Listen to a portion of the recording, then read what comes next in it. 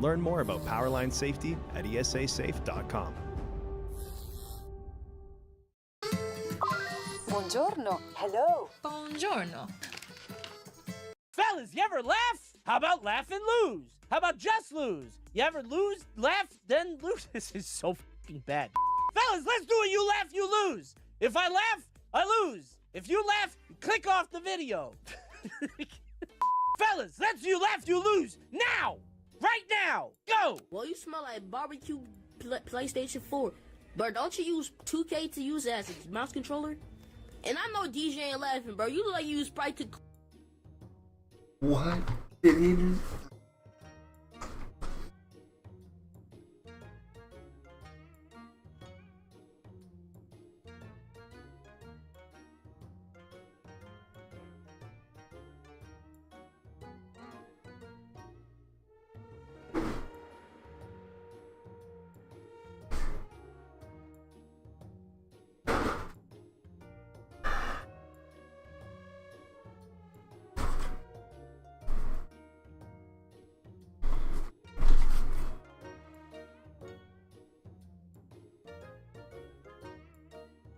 Fellas, you ever laugh? If I laugh, I lose. If you laugh, click off the video. Fellas, let's you laugh, you lose. Now! Right now! Go! Well, you smell like barbecue PlayStation 4. But don't you use 2K to use it as a mouse controller? And I know DJ ain't laughing, bro. You look like you use Sprite to clean yourself. Sprite again? Now, I know y'all not talking, bro. You look like you use Hubba Hubba bubble gum to use as a body lotion. Ouch! And you look like you use the PlayStation controller to use as cologne. Wait, don't you use bananas as a chapstick? Nah, for real, bro. Bro be selling hot burger buns as lunch. Nah, y'all think it was funny, bro? They caught you throwing bananas in the zoo. Now get your weird stuff out.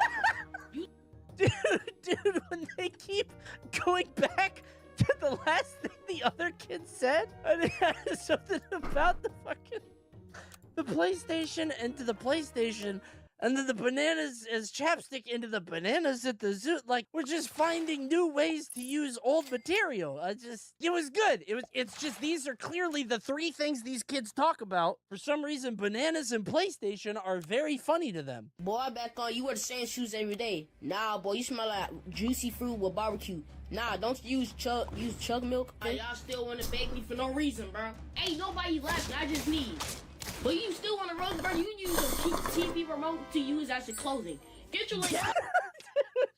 I think this kid is a gifted apprentice, and he needs like a roast master to kind of teach him the ways, right? It's like a carpenter. Somebody needs to take this kid under their wing. There's a lot of potential here, but we keep going back to like the clothing, and he needs somebody, right? DJ, you can't be talking. They count you eating barbecue watermelon. And I know you're not talking too, man. That kid loves barbecue sauce. Get your gaming controller, chest yourself up. Ouch! Finish him! Bro, don't you use hot burger buns to use as a toothbrush? Now you not. Now y'all not talking to me, bro. So lame, so. That's pretty good. You know what? These are some pretty funny kids. They're getting there. It's kind of shitty in middle school, but wait till high school. They're going to be ruthless, bro. Coney, don't you use barbecue PlayStation as cologne. Ouch! I think I would call that a guffaw. I think that was, I do think that was quite an exhalation of laughter. Yeah, guffaw central. That was more of a guffaw than anything else. What's wrong, buddy? Oh, no. You took your sucker? How do you know you took your sucker?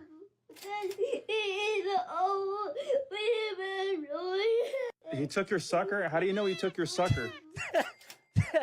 That dog is tough as hell, bro. That dog has definitely been around longer than that kid. That dog understands that his position in the family is secure. I was with you through everything, bro. I'm taking this shit. There is zero shame. I don't even think dogs can taste that. I don't know if they have the brain for a lollipop. I don't know if they have the taste buds. Take it, young man. He took your sucker? How do you know? Dude, he's tough as hell. Just a slow, like, I did. Yup. That's pretty good. I'll give it, I think that was a chuckle. We come to this place for magic.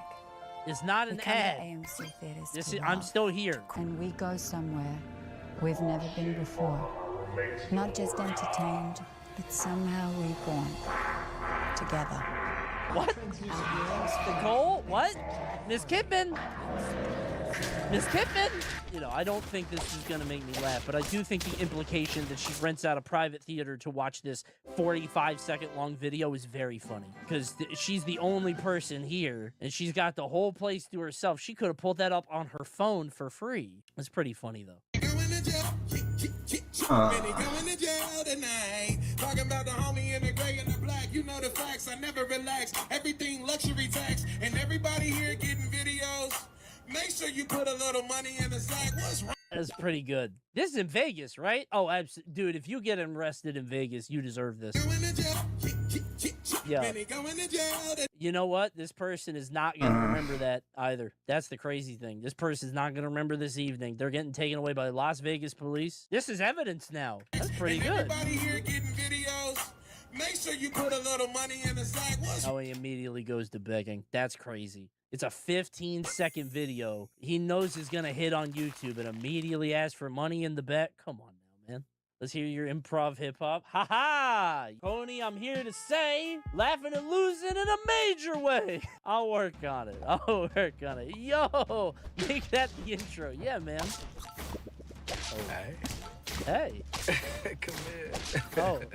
Ha-ha. What's up, yeah, man? long time no see. Yeah.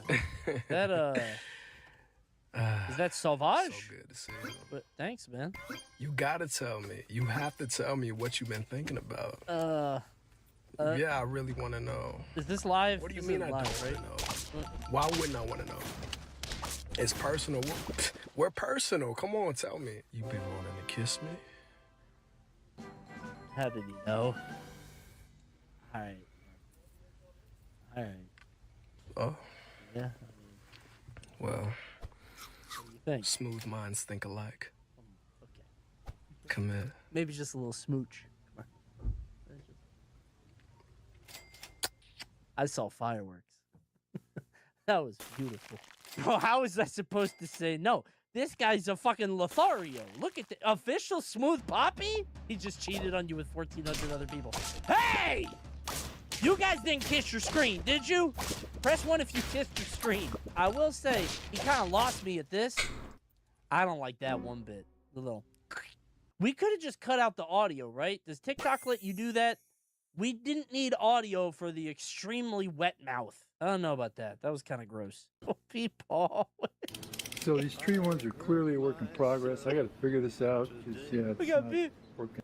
People, this is very dangerous to do. You need somebody around that can help you. Trying to adjust my neck with another tree. Let's see if it works. Dude, imagine being this guy's neighbor and you see this every day. Oh my God, this is scary. You should have somebody here to help, man.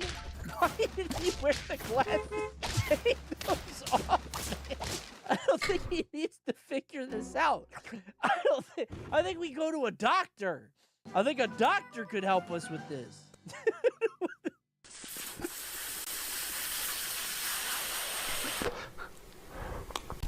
Whoa. Whoa. Oh.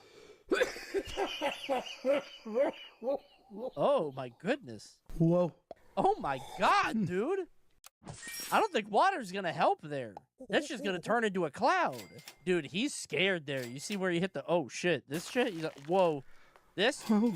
He is actually concerned for his life in this moment. Oh my God, he turns red. He is holly jolly now. Bro, he's Santa now. Oh my God. I didn't see it before, but when he gets like this, he looks rather jovial indeed. Whoa. Hanging down low is his balls. I like those glasses too. I like those glasses. I like your glasses. You like my glasses? Me too. Yeah, they look like Franklin. A turtle? Franklin who? The turtle, you remember that TV show? Franklin didn't wear glasses. Is this a compliment? No, he was cute. Yeah, but So with these glasses, I look like a male turtle, and that's a compliment. Franklin didn't wear No, glasses. but- What is happening?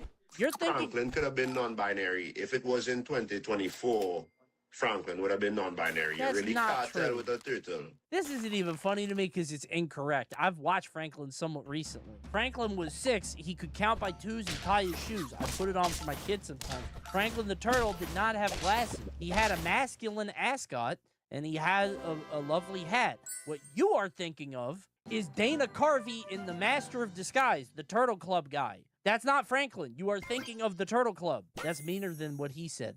It's just the glasses. I don't think she looks like that. I think she looks like a beautiful young woman. He's thinking of the turtle from Robin Hood. Well, I forgot about the turtle from Robin Hood. I didn't even think of that. That's kind of the Dana Carvey thing, too. He's thinking of Franklin from Sly Cooper. A lot of turtles be wearing glasses. You ever notice that? Chat told me to go back to the dog balls video, so turn around, Merlin. Get on there you go. Look how big he is. What the No fuck more is depression this? in this house. We're ready to rock. Oh my God! What? Peanut, kill him. These are the ugliest dogs I've ever seen.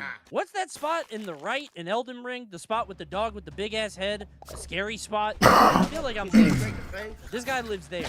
Look at his eyes. Caelan. I'm in Caelan. You're being mean? Yeah, to dogs. They're just old jackass. Listen, I got a dog that's 10 and a dog that's 9, and they don't look like this. Can I see Peanut's face? Peanut better have white eyes.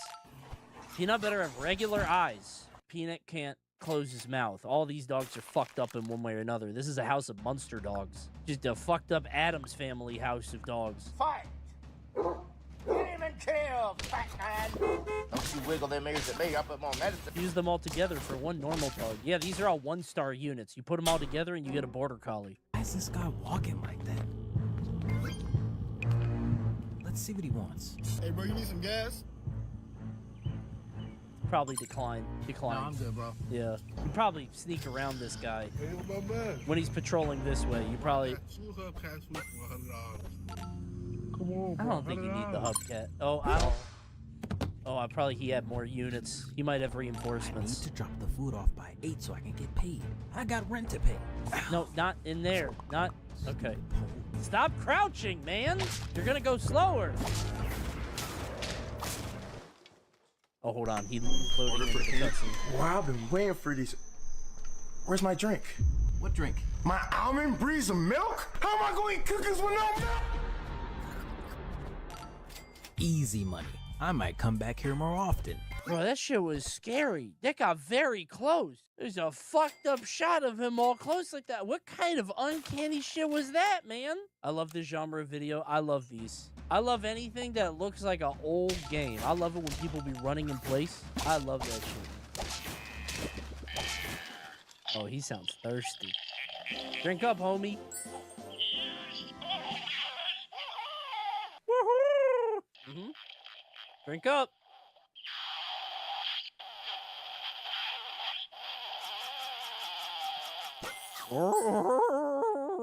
It's pretty good. I've seen this video before, otherwise it might have worked on me. Imagine my surprise. I showed Elsie this video. Her family had one of these. She had a Simpsons house, and she said that she's heard that, she's seen that. Yeah.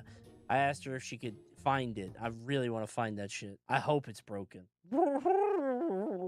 Shut up! You think you're dumb, but you're not!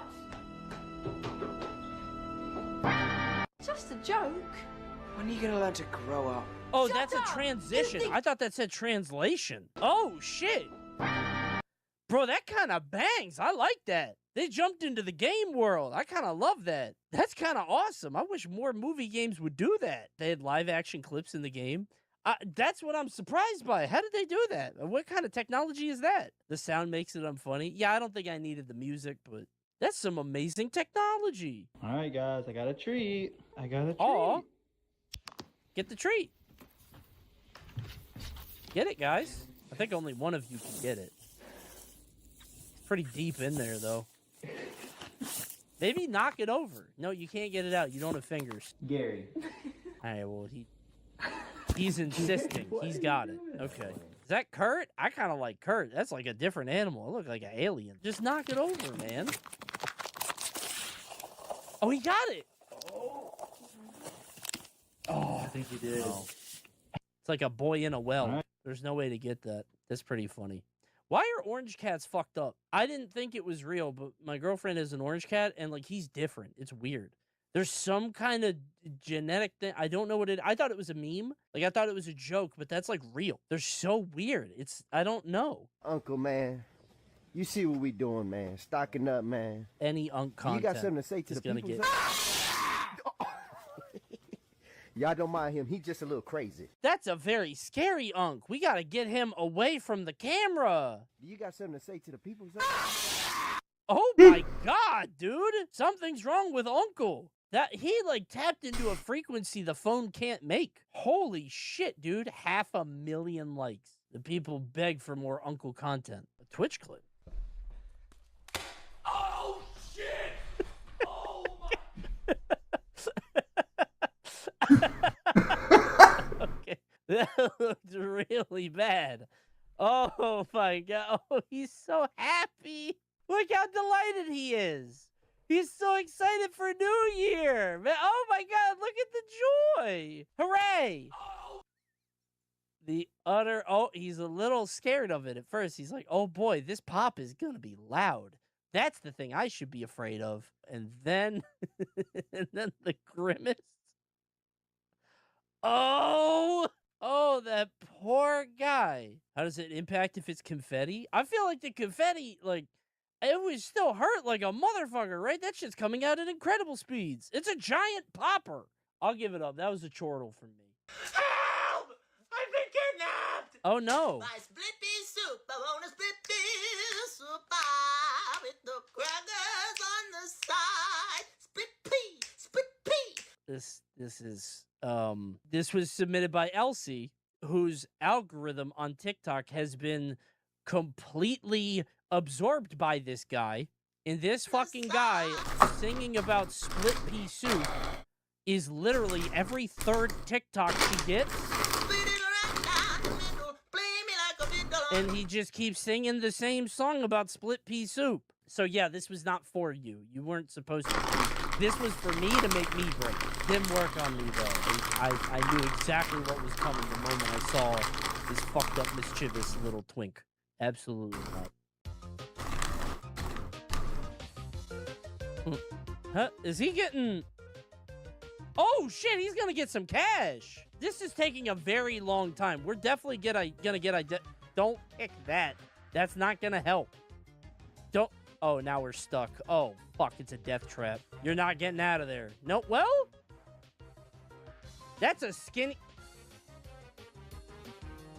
Why did he take his pants off? Oh my God, that's just gonna be more humiliating when they find you. Oh my God. Oh my God. Oh my God, dude. We got out. No, what? Wait, what? We went back. What the fuck? Get out of there, man. Stop. Wait, is he trapped inside? Oh no. What do we? Oh, we're stuck inside. No, don't do that again. Do not wait for the police. Oh, shit. The cops are here. Oh, they got him. Oh, my God, dude. This part's crazy.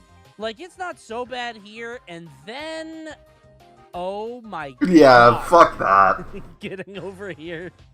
What's in here? Nothing, man. What are you going to do to break into the fucking safe? If I'm a cop, I'm not answering the call. I'm going to wait until he tuckers himself out. I'm waiting for the sun to come up. I think he's going to be in there a while. We're fine. Dude, that is way too many people for this. That's like 5 or 6 cops. Come on, man. We didn't need all of that.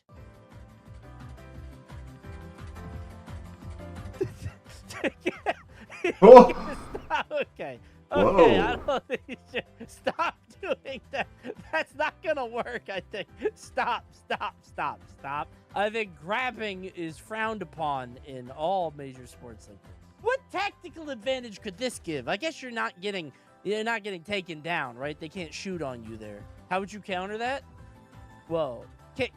Okay, I thought that was just funny because he just did normal kicks.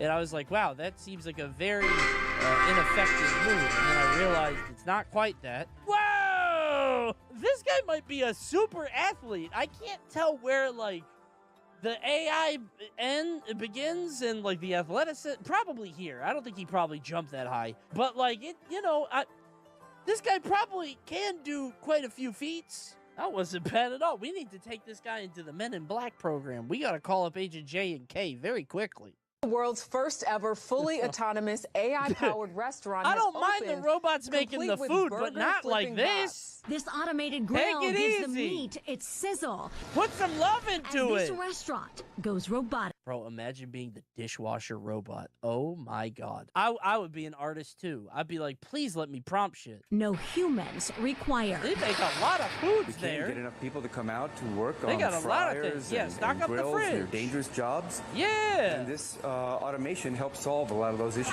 Jobs could be done by robots. Oh, that one's angry. That one needs to be Robots. taken off the line immediately. But as long as he's not hurting nobody, right? That first robot needs to California. go home. You know, listen, I know it's an AI channel, but I will appreciate game, and it's definitely game to put the AI robot fucking the dough in the beginning. Like, I'm not clicking off that. If I see that first, I'm not going to California. keep scrolling. That's where you the know what I'm world's saying? first ever- Like, that's just game. That guy understands the algorithm and human behavior. He put the hook at the beginning. He's giving that pie a stuffed crust. Oh, good heavens. Please, no! Oh, you bastard! That man just robbed you. Get him!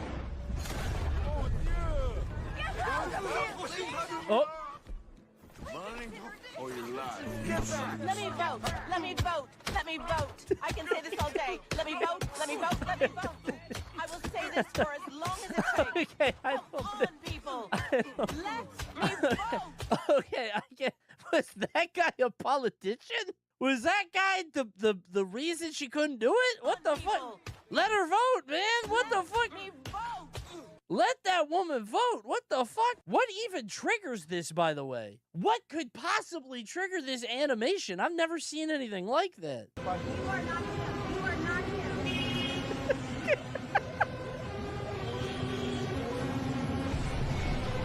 him. Wait. Oh, wait. There's something. Wait. Oh, there's a lesson on this one. This one come with a little bit of wisdom, too. He was holding that shit down for real. Imagine being that woman, bro. Imagine being that woman and saying that and immediately seeing that shit tip over. All right, I'm not helping. He didn't even get out of frame, bro. He threw his arms up. He said, fuck it, let it drop. Here we go. Oh, damn, she was shocked, but you know who wasn't? Him. He wasn't shocked. He knew what would happen. She was truly amazed by that. Oh, this poor woman. That poor woman is overstimulated. She's so excited. Whoa!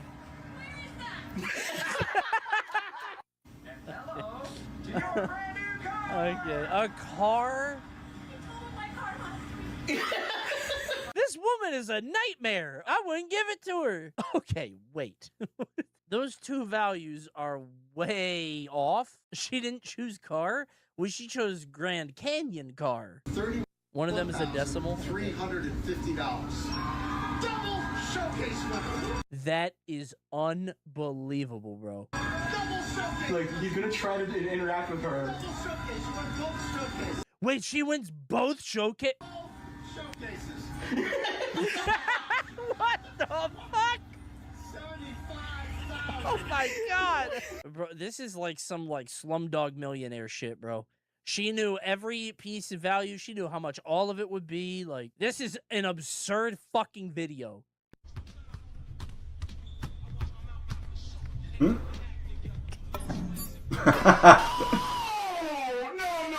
no. Ain't no way you just did that. You broke my man's ankles like that? Nah, you cheat. You got hats on. Nobody move.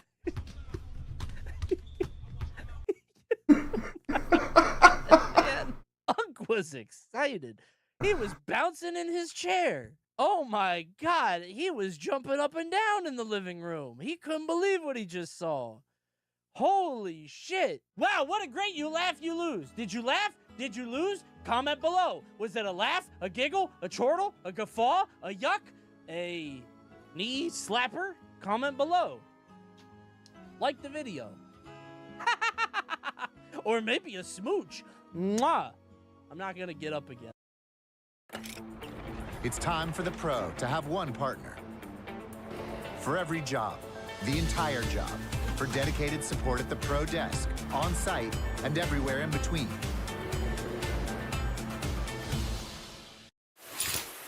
Hungry now? Oh, hungry, oh, Henry. Sup, Downers? This is just a reminder that I'm actually out of country in Japan right now, but we didn't want to just take 2 weeks off. So today, this is going to be a supercut of every episode we've ever done, the funniest bits. I've edited it together from episode 1 all the way to last week's episode. We've been going for a full year and didn't really take any weeks off, so I figured the 1 year mark would be a good time to sort of take a vacation, so my bad. Also, next week we filmed something really cool. Check out next week's episode as well. And then after that, we're back to the regular routine again for year 2 of the podcast. Thanks for watching. Enjoy the supercut. See you soon.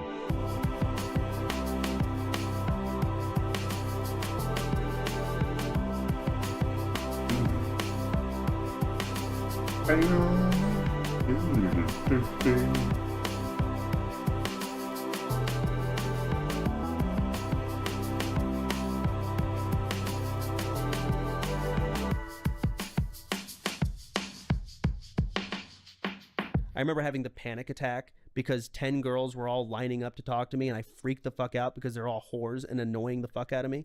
Well, some of them were streamers that still stream today. Yes, and it was so fucking weird.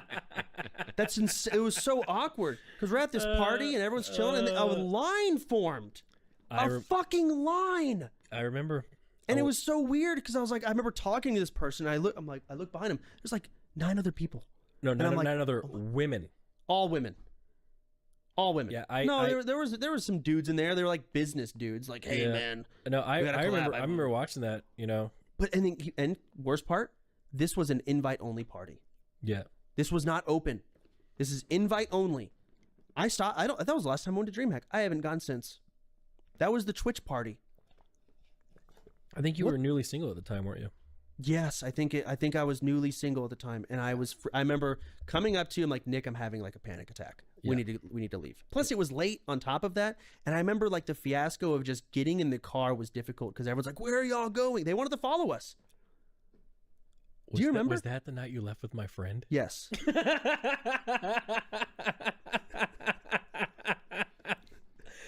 Yes. And she was sucking it soft. I actually just forgot about that.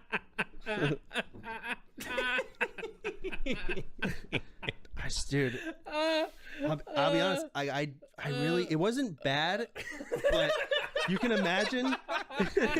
You can imagine having a panic because you played dodgeball and your muscles couldn't work and you couldn't move. Couldn't move. So you couldn't get hard. We played dodgeball at dude. Oh my god! So, and you take the pain medicine, dude. So your dick stopped working. Yeah, I took too many blood thinners. Dodgeball. We played dodgeball. You saw how hard I went on dodgeball. I saw how soft you were. I fucking love dodgeball. Is this racist? I love this game. I'm uncomfortable. I would make sure to sit next to an Asian person in class to cheat off of them. That is not racist. Okay. Now, how do you know that? Because you were cheating off them because you thought they would do good. It's a positive thing. Yeah, right? Racism is usually profiling, negative. but positive. Okay, but yeah. Now if I said that on stream, thoughts? I think you should say it. I think you should go on stream. That should be the first thing you say. Okay, I cheated off an Asian on purpose. Okay, now let's take it a step further. These are all positives. Yeah. Is it racist if I said black people are better at basketball? Is that racist? See? No, but if you stay consistent. I'm Nick. genuinely asking. No, I wouldn't say it because it's a statistical fact. Okay, but there's other statistical facts you can bring up that would be considered that's racist. not even necessarily true because like Luka and Jokic are pretty good too. But, okay, yeah. true. No, you're right. But you see my point of why I'm scared sometimes. Well, Jokic is pretty good. He's really good. Is that a white person? He's from Serbia. Where's that? I don't know. It's in the Middle East. I don't know where the fuck anything is. Okay, yeah, so it's next to Afghanistan. They play basketball? The idea of slowly fitting Chance wrong knowledge like over time. You know what? Maybe that's why. Maybe I am dumber because I'm just fed stupid shit. Chance all day. That's Twitch chat, just feeding incorrect things for 15 And years. subconsciously, you just start like accepting it all. We decided to spice things up a bit. We went to a 4D theater. Worst experience ever. Oh my Now, God. I will say they buffed the 3D glasses. I used to hate them. Like, they're better now. You put them on, and I went to the bathroom. I walked out of the theater, went to the bathroom, forgot they were even on. Before, everything gets skewed, if you remember that, except for the screen itself. So they buffed the glasses. But the 4D experience, everything makes your chair fucking shake like a rocket I've done it ship. before, and like they spray water in your face. Yeah. Like there's a scene or something where fucking Johnny he's up on like some stairs and then he jumps down, right? He's just like, just jumping down, getting down from some stairs. The chair just freaked out like we're on a roller coaster. It's for children. Yeah, and worse, it sprays water on you. Yep. And did you have it when the smell came out? Yes, they have aromas go through the theater too. Yeah, it was insane. It's not meant for you. It's meant for kids. Yeah, there's a lot I of watched kids that. I watched Avatar that way. The second one? Yeah. Had to be the second one, yeah. Avatar. I would have liked to watch the first one during that, especially that tree scene. Actually, my first 3D movie was the first Avatar, and I got motion sickness. I had to leave. Everyone did. My whole family. So we all left. It's crazy how I asked you to name 3 things you like, and you instantly after Vay was just complaining again. Because there's a lot of things in the world to complain about, man. I'm getting tired of people getting tired of me complaining. Starting to piss me off. Oh my goodness. But the thing is, I love my life. I love my life. I really do. But I'm not wrong about any of the things I complain about. You're wrong about the rock wall. So I wasn't allowed to play Call of Duty during the weekend because of the N-words. I mean, people saying the people saying the N-word.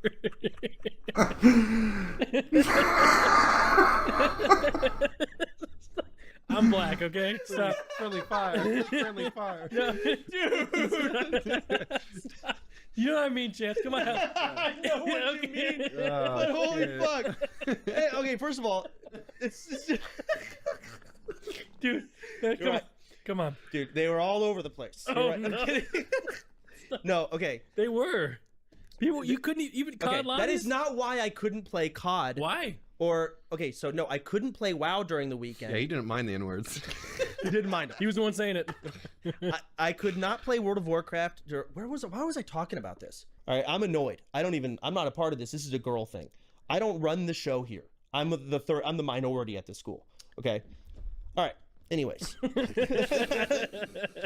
these girls were super excited, and this is honestly kind of where my spawn of hating women came in. Which you don't do. I mean, they're so excited over the stupidest shit. And then thinking back, I guess it's a big deal, whatever. Anyways, they're like obsessed with Twilight, and I just start hating things. I'm just at war with these women. Okay. Yeah. So we're at the event. The maze is happening. This is months and time and planning. She's so excited. All the girls are excited. They're going to have their first kiss. Oh my God. And then I'm so nervous. And then, we get to the maze. It's me and Carly. And she's like, okay. We go in the maze. She knows the direction. We take the left. We take the right. And there's this extremely dark box where no one can see it. And she's like, she made it the theme, chill room or whatever. I don't know. And we try and have our first kiss. It's extremely dark. I bumped her nose with my head. She got a massive nosebleed. And worst part, because everyone in the school was in on this, they were waiting at the exit. She came out with a bloody face. It was awful. And the worst part, I broke up with her a month later. And remember, she had all the women on her side and they were the majority. So now the whole school hates me. Dude, what the fuck? And this established my entire senior year. This is when we started doing arena. So not long after is when I was going around taking feet pics for you. Oh, let's not talk about that. The lady asked me what was my marriage date, and I didn't know it. And this was the interview to be like, is this a sham marriage or not? Yeah, that's and not... I didn't know the date. Did you not study? Yeah, you didn't study. No, because she did all the studying. I didn't think I was going to get any questions asked. That's true. She's the one trying... Yeah, okay. So she asked me, and I'm like, oh, shit, I don't know. But then what happened afterwards, kind of off topic, this is back when I was kind of fatter. The lady started flirting with me.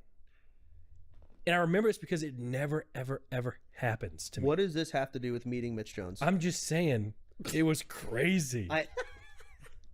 That is insane. No, but listen, she flirted with me. I get what you're saying. She was 45, and it was at a marriage interview for a I green understand card. exactly what you're saying in the She was ridiculousness. hitting on me in What? front. In front of your ex. Isn't that insane? Yes, that is crazy. Yeah. Why are you what dude, what the fuck are you doing? So, but if I don't remember that, I don't know when I met Mitch Jones.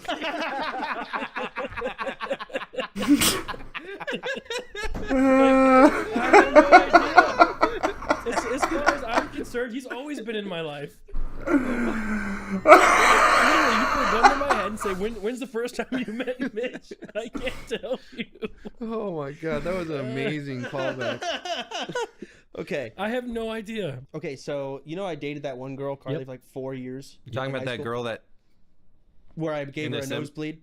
Yes. And then something worse on the bleachers? Yeah, that was bad. Wait, so what was, I don't remember that from the story. okay, so there was my ex from high school dated her. Why are we laughing? I know the nosebleed story. I heard that one. There's a worse bleed story. It's bad. Oh, The relationship was so fucking backwards and like young and just like stupid. Like I fingered her at a pep rally before we even kissed. It was, and we tried to kiss and I gave her a nosebleed. Wait, was she on her period? No, I scratched it. My bad. Okay, moving on.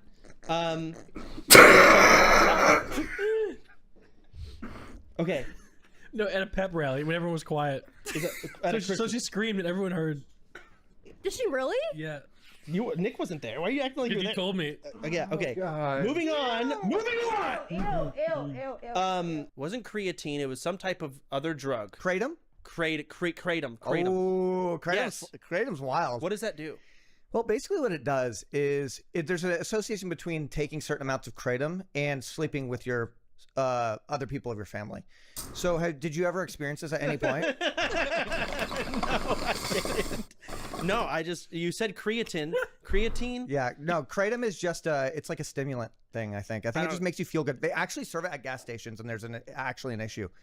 Oh, really? Yeah, it's like an actual drug that they sell at gas stations and like kids can buy. They sell weed at gas stations. Yeah, but it's like fake weed. It's not fake Weed's weed. not a drug. Kratom will kill you. Weed won't kill you. It is. Isn't it fake weed? Chance? It's not fake weed. It's Delta 9. Huh? It's Delta 9. It's a different part of the plant. I'll be honest. I've been smoking it. It's great. I get high. Do you have it in the drinks? I haven't. I saw the Dude, drinks. it makes sex so good. Okay. Yeah. Okay. How about this? Get together with your family, do some Kratom, okay. smoke some of that weed. No, here's have the best sex of your life. Here's where you lost me on any type of edible drink. When I take an edible, I get paranoid and I fall asleep. Yeah. I would too if I looked like that. Oh, yeah, come on, bring that one. No, you actually look good. No, see, you're looking much better than me. I got lesbian hair. You've got muscles. You've got the glasses. You've got the curve. You're looking good, man. Do you drive a Subaru Outback? No. Let's just say hypothetically that is an alien ball, Chance. Okay. What do you think it's doing?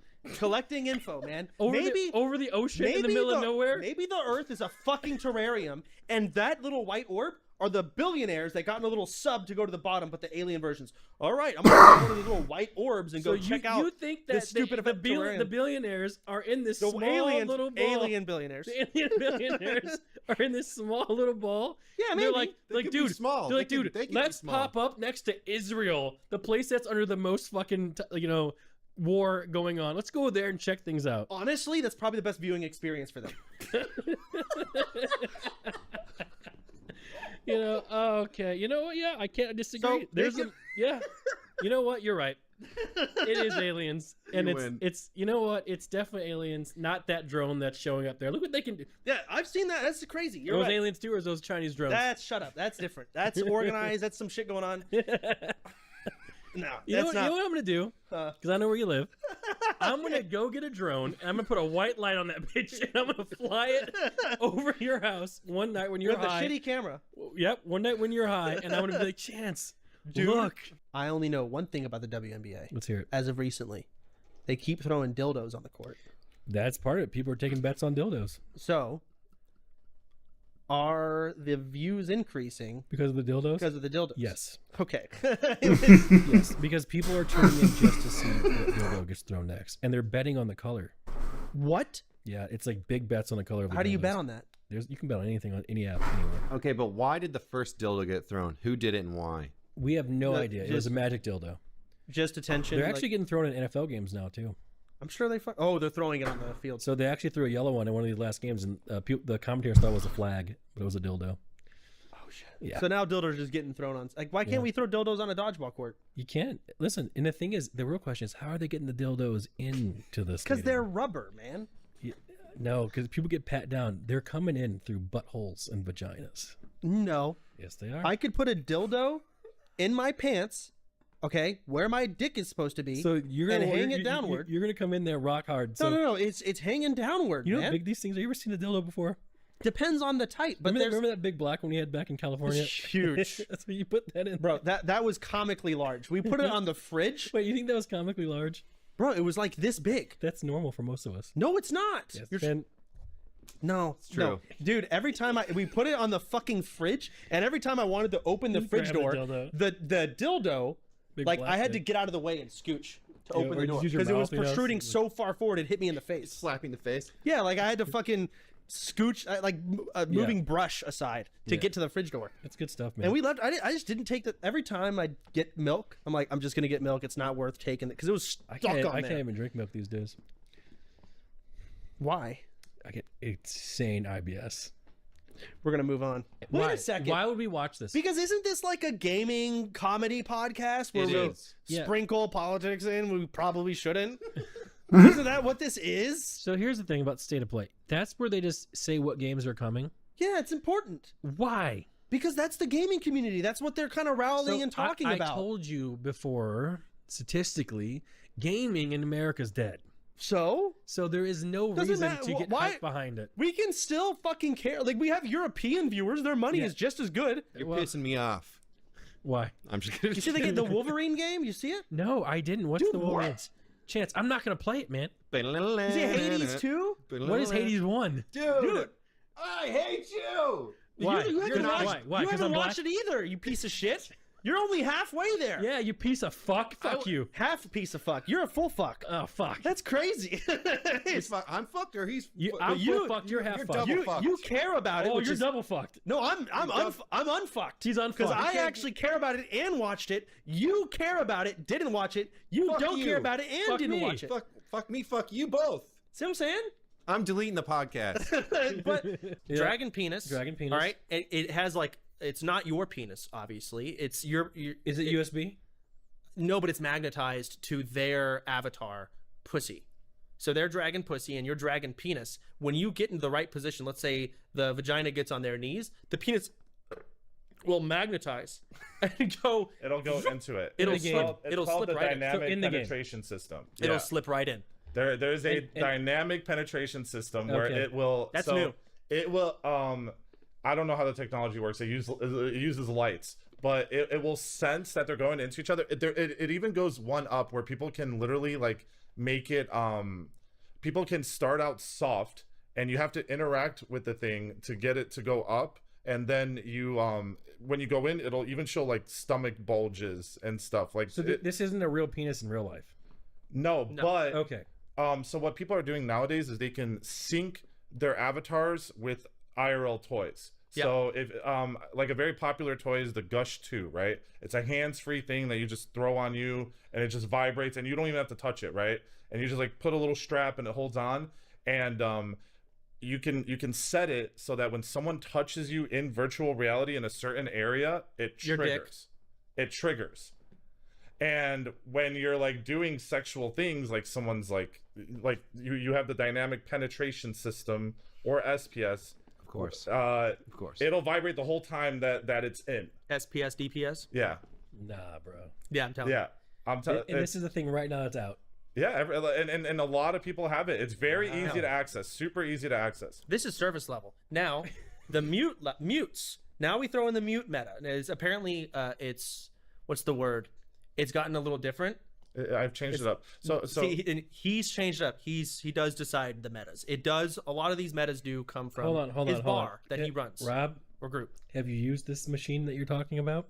The vibrating thing. No, but I want to.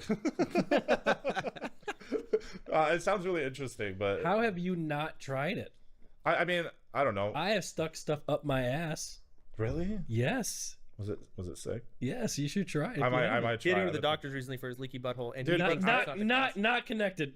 There was a specific streamer that I have really cringe chat logs with, which is Alinity, and to this day I have to literally like defend myself saying that it was my roommate. Was it? Yes, because back in the days, my roommate, we would like sometimes like watch Twitch randomly. He was a huge World of Tanks guy.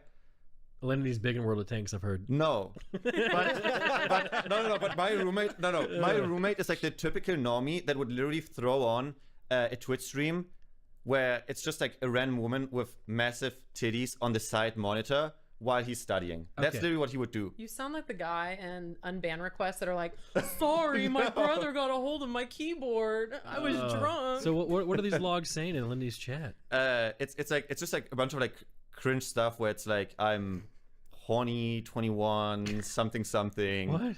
You can I call you mommy? Shit like that. It's like normal. Well, it's not normal. And now you hang The out. thing is, now like, you hang out with Lindy to this day. Now I hang out with her to this day. I'm with friends. Wow. See? It worked. to that schizo listening, it's possible. You can be in chat and hang out with them. So let me get this straight. You went to Alaska to get on a boat to go to a casino? Well, okay, but well, keep in mind, the casino is only open when you're not anywhere but the boat.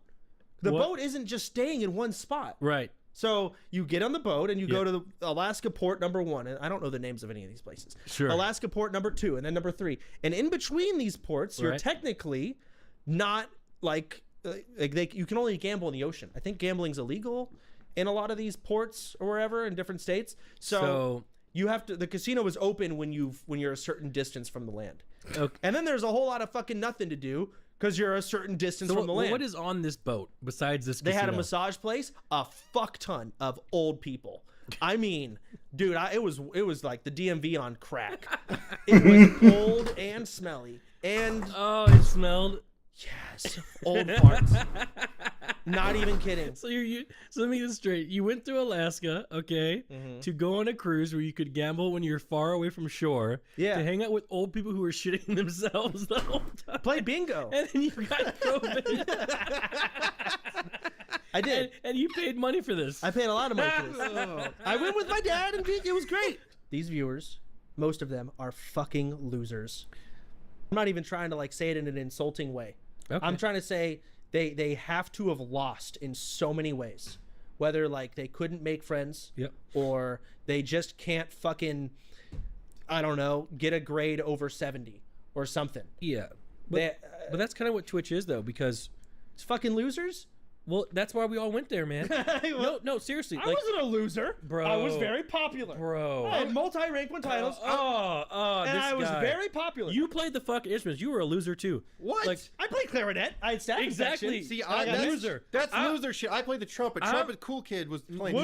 No one who played trumpet is cool. I ate kids like you up for breakfast, First lunch, off, and dinner. Clarinet. I was the only cool person in this group. Bullshit. Both of you are dorks. Well, now you're a loser. Nah. Maybe I did lose my spark. And Yeah, he was but like, that's the he was thing. like, man, you get 20 positive comments. It's that negative one that sticks. It says I gotta pee.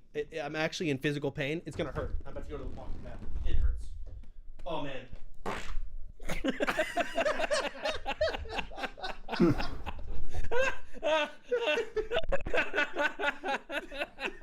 That was an audio glitch. You so loud.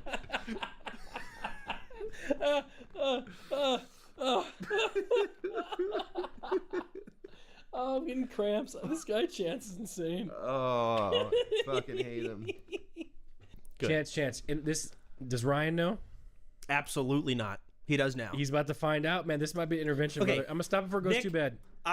This happened yesterday, man. Bro, I'm telling you right now, man. If you guys are spinning slots all day, you got too much. We're not spinning slots all day. You're spinning slots right now. Yeah, I just woke up. That's even a problem. It's 7. I woke up at 4 p.m. None of the things you're saying are good for a 31-year-old man. I'm also selling my Porsche. Oh, Canute, you're watching the beginning of the end of this guy, man. Dude, the end has already been the here, second man. you try and get rid of this podcast set in this house because you're in gambling debts is when I get really mad. Canute, what are your thoughts on everything that's been said? I wouldn't spend those money on gambling. So you think I take this money that Train's given me, and I just say fuck you and put it in my bank? No, worse. just You put it in SP 500, top 7. What is SP 500? Is that a sunscreen? It's 500. It's the top 500 companies in like the United States stock market. Oh, so you invest it? Yeah. So you think I take that? Well, keep in mind, as soon as I take it out from crypto back to taxes on I it? get taxed on it. I think But I actually, could. I think they actually changed those rules too. I think you have to tax crypto anyways. You do. You kind of, from what I'm told, you want to keep it You know in what? crypto. I'm gonna keep it until real. you're I'm gonna keep it real. I mean this on God. I don't know You shit about take that 70 grand. Okay. You do one hand of blackjack. Because if it hits, What about roulette? you can do pick it like 30 or something. Black or red? Pick one. Yeah, obviously you go black. But like if it hits, then you have double the money. You're right. What if? Yeah, and then you can do it. Then fuck taxes. You get it for free now. So What that's the way to about play it. what about you do two of them, so you have a little bit of a chance. Cut it in half. Yeah, cut it in half and do like one. That's the pussy way. You could do that shit. We got to go all the way in. About halfway through the ride, It gets good here. something hit me. And it was a lot of buildup from the Batman and the Joker. I needed to throw up. And this is halfway through the ride. And so I'm sitting there. I'm all of my mental capacity. Every part of my being to hold this back. In fact, I threw up multiple times and swallowed it. I did everything I could. And we got to the very... Stop laughing. To the very end... Keep in mind, it stopped us almost instantly too. Yeah, so you're like, and like you lunge for it, stop, and that was it. The stop is what did it, because now I'm sitting here, and I projectile vomited. I mean, I shot it to the left. Dude, it was great. Not only that, me and Vicky were in the front, so everyone could see behind us. Thank God you didn't throw up on it because it would have sprayed Ashley all in the face. You're right. Everyone was behind me. Everyone got a view. Even the fucking kids were laughing, dude.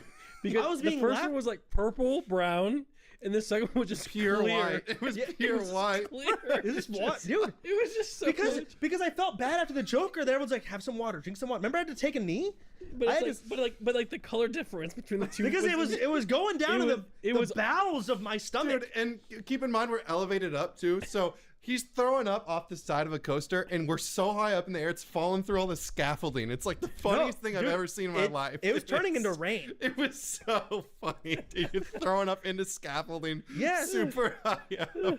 And from there, I'm done. I'm done now. I'm still sick. Ashley gave me some Dramamine. But keep in mind, this made me so happy. Because I was getting flamed for not going on rides and being a pussy. Yeah. And the thing is, Chance, after we got off, I was just roasting him all the way down. So the kids ride did it in, huh? All these sort of things. Just the kiddie ride you threw. And then we get off, and they take photos when you're on the roller coaster. We get off, and the guy's like, "Oh, hey, Nick." The guy recognized me. I'm like, "Oh, hey, did you get a picture of this guy throwing up?" Did he? No, he did not. Damn it. Like, I am not kidding you, Chance. My childhood was perfect. Okay, things didn't start taking a turn for the south, but before the Reddit got in my life. Everything was perfect. I mean, weren't you forced to get a job at the age of 16? Yes, but that's a good thing. Like, being able to work as a 16-year-old. I'm gonna make my son work at 16. Dude, my fucking friend worked at 16. Yeah. He worked at Sonic. Yeah. And he bought me fast food. Yeah, that's cool. I didn't work. I played World of Warcraft all day. It was great. Yeah, but luckily you found a real a job that you don't have to really work, do you, buddy? Yeah, well, you can play World of Warcraft all day and get paid for You're it. fucking right, but at the same time, man. Imagine you had that work ethic. You'd be screwed. How do you think? How do you think working at Sonic helped him in the long run? It does, because it teaches people that you how to do things you don't want to do because you have to do them. It's important. I did things I didn't want to do. I went to school. I went to got college. zeros. Yeah, I did not get zeros. See your transcript. Bitch, you know my stream. I was making 6-figure streaming by then. But you still got. Dude, there's people who work. I had all A's until I stopped going My to mom worked class. a job and went to college and got good grades. Okay, yeah, but streaming was different. I was doing 12-hour streams a day. Whoa, 12 hours playing. Wow. Actually, I was dancing for $20 and drawing myself a Sharpie. Yeah, writing fucking Milan's name on your chest, bitch boy. I think I forgot about that. I was writing all sorts of names on my chest. Yeah, we see that. Forsythia. We gotta cut that out. I've gotten nervous, in the locker room. Cause if I get a random boner here, I'm gonna be considered gay for the rest of my life. Because sometimes I get hard while I'm driving. Then what's gonna happen is you retract. Makes no sense because you're nervous. Yes. And then your Well, dick that's looks the small, and then everyone's making fun of it. Yeah. Oh, dude. In middle school, I tried to get half chub because I wanted to look cool and I had puberty. Oh yeah, dude. Middle you get school hard is while driving? tragic, bro. Yeah, it makes no sense. What a fucking horrible time to get everyone Hey naked. guys, I hit puberty. Like I did that. Yeah, you'd have that one. No, but you'd have one dude who's like a fully developed man, another person who's just adolescent. Dude, you know what it's I actually mean? crazy. They're all 13. You could link pube count to popularity.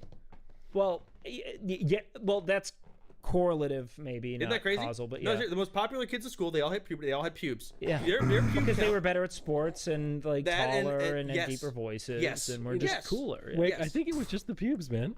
It was like Well, 1-to-1. You'd wear low cut jeans. I remember so looking at that their you had pubes in the locker. yeah. Like they got pubes. What the Yeah. fuck? I don't have that. Yeah. There was I remember my armpit hair. I was like, what? It Yeah. hurts when I pull it. There's a completely other genre that we're overlooking, and that was the swimming suit kid. What are you talking about? He would Dude, take what? showers in swimming Finn, suits. just in say the you locker wore a room. swimsuit. Oh, that's the I was kid- a swimming suit kid. Okay, that's Nobody knew what I had. Did you also pull your pants down to your ankles at the urinal? No, I'm not a No nerd. one. I also can say with absolute confidence, no one did that in our showers. Yeah, that's they would have weird. been. They would have been so much more bullied for that than you having a small dick. That's There were not like even- 3 of us. Yeah, I don't There use were- urinals to this day. Yeah, you ever hear about the fleshlight bullshit? The auto blow, Finn? The auto blow is not good.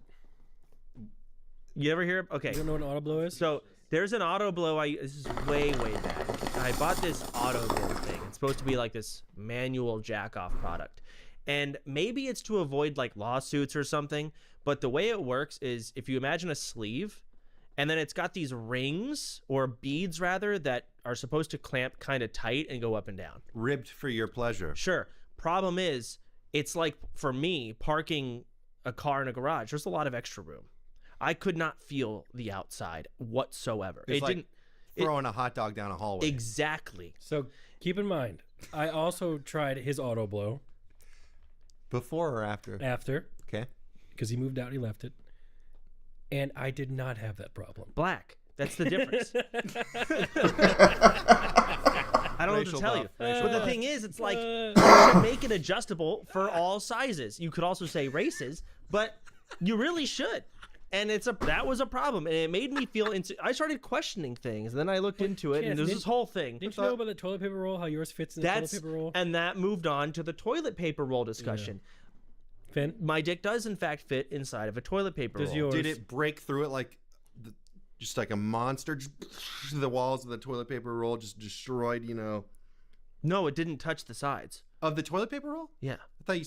Oh. No, it doesn't. Or it does fit. I have not done... I don't have that I haven't skinny of a done a penis. girth test. I You haven't. should go test right now. Girth does matter, huh? Everybody's worried about length, No, but girth is actually the most important thing. Yeah, that's fair. What should I check with? A toilet paper roll. Toilet paper roll? Yeah. I'll get back to you next Standard week. size. Oh, by the way, you know what today is? Tuesday. And whose birthday is it? Whose? It's your fucking brother's. Did you call him? Which one? Ryan. It's Ryan's birthday today. Where's my phone? I did not. Yeah, I called him on the phone today. And I didn't know it was his birthday today. How dare you, by the way? Dude, how are you gonna bring this on the fucking podcast? Why are you leaving? Why are you leaving? I call his brother now. Man. Pause the fucking podcast. No, this is staying in. Okay, fine. Happy birthday, Ryan. I didn't know what day of the month it was. What'd you say? Can you put it on your WoW calendar so you don't forget next year? Ryan, I'm not good with months, and you know I'm not. I'm sorry. Nick just told me we were doing the podcast, and Nick was like, "Yeah." He got a text, and then he looked at me, and he's like, "You know what day it is, Chance?" I'm like, "No, I had no idea. I know your birthday's in December, but I didn't know it was actually like December 11th." Of the 9th, you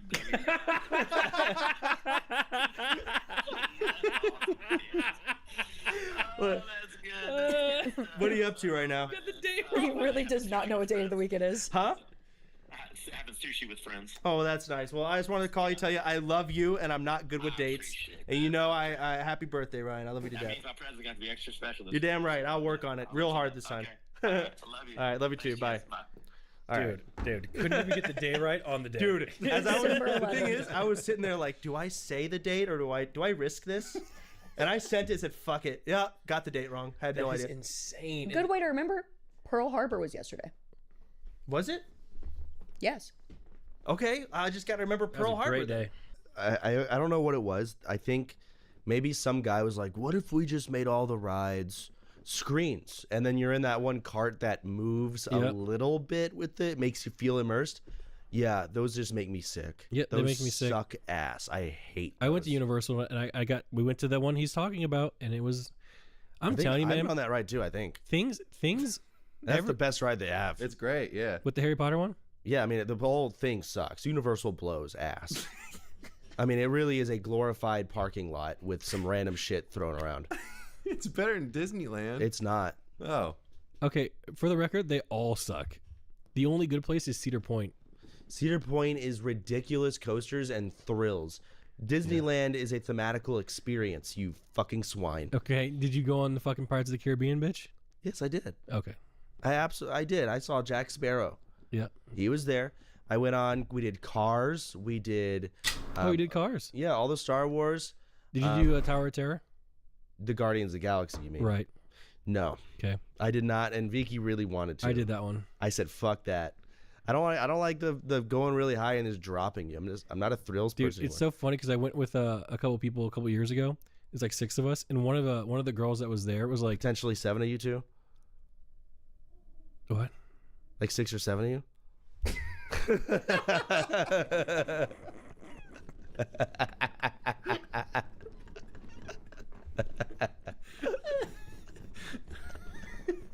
I hate you so much. That was funny because he didn't get it. Dude, I hate this shit. That was the first funny one ever. I don't want to be seen like a weeb. You know? You don't want to be a nerd, is what you're saying. Yes. But then I had Howard. because my first anime was Death Note, and I had a physical Death Note. I was so into it. Did you rip So there's a line to get security or for security into the Eiffel Tower, not just the area. Then there was a line to get into the first elevator. Each one of these lines is at least 45 minutes minimum. Then there is another line for the second elevator in the Eiffel Tower. It is fucking freezing, by the way. I am cold and it is late. I'm not happy. And I hate this person I'm talking with. So then we get up to the very top. We're finally there. I'm at my wit's end. I'm so cold. I just want to go home. We get some pictures. You can probably see. I put on a smile. I ask her some questions. We look out this way. We look out that way. We get a picture with me, her brother, and her mom, whatever. All right, time to leave. Just like going up, there's a line for the elevator to go down. Is that the Eiffel Tower? Yes, it's the Eiffel Tower. Look, That's a forced smile if I've ever seen one. I'm not happy. You don't look happy. No, I'm not. You know where you do look happy? Here. That's at the bottom. Things have not reached. It's only been one line because I'm at the You up got top. some crusty lips too. Didn't even have chapstick on. No. God. So, anyways, line to get down the first elevator. Yep. Then a line to get down the next elevator. And then there was a big crowded fucking like mosh pit of people leaving all at the same time just to fucking leave the Eiffel Tower. All while this fucking Eiffel Tower guide is doing nothing but just yapping about shit that's so pointless. I can't wait till she sees this. Yeah. The Eiffel like Tower. one of the best days of her life. She probably has the internet, by the way. I don't care. If you could say something to her right now, just look straight into the camera and say that to her. Hey, not your fault. Oh, not your fault. But it didn't help. Didn't help. Nothing was good. And I'll never forget, we talked about what year it was, 2017-ish, somewhere around there. And you called me and you were like, hey, the website's trying to pay me the last money they owe me. I said, how much they owe you? About $40,000. I said, okay, well, what's the problem? He said, well, they don't want to pay me in USD. I said, oh, God, because they're based in the Bahamas. Where I said, they're trying to pay you in like Costa Rica. pesos or Costa Rica or whatever. What are they trying to pay you? And he said, no, it's not that. I said, what is it? He, something called Bitcoin? No way. Yes, Finn, absolutely No. true story, yes. I said, Chance, you tell these idiots we're not accepting fake internet money. Tell them you want $40,000 in a cashier's check or a wire in USD. So Finn, you do the math. How much money did I cost him? I was gonna conclude like I forgot about that. This was an angel on your shoulder. He's really like, that trumps every good thing he's ever done. How much? Here comes the lawsuit. How much would that be? Go ahead and tell him how much you lost him. Chance, I'm thinking about 20 million. Honestly. Wait, seriously? If you had taken 40,000 in Bitcoin in 2017, we can look. They're gonna fact. I'm gonna get roasted over this. I can't believe that's the mixer deal I passed. That's more than it. Wait, what the fuck? Is it really? Chance. Okay. This is back when the guy paid for a pizza with a Bitcoin. I remember because they were telling that story at the time. Yeah, and he would have been like a millionaire. if he Bitcoin had was not paid. probably $5, maybe $10 then, and it's now 100,000. In Ryan's One defense, Bitcoin, yeah. that was common wisdom back then. Like no, everybody was doing that. Everybody was like, I was nah. like, crypto? So that was just solid, a solid reaction. I'd do it again today. I would do it again today. With the you know? information, Yes. but like in hindsight's 2020. You fucked me. You fucked me, Ryan. I'm nothing if not honest, Chance. I'm nothing if not honest. I can't lead over. Yeah. I tipped $50, and they like freaked out. They came back and they were like, "Are you sure this is you wrote 50?" And they were like, "Oh my god!" So then they kept giving us shots, 12 shots of drinks, and they did that 3 times while I was drinking the champagne. 3 glasses for 3 guys, smashing the champagne, doing the shots, doing Jaeger bombs in between, which I didn't know at the time was Red Bull. So you drop a bottle of Jägermeister, and then you like chug it, and it's Red Bull and Jägermeister. Yeah, I know about it. I drank way too much. So anyways, we're like, and he's like, we're going to the big club now.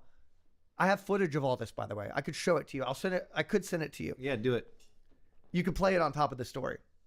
Because I was so drunk, I was recording the whole thing, and I told them I need to record all of this like it's a Vice documentary. So it's like, and anyways, he's like, we're going to the big club. I know the guy. We can get in. So we get in. I'm drunk. I'm talking to all these people from different countries. This girl hits on me. I was too drunk to even respond, so she just like leaves. But I wasn't interested anyways. So I didn't care. Alpha. And you would never understand that. Guess what? More beer, more shots. I zoomed in on some guy dancing who's like this. He's like, yeah. And the music they play there is all like ba da dee da da da, ba da dee da da da, and another night, another dream, but always you. Like 2000s techno. It's all EU EU disco core. Okay. Like techno disco core. Anyways, he's like, let's go back to my place with him and his boy. And so he works as a masseuse there. And so the people that work there, they are given their own housing. So he's like, we go up, and I was like, fuck yeah. Because I'm going where the adventure is at this point. At this point, it's probably 3 a.m. So we go up, and I have footage of all of this. We go up into his little, it's the best way I can describe it. It's like a dorm room, a tiny dorm room. And he's like, it's not bad, huh? I have footage of him saying that. It's not that bad, huh? He's like, we can't smoke in here. I will take you to my balcony.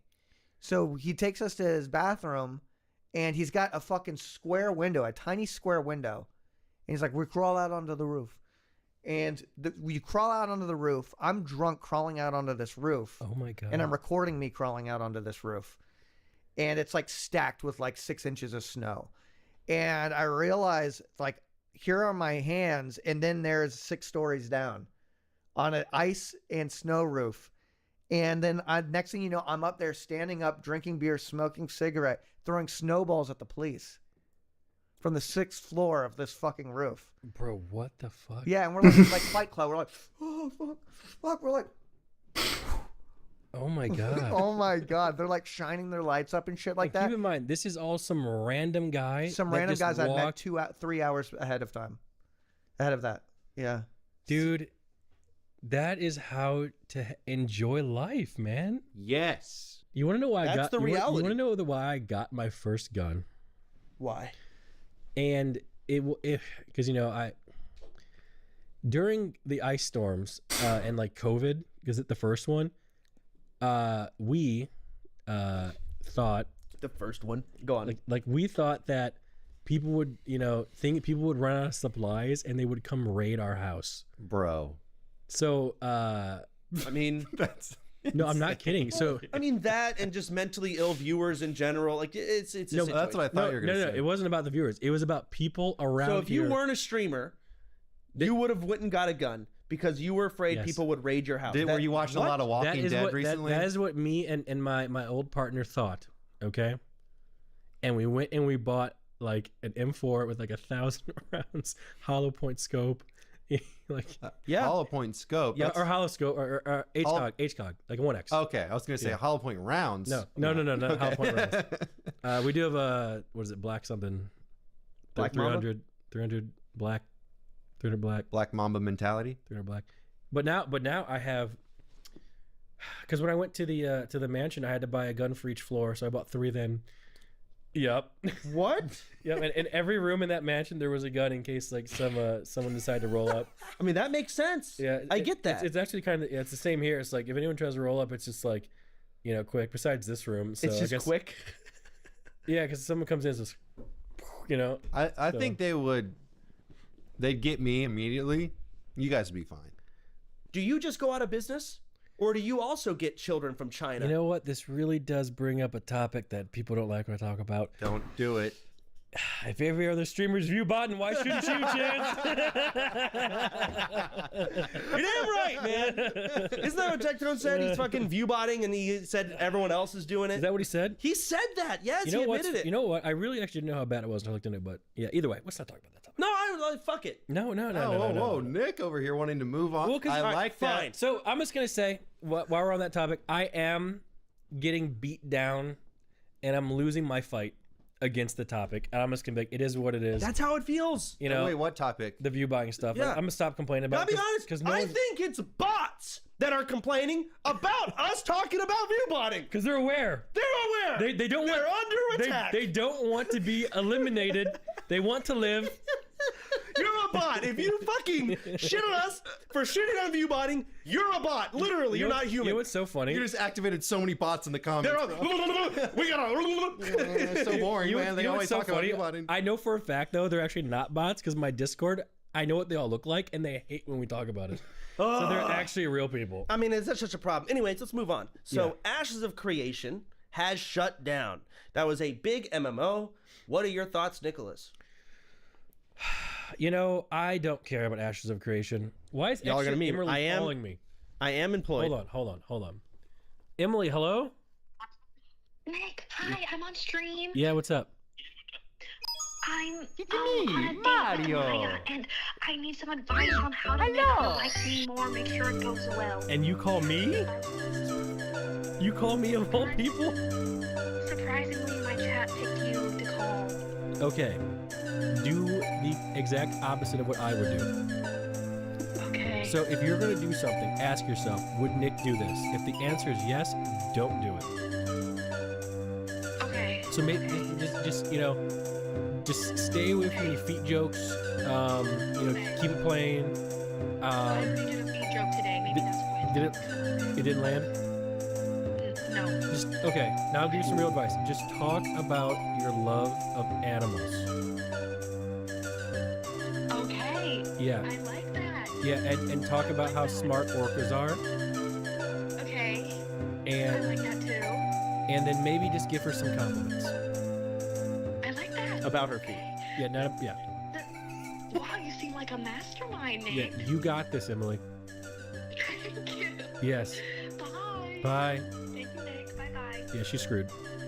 I hope you heard that. All right, so Mr. Relationship Advice. Oh, wrong person asked. So let's give him streaking is like boring. Yeah, grats. At this point. Go out there and fucking jerk off or something. That'd be funny.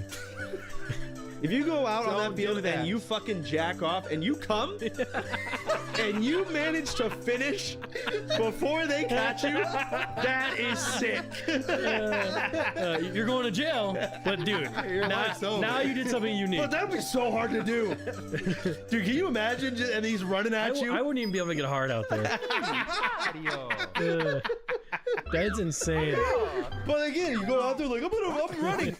Grats, buddy. Grats. Start jerking off. Okay, then we'll care. Oh man, I hate we're putting that idea out there. Imagine someone did it. And they're like, "Soda, this is your idea. Soda, I'm coming." Dude, I'd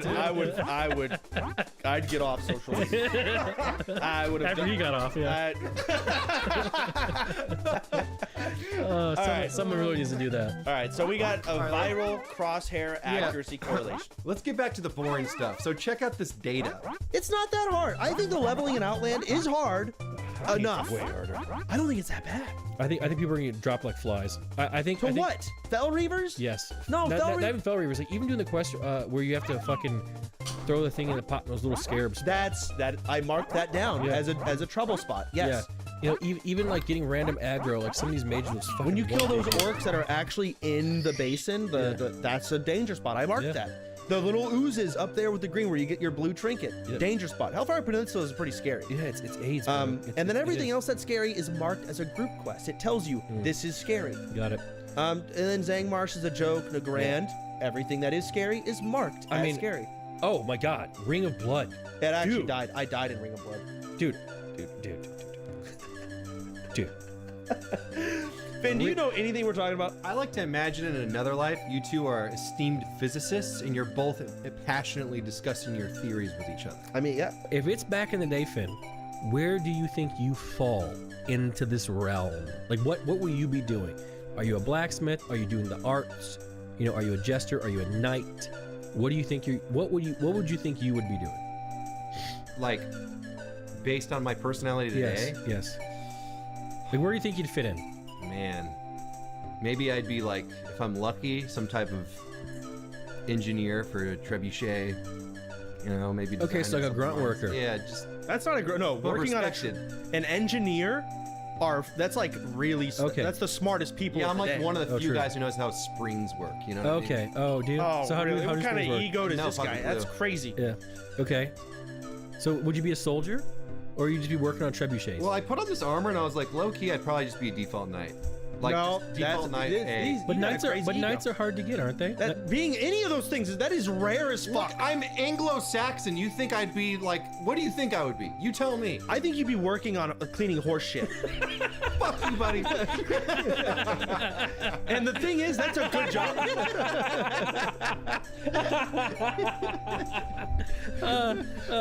Okay, Chance, tough guy. What about you? Yeah, I think I'm damn near the same. I'm lucky. I really think like we're everything know our shit. Bro, maybe scraping barnacles off the bottom of a boat? No, you would be a court jester, 100%. Absolutely not. You'd be juggling and absolutely not. First of all, I don't think they fucking had those. That's embellished as fuck. And two, like there's just so much grunt like peasantry work. I'd be taking care of horses. I'd be training a horse for some noble fuck. I'd be selling oysters, clams, and cockles. You know, I don't know. Some shit like that. That's crazy. Nick, what do you think you'd do? I would absolutely be like some sort of serial killer. Like, there's no doubt. Like, dude, you can get away with so much. Dude, yes. Like, let's just, because I'm a bit conniving already. You know, I have no problem stabbing someone in the back, literally and figuratively. So I would do whatever. So you know me. In video games, what do? Cheat. I do whatever it takes to win. I would thrive, barring racism. Take that out. In a time like that, I would thrive. But no, my point is the McDonald's CEO, his burger, so many seeds on it. Like pristine, the bun was crisp. No, you order that shit, you get it's RNG. Looks like you might have a 16-year-old who just got hired. It was their first burger they ever fucking made without someone over their shoulder telling them how to do it. And I'm the test subject now.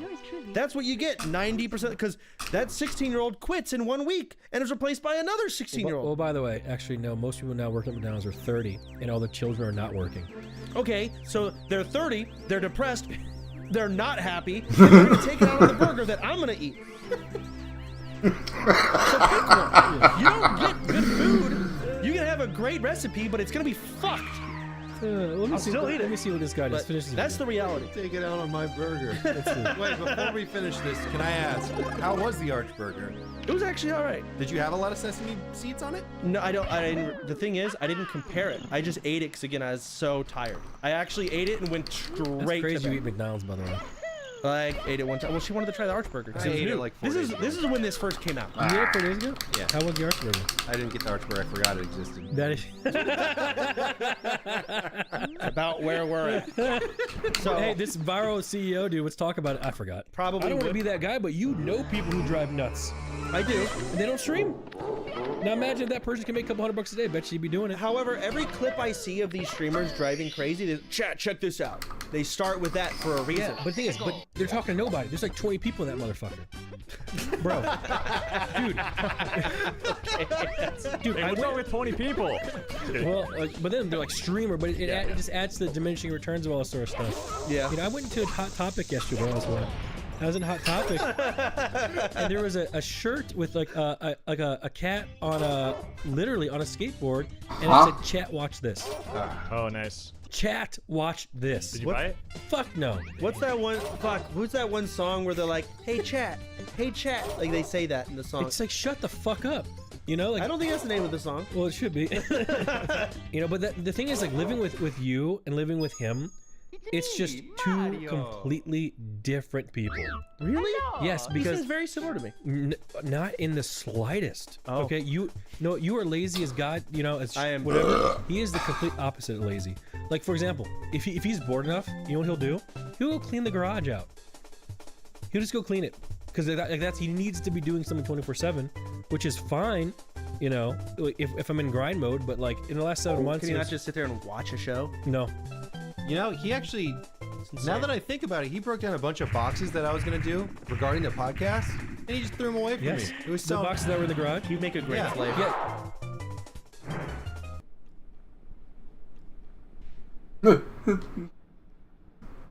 Just thinking of like the pyramids back in the day, just in general, solid. Yeah, I mean he'd be a good one. He would be. He wouldn't even Yeah, he complain would be as long as he has some way to progress. You know, which is great. You know, it's good, and you know that's what I like about Arthur. You know, I really do, and that's why he'll run into a brick wall until it breaks. You know, and it's awesome. But like me, it's like especially with like this new Nick who like honestly Twitch really gets on my nerves these days. You know, because everything's all fucking view about it.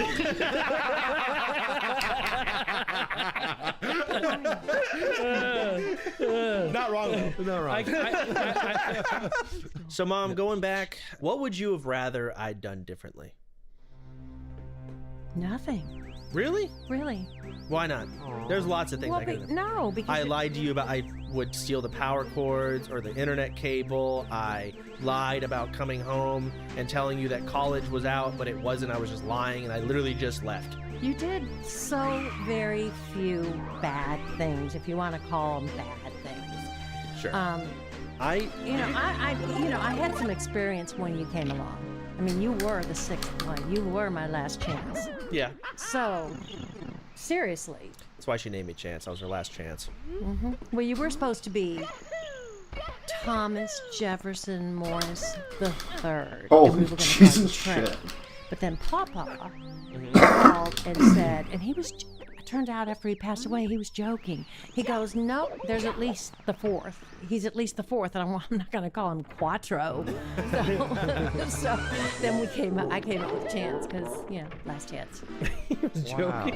He was joking. I didn't find that out until he passed away. And they're like, "Oh, hey, Your name is different because someone told the joke. He took that shit to his deathbed. I know you could have been Trey." I mean, who knows what would have been? We actually know a Trey. Yeah, you could have been him. Yeah, could have been. Could have been him. Yeah, fuck. I am not going to let some fucking soft penis debutante who married into a car wash tell me what to do. Even at 18. I mean, and guess what happened? The car wash got demolished by the fucking state or by the city. Why? Because they needed to move the road back 2 inches and they crushed the car wash. Oh no! It's gone. Ironic that the source of its income ended up destroying it. Wow. It's gone. It's gone. And you want to hear some more fraud while we're on this topic? Okay, food stamps. Oh God. Okay, so keep in mind, there's a lot of older people that work there. So those are young kids like me. A couple of the people were like 18, younger, and there was like the older people like Yuri, and like all these other people's names. Sure. Now what they would do, and this is like the older people would do this. Someone would come in with like $50 worth of food stamps. Okay, and they take this $50 worth of food stamps, and they'd give it to the manager. Okay, and the manager would give them $40 cash or $30 cash, like cash. Sure. For the food stamps. And they would take the food stamps and then go buy a $50 steak. So essentially, for the $50 steak, he paid $30 for it. Yeah. It's fraud. Is it? You can't do that. You can't turn food stamps into cash like that. That's not what they're meant for.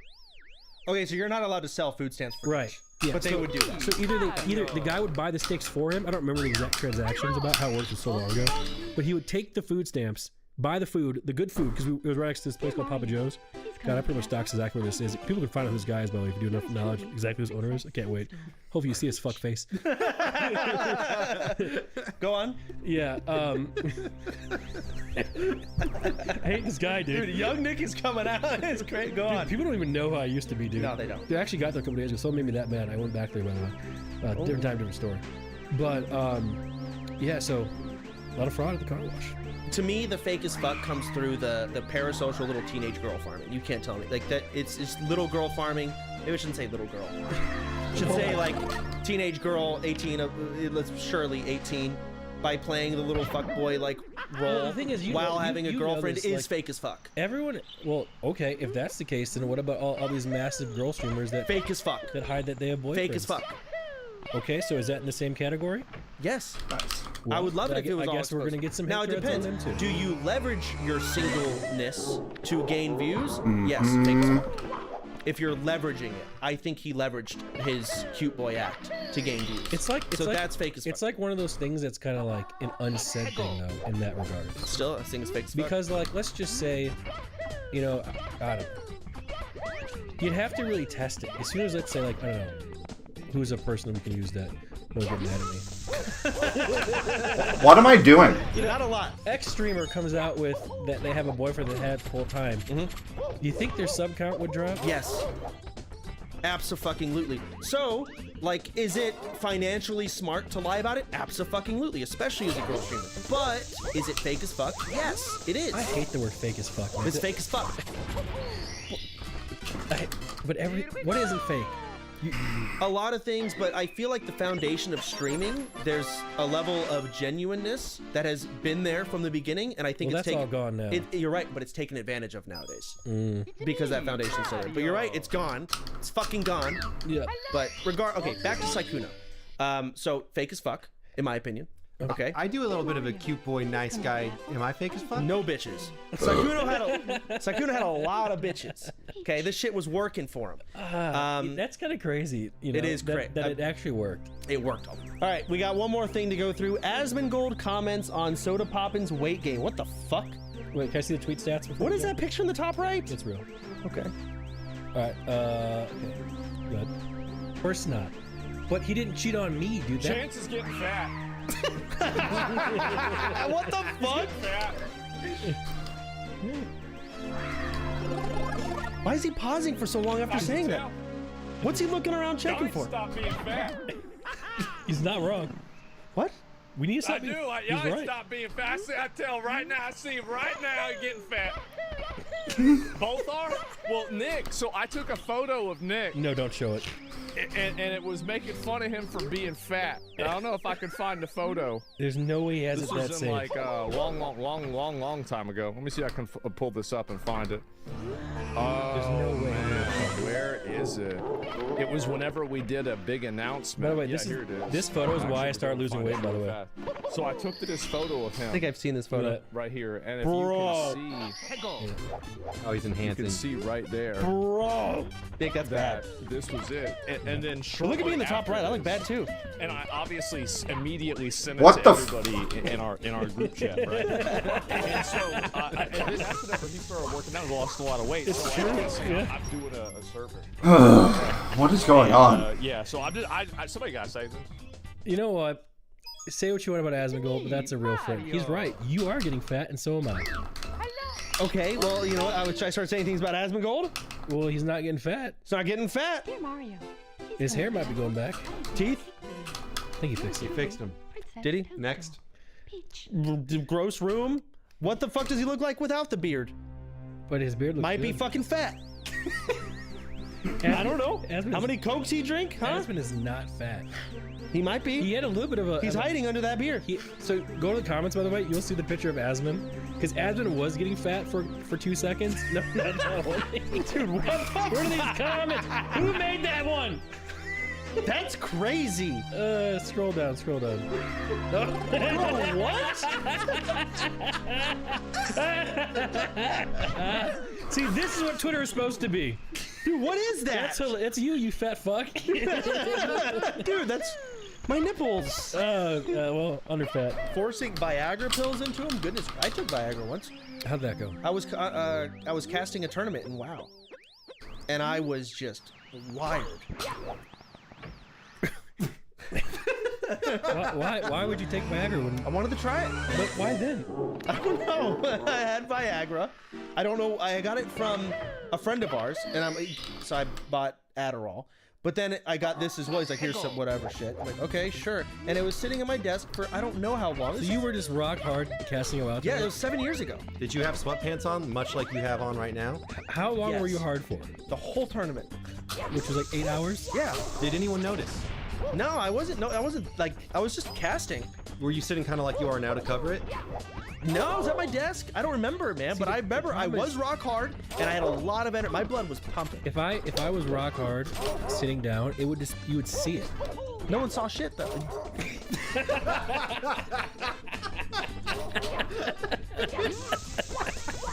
Checkmate. Whenever Ray opens up her mouth, it's about 6-7 new Here's the thing. Just word of advice.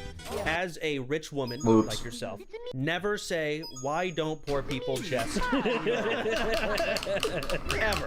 If the sentence starts with that, don't bother, even if it's right. No, I feel like this is inspirational. If you are struggling in life, I feel like there's 2 options for you. So either It's getting worse. whatever. Okay, go to buffets and spend the minimum amount and get all the food and just wait until no one's looking at you and like bring Tupperware and put it there. Okay, or go to jail. Because if you go to jail, all your food is free. True. Your accommodation is free. This is good advice. What else? What else is there? You know? I don't see how she could get hate for this take. Yeah. I don't see it. As long as you don't get like the death penalty. Do you think things can get worse for you, Nick? Chance, he might have just given the worst take that this guy has ever had. Okay. Because I was paranoid enough to think that somebody was hiding out in a bush. I was really thinking the worst case scenario. That's fair. I was like, you never know. Sometimes there's somebody who waits for you to peep your head out the door and then fucking smashes your shit, and then they go inside and fucking ransack. Did you ever think that guy you talked to initially, you ever think like, does he know I'm a streamer? Does he know who I am? That's what some people thought, but if that guy was my viewer, then I need to adjust my content. Damn.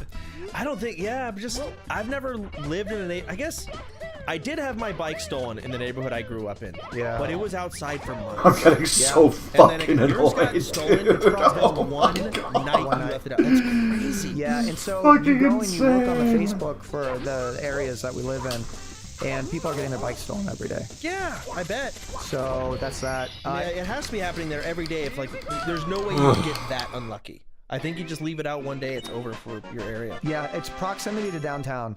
So you're just gonna have, they are safe neighborhoods, but there are still people, they're not gated, so people are still going around looking for fucking loot. And as far as I'm concerned, my bike was a purple. So it's actually an epic. Yeah, no, you're right. So that's huge. I mean, that bike is what, $4,000. Damn. He was probably looking to sell it for. He's probably like, I get several hundred for that, and I could get crack. No, he'll be happy to get 90. All right, hear me out. You get another one, put it in the very center of your lawn, but only There's no at way I night, can hit this and the way this is litter going. your lawn with bear traps, just tons of them, well hidden bear traps. Build a moat. So like the odds of him stepping on at least 3 are like 100%. Yeah. And just get them all mangled in a bunch of bear traps, and then come outside in your red robe with your arms outstretched and say, "What the kneel before?" I don't know. Yeah. It would be cool to say in a situation like He's that. just bleeding out, and then I just shoot him. Yeah, and you shoot him. And my neighbors are looking at me, and they're like, "You killed somebody." Question: does BBL stand for the same thing in Bali? Bali butt lift, yeah. Don't ever forget. Listen, Kanye's mom died with a little surgery, so they're no joke. Next one. Did she actually? Yes, she did. Next one. Fish. No, I think we need to break this one down. So Issy's kissing fish, so we tried to mimic it, even though we've never kissed before. Just so. fucking open your mouth. Yeah, maybe put a cock in there. Whoa. Look at that one. What do you think about that, Chance? Yeah, it doesn't look like you in the back. I know it is now because I see the ugly ass like sweaty shirt. It looks like some like old lady. What is No, it's happening? like an AI version of you. Like if we told AI to generate. Oh, here's something funny. So the guy in front knew who we were. So he was using Catchy's phone to take these sort of photos, right? What? I don't know about this specific one, but there also was a photographer too. But he was like recording video of and then like someone else was like, "Hey, can you record me?" And he's like, "No." That's I mean, truth be told, one of them is gonna go on Instagram. People are gonna see it, you know, and the other one is gonna go in a folder on their phone and never be seen again. Maybe later. Maybe on Facebook to get 3 likes. Yeah, maybe. Yeah, it's just fun. This is us. That's you guys? Yeah. Oh, okay. Yeah, this is Fake. Okay. Fake. Oh, look at this. This is real. Look at the background. I don't believe it. Why don't you believe That looks like Jurassic Park. I don't believe it. Chance, places like this exist. I don't believe that. This food was so good, by the way. I had steak. I had pizza. Now with AI nowadays, easy. I can make this. See, you know what's funny? That's what I told Catchy. Catchy's like, this was an hour to get here, by the way. So we drove an hour to get to this restaurant. I'm like, I could have just Googled this, and it would have looked the exact same. Yeah. Yeah. And of course, you know, traveling people hate that opinion, but yeah. Again, I appreciate really pretty things, and that beach that you were at, I would love to be there. That looks awesome. You know what's funny? That was the worst part. I don't really care about seeing pretty places. I like doing things there. If that makes sense. Like 4-wheeling. Yeah, that sounds awesome. Yeah, 4-wheeling was super fun. How nice Catchy's dress is. Fake AI next. Okay. More food. I'm telling you, I ate like a fucking king, bro. Yeah, This one's real. Yeah, I believe this. I ate so much. Those are real proportions. Yeah. Oh. All right, last one. Fake. No. So this is a real waterfall, and Are you sure it's on a slide? I swear I could see some guy kayaking down that shit. So thoughts on Catchy's cheeks, because she has them out here.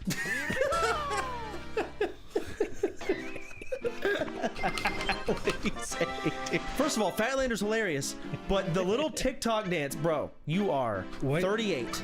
Holy shit. First off, I actually had to close it. I didn't Bro, watch. it was hard to watch. First off, got over 500,000 views. On two platforms. I don't care. So keep in mind, why do you think I did that dance? Because it got views? No, because Catchy asked me to.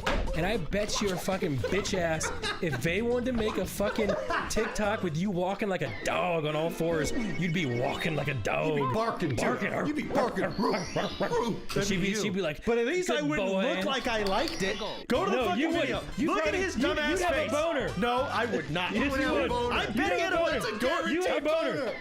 Let's go to Instagram. Can you bring the video up? Some people in the comments would have boners. Bring up the video. They definitely did, yeah. You need to make them watch this. I don't want to do that to Yes, our- they need to understand where my fire is coming from right now. We need to treasure the viewers we have. We can't treat them like this. No, torture them.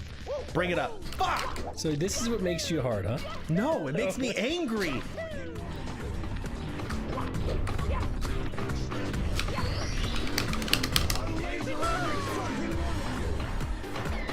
You fucking choreographed.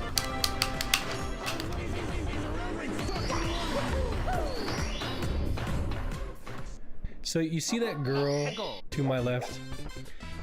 Most people would do exactly what she said, and I fucking. All right, we're changing time. What's next? It's not hard to do, man. I'm telling you, follow the directions. You It's easy. can't do this. Yeah, I've done it. I built Harry No, Potter. you haven't. Hogwarts, yes. No, you haven't. Yes, we have. No, you haven't. You haven't built Harry fucking Potter. Call Dookie and have her take a picture of this. Yeah. I bet you that you had Vanessa do it. No, you fucking rat motherfucker. No, you did not. Let me call her. Oh, I'm calling right now. She's Because busy. we built that together. Oh, so she built it. We built it You're about to together. get owned, Nick. Right? She's not gonna answer. Hey, babe, we're on the podcast, and Nick does not believe that you and I built Hogwarts together. Yeah, we built the Iron Man one too, with like the Oh yeah, we built an Iron Man glove. You're right. Thank you, babe. Lord of the Rings one. We did start another Lord of the Rings one. Yeah, and we also ordered Minas Tirith, and we were gonna build that together, right? I thought you were gonna build it on your stream. I was, but just in general, like we do build Legos and we do plan and talk about these things. Yeah, we have fun. Yeah, do me a favor. Can you take a picture of Hogwarts and the Iron Man glove next to each other and send that to me so I can make Nick feel even dumber? What is happening? I love you.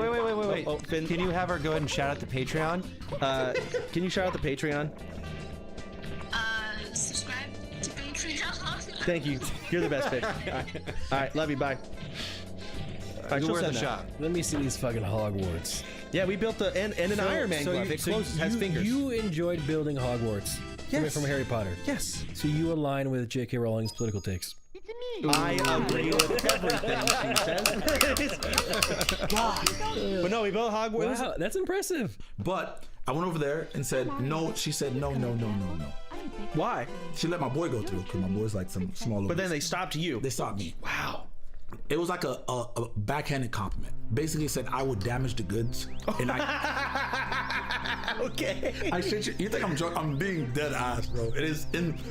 The shit that happens to me is insane. Like, but yeah, I couldn't sleep with them because they just assumed that I had a massive cock. Wow. Yeah, which he does. Can we look up average black man penis? Is it bigger? In some countries. I feel like it is. Average black man penis is bigger. Yeah, it is. Because I wonder if that was their excuse to just like basically be like make you okay with them being racist toward you. By doing a backhanded fake like compliment. No, I don't really think they were racist. Do you think they said you can't come because your penis is too big? Or maybe. Well, I mean that's what he's saying. They said. No, he didn't say it. That's what he took it as. Yeah, that's why. That's how he coped with it. That's how. Oh, that's how I took it too. You think it was like a black man would beat her or something? Oh.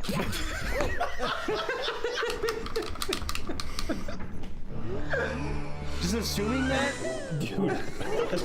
Am I saying wrong things? You know what? I mean, it's a good assumption. She could have assumed that. Damage to goods. She could have. Honestly, your dick would damage the cervix or something.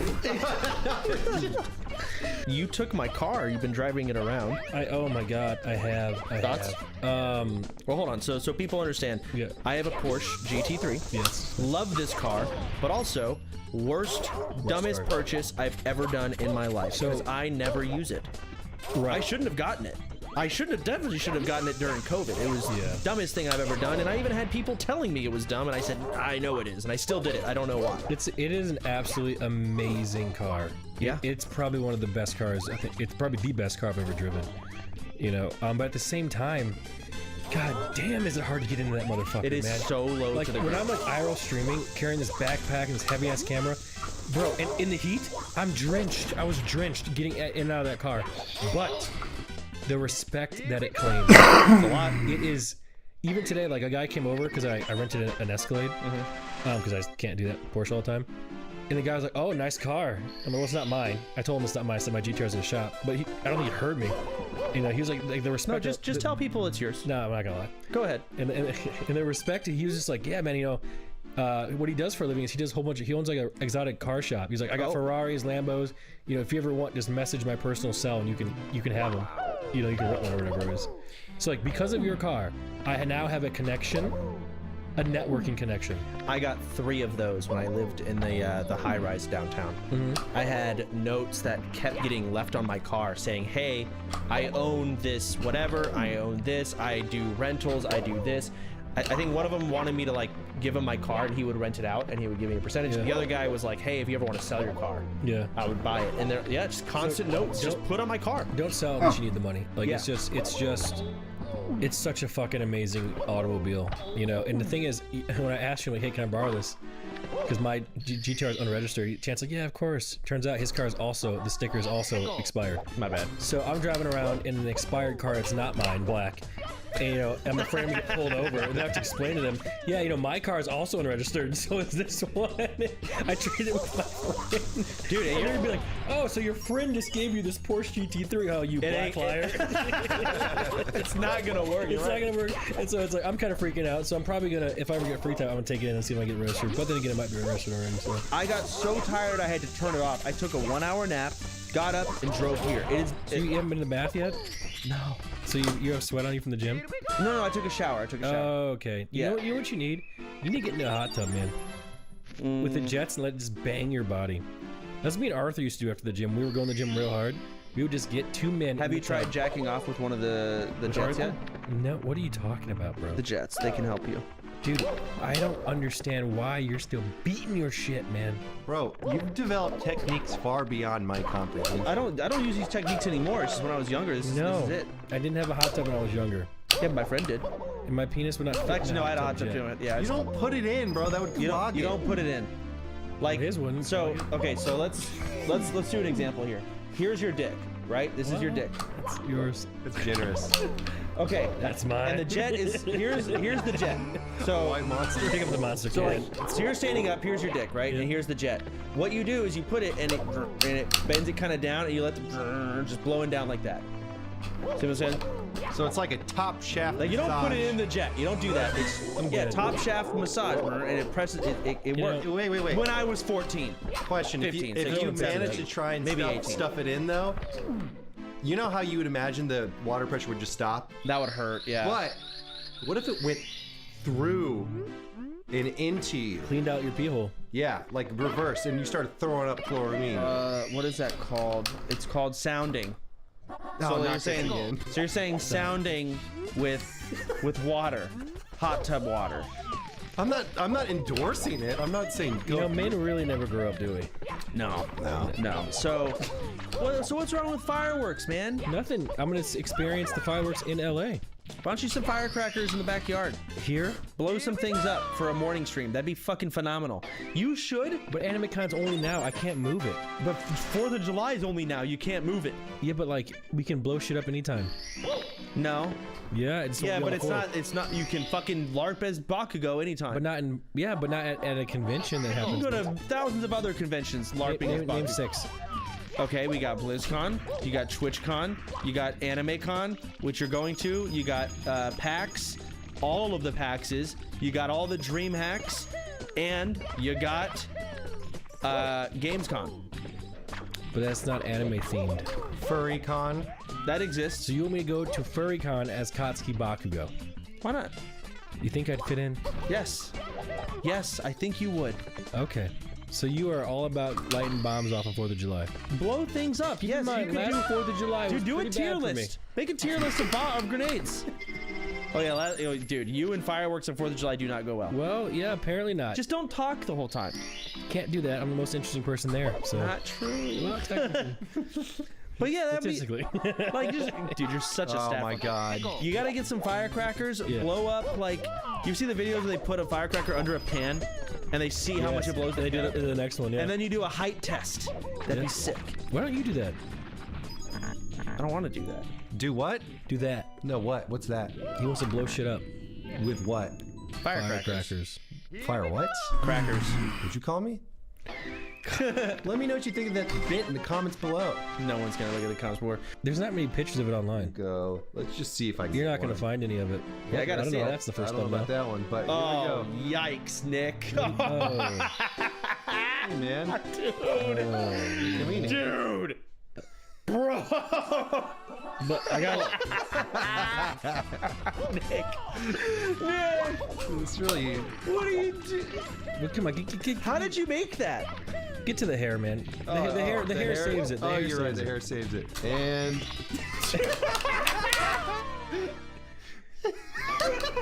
Why am I getting made fun of? Look at him, he's dying. Oh my god.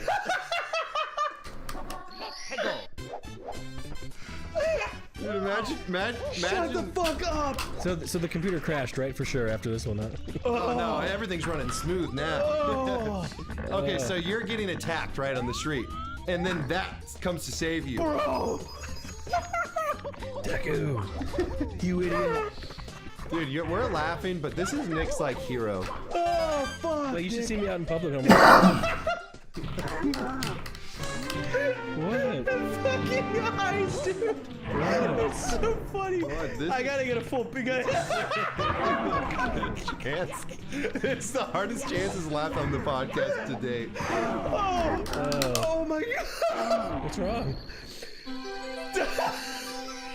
So fucking funny. People took pictures of me.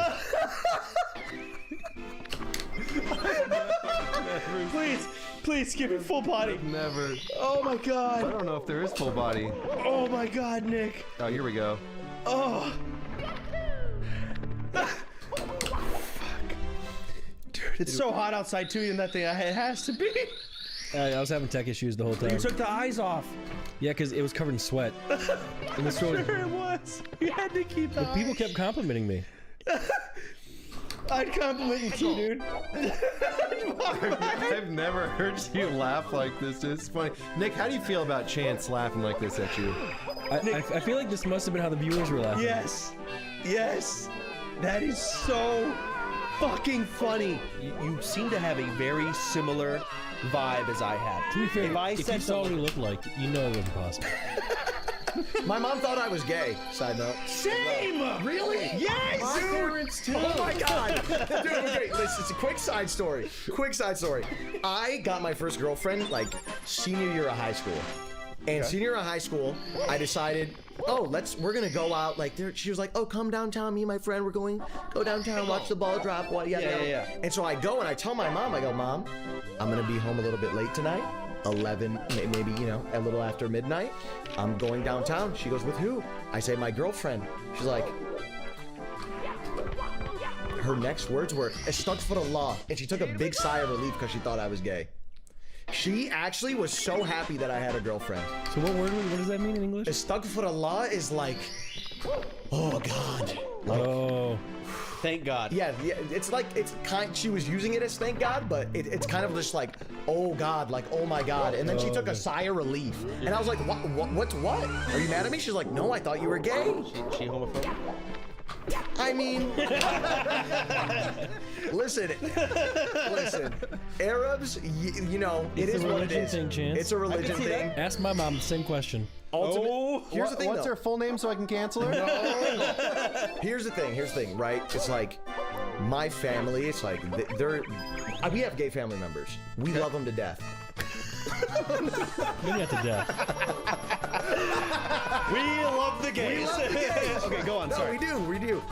We appreciate you watching for the past year. It has been an God adventure. bless you. We will be here for another year. However, the next week's episode will not be a regular podcast. Guys, thank you so much. Show yourselves. What did I say? I couldn't hear it, thankfully, over Nick's celebration. I did tell them to kill themselves. Anyways, thank you guys. Oh my God, did I tell you that I got banned on Discord for 24 hours? I couldn't message anybody because I told all my viewers to kill themselves.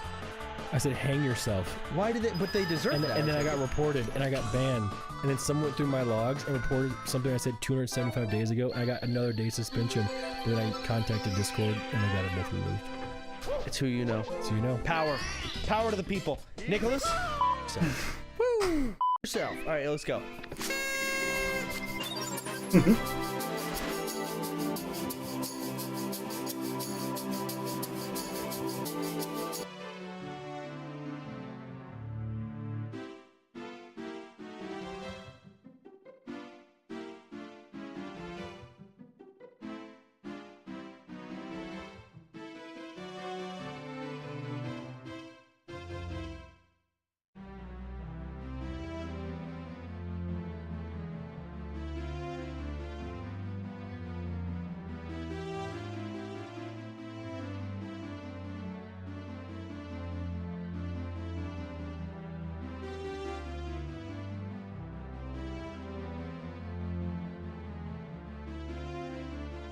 Finding your perfect home is only the beginning. Luckily, when it comes to contracts and paperwork, I'll walk you through everything. your realtor knows how to navigate it all. Don't worry. Hey, do you have any debt issues? If you're in Canada and you have over $10,000 of debt, I'll open these 3.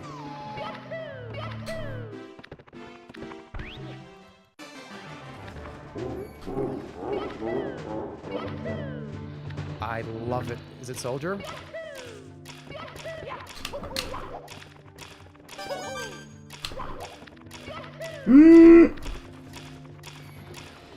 Holy shit, that is the coolest hat I've ever seen in my life. Is that Halloween only?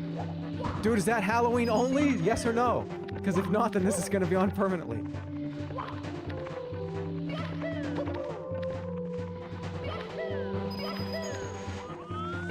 Is it actually only Halloween? What the hell? Oh! Dude, that's a back-to-back awesome hat pull. What? That's pretty sick. Okay, hold on a second. Are these Halloween? This is not even Halloween only. Don't, dude. Oh, damn it. It's that's pretty sick though. It's for everybody. Oh man, that's actually kind of crazy. Hold on, let's go to like a B here. Oh, wait. Oh, I actually don't like it at all. I thought it was gonna replace his eyes and nose. That's stupid. I don't like this. I hate this actually. I like that. I wish this was it. Actually, no, I'm actually glad this is Halloween only. That'd be so awful to see that every day. Fucking calm down.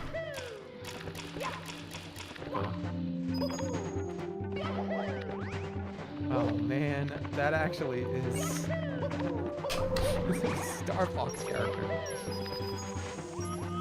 Hold on, I gotta make this. What's the general from Star Fox?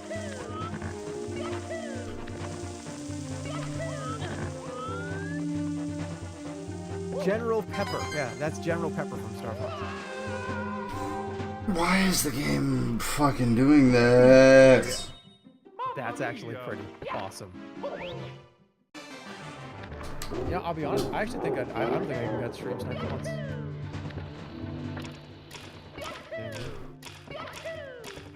Like, I don't think I got stream sniper literally one time. Game over. Why does it look like that? Somebody spray painted my lens of my stream camera.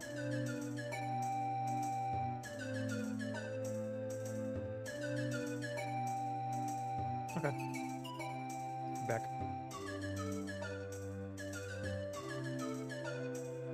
See you guys in 3 minutes.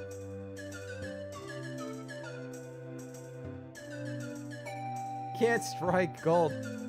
Oh my god. What am I doing? This winter collection. Oh man, that is a... Oh man.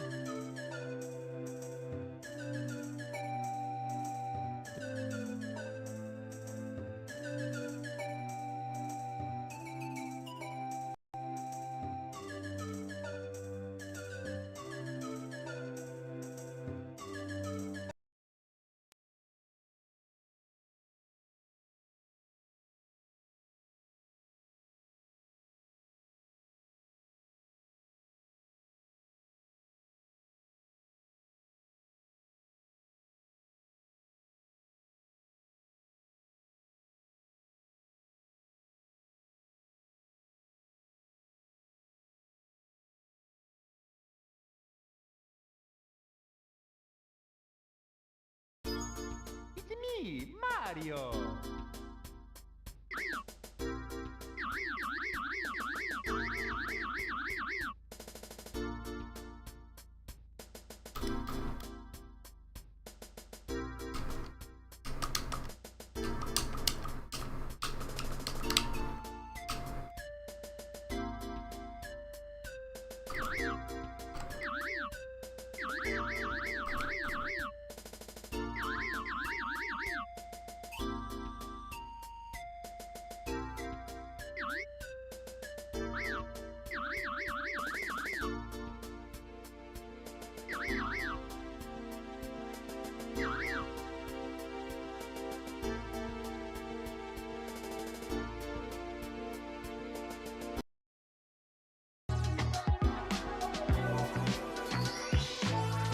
Honestly, it's that easy.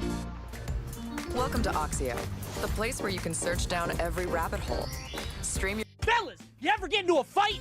You ever fight and scrapple people and punch and hit and maybe even bite and claw? Well, I do, and I love fighting games because of it. But I play so many, I don't even know where to start. There are so many fighting games that I enjoy. That's why I've come up with the ultimate fighting game gauntlet. Behold, 10 fighting games, kind of, across all different genres, and some might even argue are not a fighting game, like Smash Ultimate. And here's what we're gonna do. I'm gonna win a set in all 10 of these fighting games. Starting at Smash Ultimate, going all the way to For Honor. Because that is the ultimate fighting game Can't with do your it. life on the line. And if I win, I advance one. If I lose, I go back a game. Let's get started with the ultimate fighting game gauntlet, shall we? Hey, buddy, you looking for a new MOBA-inspired game for your phone? Well, guess what? I got just the thing. This video is sponsored by Astro Arena. That's right, Astro Arena, the all-new 3v3 PvP mobile game that's sweeping the universe. Astro Arena combines a MOBA design with roguelike progression, so every match is a brand new, fresh experience. And it also has intense 5-minute sessions designed for high-density, high-voltage, high-octane gameplay. Astro Arena is easy to pick up, but deep to master. The A3R system, which is auto-aim and auto-attack range, lets you jump right into combat without complex controls. But you can turn on manual mode if you want full precision. There are 13 unique heroes right now in Season 1, each with a distinct visual identity and gameplay style. No matter what you want to play, there's a character for you here. I use Olga because she pushes the limit. Push the limit. Let's push the limit. Astro Arena just launched earlier this month, so if you're looking for a thrilling new mobile experience to really sink your teeth into, give it a shot. Try out Astro Arena today by clicking the link in the description. And thanks to Astro Arena for sponsoring this video. Now get to space! And as you guys know, there is a fun little caveat because I have to make things stupid difficult for myself. For only 5 subs, you can pick my character in any game.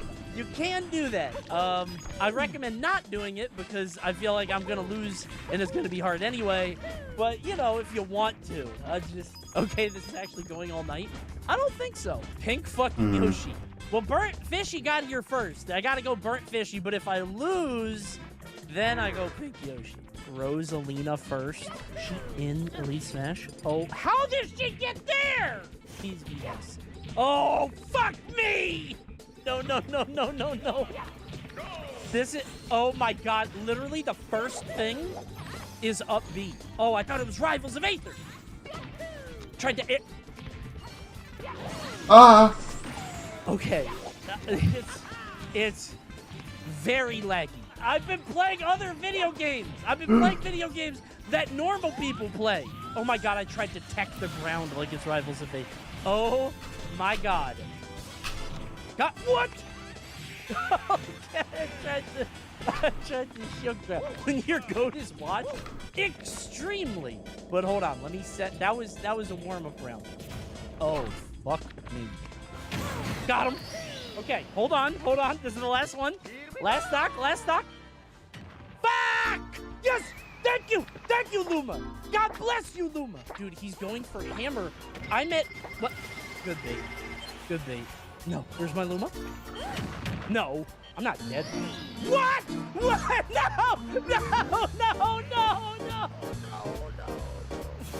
I messed out. How did that happen? How did it buffer that of all moves? Why did it buffer that move? I'm rematching, bro. I'm rematching. Why are you mashing with the B button? You mash with all buttons! Do you know what mash is? No. Come on. Okay, so this guy plays like a level 9 bot in that he will always air dodge. It's good to know. There we go.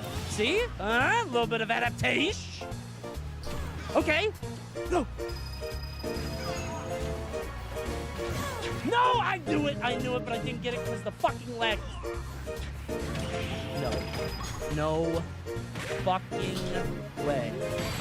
Yes, thank you, God. Thank you, Lord in heaven. Thank you, Lord in heaven. That is the end of Smash Ultimate. It's all over. Thank God. Is that Coney and his 5 moves of doom?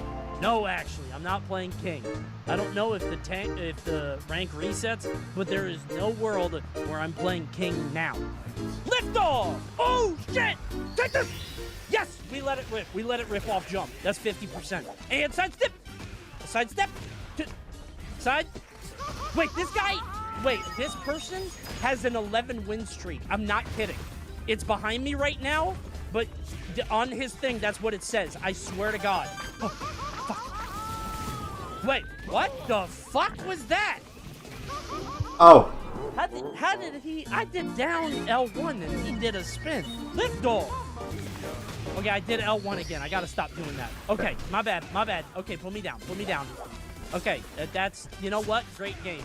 This guy has a... Get the fuck out of here. Why everybody gotta be rude, huh? Yeah, get the fuck out of here. Wait.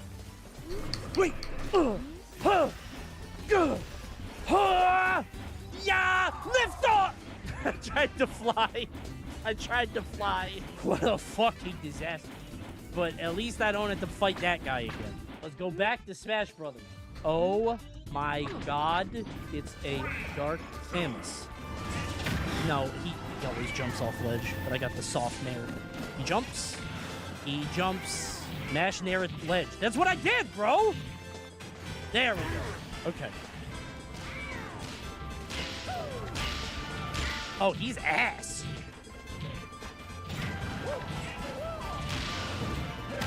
Okay. Way! Dude, I can't stand this fucking game. Wait.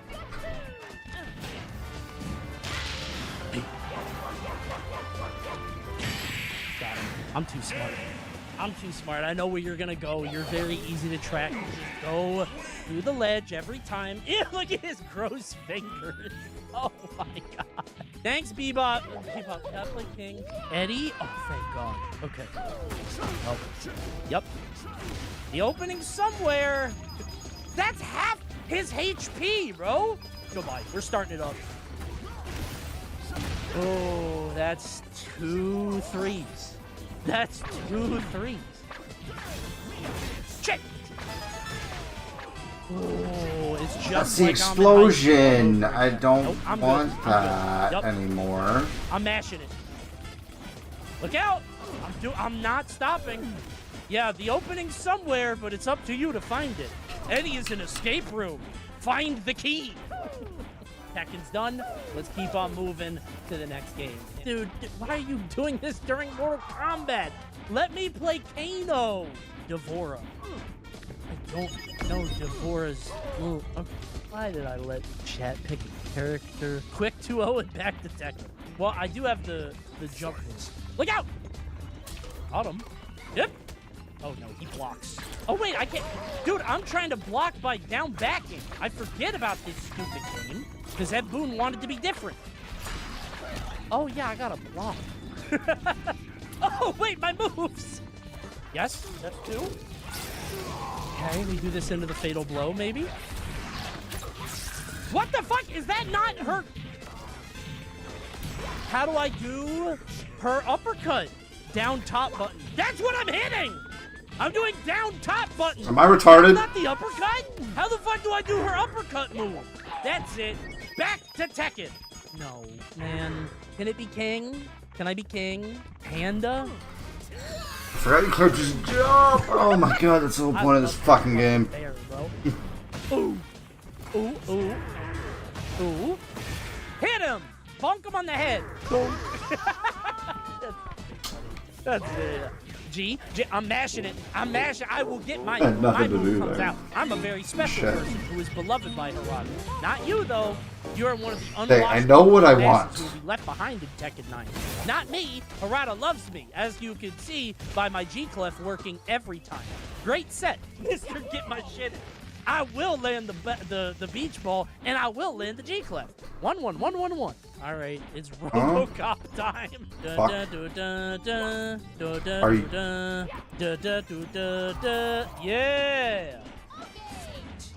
Take this. Fire. Okay, that's a very laggy move. Yes. Blast him. No. What the fuck? Gotcha. Your move, creep. Donk. Oh my god. Yes. RoboCop wins. Who's got the shoot moves? How do I do the shoot moves? Wow. He only has one bullet? Jump in. Oh, it's gonna kill me now. Blast him. Ouch, ouch, ouch. Yes. Okay, how do I use the gun? Pow. Boom. No, no. What the fuck? Dude. Yes, right in the ankles. Take this. Headshot. All right. Right in the heads. You are under arrest, dirtbag. Yeah, get one of these. Yeah. Now, a lot of these games I've played at some level in my life. I've played competitively. I've done different things. Brawlhalla, I genuinely have never played beyond playing basketball with TK at certain points. Oh, now I see why I'm confused. I'm trying to pick up... What the fuck? When I'm picking up weapons, I'm like, oh, I picked up a sword. But it's just the icon for the weapon. Okay, this might be a bot, but it might just be a child on their phone. Bots don't have skins. Holy shit, what was that? Okay, this guy is not interested in fighting. He's just running left to right. But then again, that might be a child. Who is playing this? Me. Pow! Let's go! I'm dropping a GG. Hey, great game. We move up, and actually, we're almost halfway there. I think Brawlhalla is our safety net. Yeah, those players are very young, I think. I want Manon. Oh, I'll do Manon. Actually, Manon would be perfect, because I think she's in gold, and I think that if I just play strike throw with her... What's her anti-air normal? Because I'm not going to remember to do the quarter circle thing. 11 win streak! Oh yeah, I forgot I was climbing with Alex. Oh my god. Dude, I'm playing it like Mortal Kombat. I'm playing a 4-button fighter. Oops. Whoops. There we go. Let me get some medals, bro. Back to Brawlhalla. I'm literally winning, bro. I forgot about Drive Rush, so I literally just dashed up to him. I started running. Uh-oh! A goosh! Jump? Oh, that's not easy. I'm good. Mario. Yeah, I haven't done that at all. We're good. Oh, wait, I gotta play Strive. Oh, no, I forgot. Look at all these characters I don't own. Wait, 12, 8, 8, 10 RP. Is that good? That seems good. Oh, no. What the fuck is this? This game is... But, okay, he's a zoner. Yeah, okay, so that's gonna happen. Oh, I forgot this game got hit against the wall. It'll break, I think. I blocked this? I think. What the fuck? Ah! Ah! Ah! How long is that? I was like, he's gonna grab me, but I don't know what to do. Or R1 to grab. Okay. How do I do a special? How do I do my level 3? Yes! Yes! Please. No fucking way. I tried to triangle. Yes! No, what? Fuck, that guy is ass. This guy's a bad player. Oh, he's a bad player. He's a bad, I'm so miserable. This honestly, is a bad just player. not I even can't thinking. believe if I knew how to do one level, if I knew how to do level 1, level 2, anything. Oh my god. Okay, alright.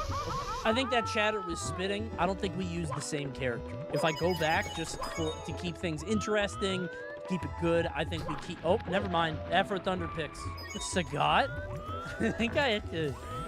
I don't think I own Sagat. Wait, Plat 4? Why is he Plat 4? Okay. Oh my god. That really hit? Good meaty. Good meaty. I think we might be going back to Brawlhalla, guys. Fuck, I tried to EX it because I thought I had time. Fuck. didn't know he would go that far. In the middle. Okay, I thought that would be my level 3. It was not. Oh, now it's a different level, and I'm downstairs. My level 3 was not a kick. I think it was, or was not a punch. I think it was a kick. Oh, that's painful.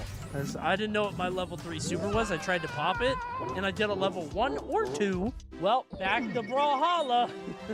Do the down special with guns. Okay, what's the special button? Right click? Right click? The fuck button? I'm using a control. Oh. Yup. That gets a kill, matey. So, is this what multiverses look like to you guys? Brawlhalla really is the check. I'm fighting 8-year-olds on their first iPhone. I know this kid is on a tablet right now, neglecting his summer school curriculum. We did it! Luke? Luke! Yeah! That's perfect! Luke's a Shoto. Do the flash knuckle. I don't know how, bro. Dude, I'm trying to grab him, but he's so jumpy. Okay. I can't believe I'm losing to this guy. Okay, all right. Okay, hold on. He is also doing the gauntlet. Yeah, man, it kind of feels like it, right? Like, I can't anti-air fast enough. No fucking way, man. This guy is so ass. This is such a bad player, man. I bounce.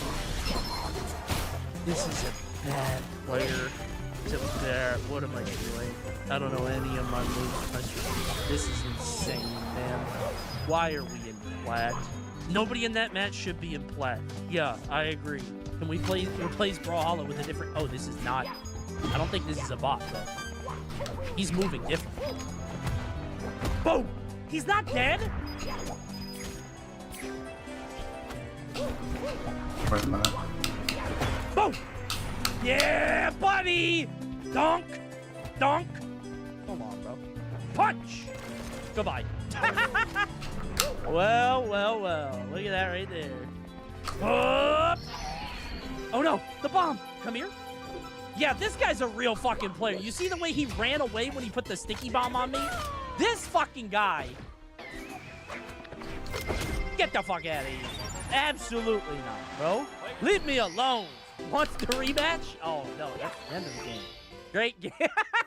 Great game, bro. Oh, thank God. Hold on, I have something that'll make us all feel way better. Oh, thank Jesus. Okay, we're good. Wait. What the fuck is going on? Oh, no. Every single one I go in. Here we go. Welcome to Chicago, baby. Is he trying to walk up anti-air? I feel like he is. Oh, no. Jump heavy punch? Oh, shit! Look out! I used to jump so slow, bro. Getting hit by that. That guy really wants to win. This guy wants to win so bad. Dude, this is insane. This player is just running full screen without an idea or game plan. This is an insane strategy. Like, oh my God, dude. This girl with Love Smash. This is just, this is Dark Samus. Oh yeah, it's like, let's go back to the training mode. Like, we gotta remember what our buttons do. All right, let's get back. Oh my God, it's back to Strive. It's Guilty Gear time. Who do you like? Abba? Train for a second at least. No, I don't want to. That guy's level 57. Oh my God, it's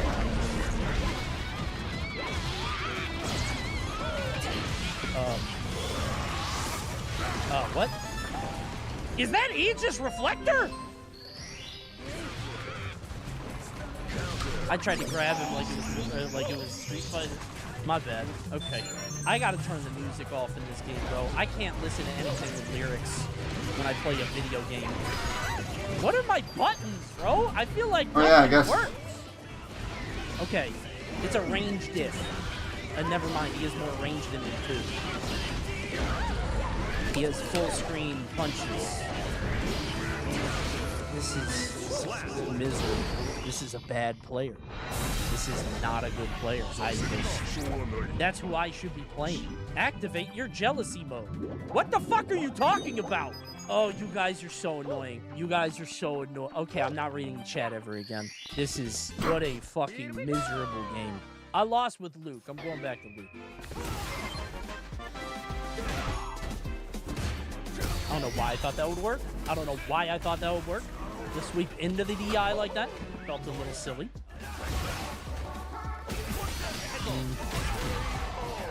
This is a real player. This is a real player. I shouldn't be playing Luke.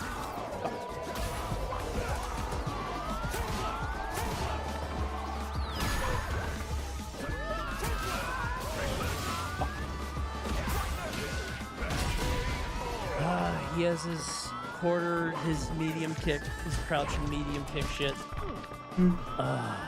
Yeah, I can't play Luke. Luke is in like the okay elo, where people know target combos and shit. I don't know my target combos on Luke, so I'm just trying to do normal Shoto stuff. Oh my god! Holy shit, man!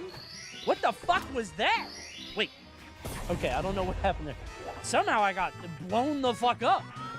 This guy is just spamming a downward helicopter move. What the fuck is that move? Hey man, good luck at your next Brawlhalla tournament. Enjoy your $8 million prize pool. This guy lives such a privileged life. Has a little McMansion with all of his Brawlhalla money. Okay, whatever that move is. I can't even. What a fucking nightmare. Alright, we got a guy that plays the game. Alright, let's play Mortal Kombat. I tried to sweep kick, so I did down. Oh, what the fuck? I don't know how I did all that. He's gonna do a fatal blow. I love that little donkey kick. Boom. I tried to do a low sweep, and he did a double block. Oh, shit. Come on. Oh, my God, dude. That move. I'm positive that move is very bad. Oh my god, that fucking spinning move. Okay. Alright, I got it. I'm ready. What? If he quits, I win. How is both sides? I gotta figure out what that move is. Okay. No! Right, the spinning move. The spinning move. Right, the spinning move. Why are we... We don't know the buttons for the fatality, so we're doing this. This guy was definitely... His tag is TO79. This is definitely a 50-year-old I'm fighting. These players are so bad. But I'm swimming in the water that they live in every day. And I'm jumping from salt water to fresh water to industrial waste to acid, and all of them are just this is where they live. This is what they're used to in the air that they breathe. And it is a very challenging thing indeed to have to swap from thing to thing. You could probably just send Eddie again. I think I could play, like, if I just play Kuma, just pop the G clef, the 1-1-1. I almost pressed R2 to block. Not even joking. That does count as a death? Hell yeah. Dude, how's he blocking everything? Dude, this guy is blocking every throw? What the fuck? There. He's mashing, so he techs accidentally. That shit's hit. Wait, am I in special mode? How did I activate special mode? What the fuck? I think I turned it on by accident. Oh, eat him. Oh, he's in special mode. Okay, you're trying to do Power Crush to beat my spam, but I have something for them. I'll just wait for the Power Crush. Okay, my turn. All right, well, I can play level 2, but yeah, I'm playing at gameplay level 2. All right. Okay, back to Mortal Kombat. The Joker? Oh, Johnny Cage. Phew, I thought I would have to see the Joker. That was very scary. Wait. Blast off!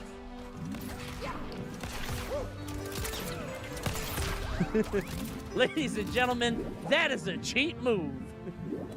Stop. Hey! My bad, man. I'm just doing a YouTube challenge. Oh, God. That is insane that it auto-corrected? Donk. I'm sorry, dude. I'm really sorry. It had to be done. It did. I didn't feel good about it. You're about to get the foulest Strive players? I mean, I've already gotten pretty bad ones. Is there like a heavy, medium, strong thing going on? Like, holy shit!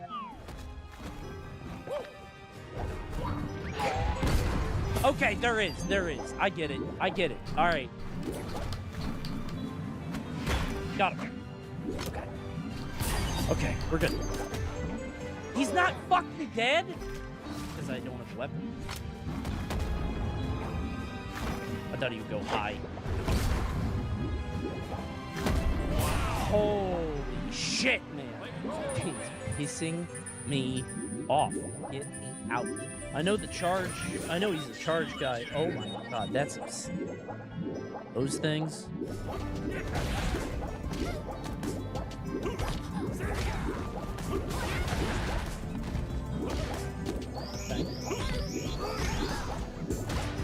I don't know why I'm not just doing because it's clear he doesn't know what to do about it. Oh, he doesn't know what to do there. He's trying to grab it. Like that. I got it, bro. Alright. Okay. Alright, got it. We're done with Street Fighter. Oh, thank you, God. Out of Street Fighter hell. Thank you, Bebop. But dude, please be nice. Wait, Happy Chaos? Was that it? I just shoot the gun, right? Sure, I probably sure. It's like RoboCop. Dude, what? Like, usually in a fighting game, I can tell, like, what move the guy's doing, so I can just counter it in a way that, like, I could be like, oh, this guy's jumping in a lot. This is like... What the fuck?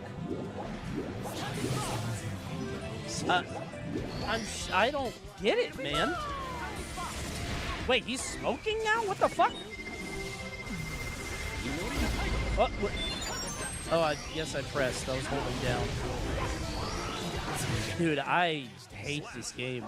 I actually hate this game. I can't tell what's happening. It doesn't make sense to me. All the hit stop takes forever, and I don't know what... Oh, it's an overhead? Okay. That was really fun, man. Chad is trolling you with character pick. Going back to 10. 10 is in plat 1. That's very... That should be... I don't know what my combo is, so I'm just doing this. What the fuck? Okay. Surely he didn't mean to do that. Surely he did not mean to do that. Oh, I tried to level 3, but I think I already input that.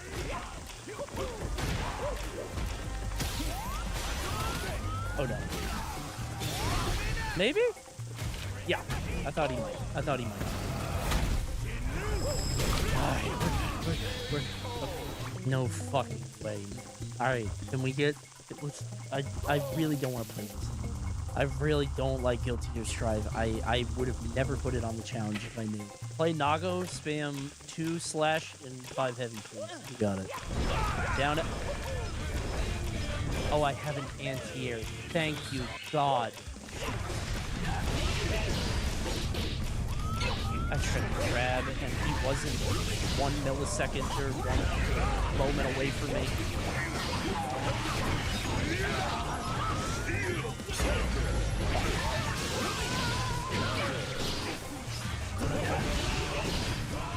Is projectile. I hit L2 to parry it. I hit L2 to parry it like it was fucking Street Fighter.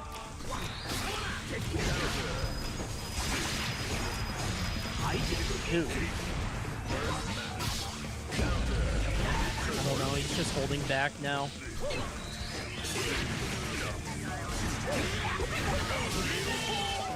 Yeah, I can't do anything. He's just holding back and, like, I can't get anything going with these 2 hits. Oh, man, I hate this fucking game. Pick May and just Dolphin, dude. Kill him. Kill that guy. Kill that guy. I knew Kill there that was guy. going to be Kill that one. guy. If any message has just in it, kill them. Send that guy to the acid pit. Send him to Mortal Kombat. Dhalsim is important because I do have unranked characters, but unranked is actually going to be harder than ranked. I don't know what to do. I'll just... That's fine. I don't know, this Akuma is fucking you up. Look at the screen. Is there a delay? Is that a... That must be a... That must be a mobile chatter. A super mobile chatter. Is this my level 3? Oh, yes! Thank God.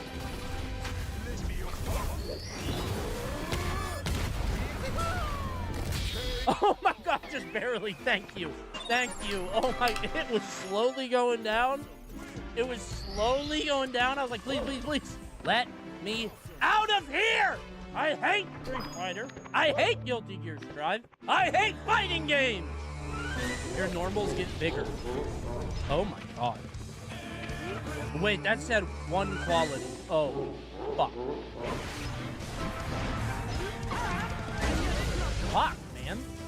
Dude, okay, the rollback is starting to show itself. Before, like, there's not a lot of lag in, like, the animations or whatever, but...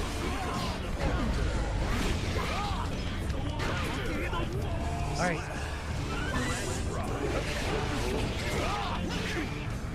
Fuck, man.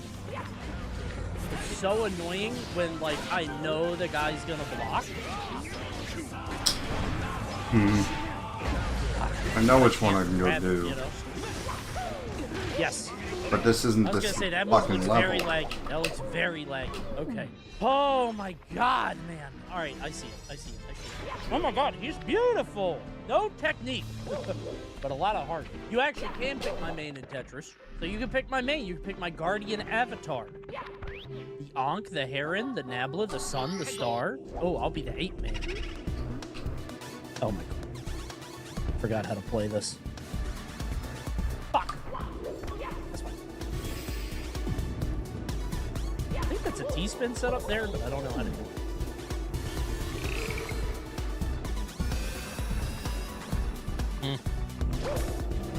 Get a line piece? You got a line piece for me?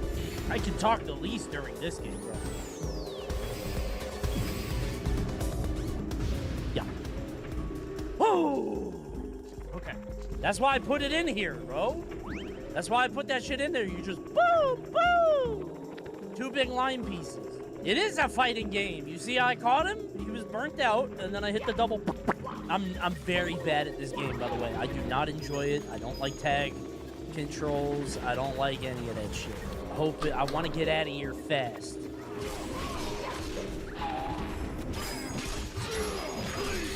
Oh, this guy was doing the team thing. He, like, knows I'm doing the challenge. I'm sorry, man. I can't play around. I need to beat this game. Jesus. Please die. That should not hit. That is so far away, bro. Fuck. My fury. Am I dead?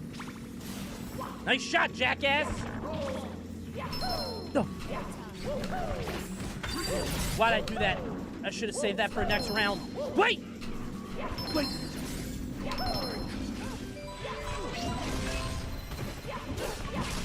Please. Get me the fuck out of here. Yes, thank you. Thank you, thank you, thank you. Jesus Christ. Yeah, man. I'm not good at that game, but it's made for modern audiences. By the way, to be clear, I'm only hitting triangle. Triangle, triangle, triangle, triangle, triangle. Dude, For Honor is going to be crazy. I haven't played that game in a decade. Lots of time. Please, God, bro. Please, God. Orcane! I haven't played it so long. Go! Orcane got reworked? What? dude, what? We are crouch canceling at 120? Do it. Oh, he thought about it. I know what he wanted. Whenever an arcane got their back to you like that, they got one thing in mind. Ah. What the fuck is... Why does he have that? Who gave Arcane bouncing fish? Okay, that's a lot more range than I expected. Whoa! What? What? Okay. No! My magma! He's dead. He's not dead? Dead. Okay. Oh my god, man! Okay. A little bit more. One more. I'm so scared. I'm so scared, man. Of all the games to end on, I have to open up Ubisoft Connect. I remember Warden people are gonna just shit on me about it. Even if we're on here, Tony fixed the show though. Yeah, man, I'm playing for real. What's the map? Okay. Oh my god, look at him. That's a Chinese character, I think. Oh, it's a Smurf? How do you know?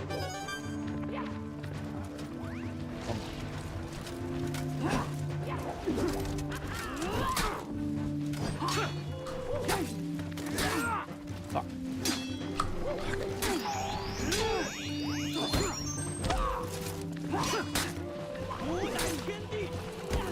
Fuck. Good block. I never learned how to beat a guard break. I think if I do the guard break, right? I got him down to half though.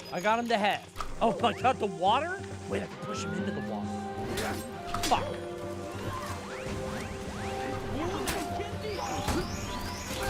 Got him. Oh, you got to block it. Nice. Fuck.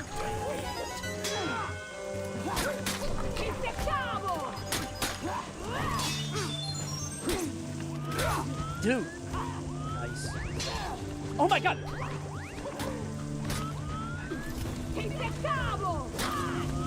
He ran away. He ran away. Yep. Okay. Dude, down immediately? What a miserable game. I hate this fucking game, bro. Fuck. Do you have time Oh for my that? god. No! I tried to waveland up tilt. You've got to be fucking joking, man.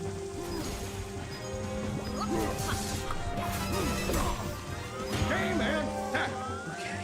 Alright. You can up B and kick out of the up B. You can do aerials out of the up B. Okay. Pretty good. A lot of damage. Yup. I'll take this. Thank God. That would be awesome. Wait. Headless. Yes! Yeah! Okay. It's cool. I got it. Alright, I got it. Oh! Yes! He didn't break! They had a break, he didn't do it! Yes! No! Yes! Fuck! Yes! Dude! Oosh! Yes! Yeah! Okay. That is a fucked up character. I don't think there's ever been a game I want to play less. Dude, yeah. I'm bad at that game, too. I'm very bad at that. I don't know if you could tell. I am much better at Rivals of Aether than I am at 2XKO. I guess it's a ranking diff, but, like, this game is so much harder than the other game. Okay. I forget about that shit.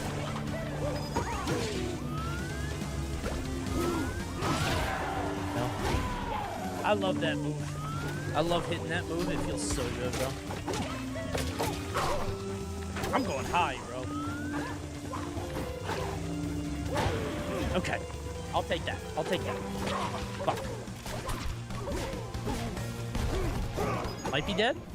Game and I mean, that's when you're playing a game of chicken. It's like, how low are you gonna go for this, right? Because, like, if you do get hit by this, you do die fast. Lox is fucked up. Listen, he's strong, but no stronger than anyone else. I don't understand. That but game I'm- is full of horrors beyond comprehension. Time for the duel of a lifetime. Dude, I'm this close. I'm this fucking close. I'm this fucking, if I can just finish it! Shigoki is a command grab that heals you. Do not fall for the Shigoki bait. Really? Well, I mean, they gave me 5 subs, so I'm playing it regardless. He's playing, I don't know who that is. Oh my god. Alright. Okay. Okay, man. Okay. Alright. Round 1. Oh, I hate this. I hate this. I hate this. Oh, he's rubbing his big belly.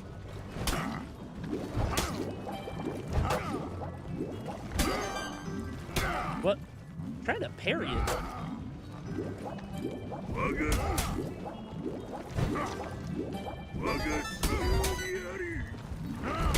Oh, I see. I see. I'm trying to, No, don't do it, Shigeki! Oh. I'm trying to parry his heavy stuff, but you can't. Oh my god. Dude, this is annoying. That's the healing one.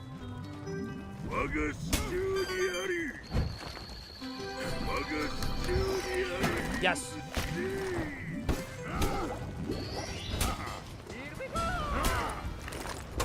Okay. Victory. So scared. I'm so scared. Round 3.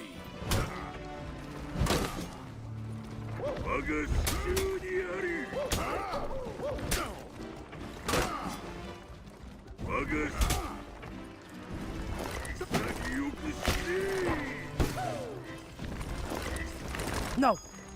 Oh my god. I didn't know the range.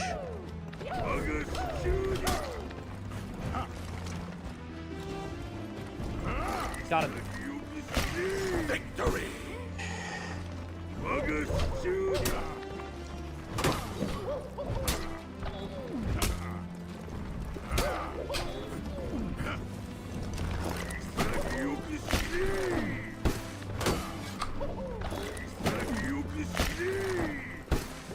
It's over! Oh, shit. Victory. And time. What? I tried to pause and I fucked. Time! It's done! It's over! It's all finished! The Ultimate Fighting Game Gauntlet is complete. Smash Ultimate, Tekken 8, Mortal Kombat, Brawlhalla, Street Fighter 6, Guilty Gear Strive, Tetris, 2XKO, Rivals of Aether, For Honor. I'm the Ultimate Fighting Game player. That does it. It proves it. The Ultimate Gamer. Oh. And lightning fast, too. It only took 7 hours.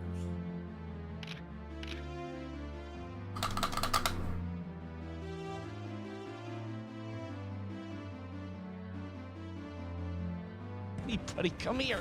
Take that! Brick blast! Oh my god, I actually did hurt a lot of people. Ow! Wait, I'm so slow now. What? Did I lose all my stats? Use the bomb power. What is that? Ow, ow, ow! What is that? What did that guy get? Oh, look at him. Bro has no vehicle. Ah! Lift off! What the fuck? I hate you, Sakurai. Why did you make this game? Tony playing Air Riders for longer than 5 minutes? Not by choice. Nintendo challenged me. Brother, you chose to challenge. Ah! Ooh, some food. Oh, I can't. I need a car. They're all very far away. All right, hold on. I'll get the rocket. I have 20 seconds left. Rocket. Yeah. 5, 4, somebody completed the Dragoon. Oh dear. Blast off! Oh. Can I go faster here? Is there a way for me to go fast? Okay, well, it doesn't seem fair that I can't catch up to those guys, right? Like, why are their cars so strong, you know? Oh, well, fourth. Almost podium, right? Just stop doing that, man. It's embarrassing. All right, let's just, okay. You've got to be kidding. No, anybody that picks up Min, that doesn't mean they're good at Min. Oh, he switched to Ram right away and started doing short hops. Up airing out of neutral or out of disadvantage at all moments. Doing backflips. It's fine. I'm dead. Yeah, I'm actually just dead. I don't know what to play. Dude, he went under the platform and he just kept doing the retreating thing.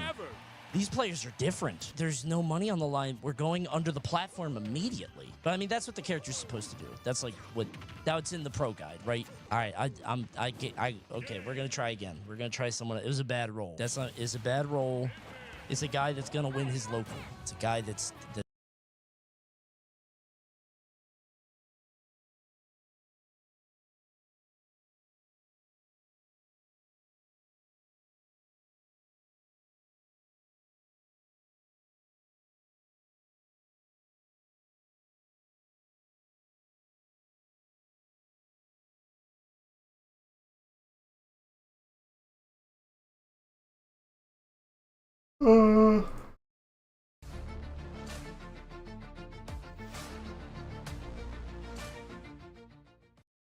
Investors who want low fees choose Z's or Z's. Ladies and gentlemen, I have a very special opening today. So please, please, please subscribe, because you may think that this isn't special. However, this, ladies and gentlemen, was only available at Fanatics Fest in New York. So there are special cards in here. I have a few already that I opened when I was there, but I got 2 boxes to bring home, and I'm really hoping we get something. Now, I don't want to jinx it, right? But the print run of these was pretty low, so they have a good hit rate, and I'm really hoping we get something good. If I get something amazing in here, this will be a part 2. However, if I don't, this is it. But let's see what we can get. There are some exclusives in this. We're hoping we can get something. I think I've got somewhere I've got like a Dembele to 25. I've got a Rafinha as well, but not numbered. But it is the exclusive. So here we go. Please. This could be a good box. Could be awful. I mean, there's the exclusive right there. That's one of the exclusives. Xavi Simons. Not the player we wanted to see on it. Can't stand packing him, but solid. We got Griezmann as well. You know what the most annoying thing was? In New York, I wanted to get a Griezmann slab signed. And I was literally like, you know what? I should have brought one, but I didn't have one. I had to go around, I found one. I didn't want to buy it, but I got it just so I could get it signed. You get a Griezmann. Get a Gavi. Get an Isak. You get it signed? I did. Ooh. Okay. Little Bowden.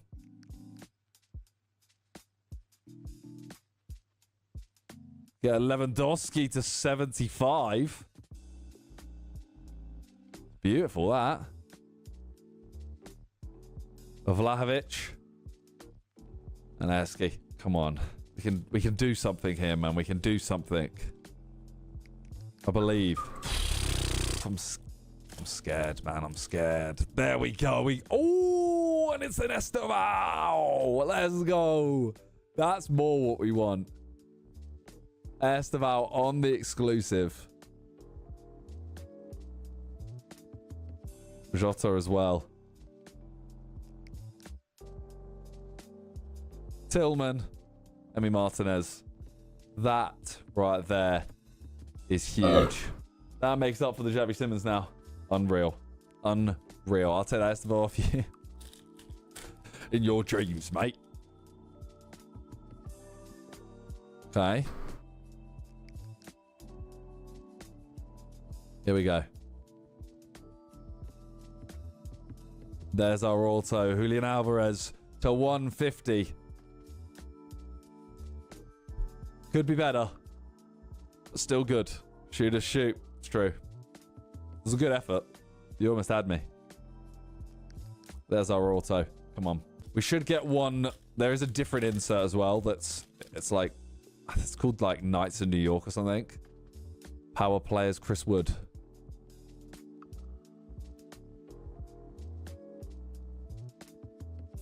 Oh, we get another to 299.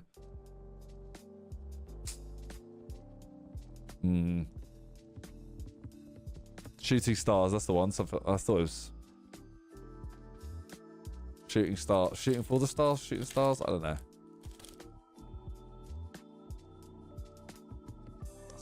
The Wonder Kid card is so cold as well.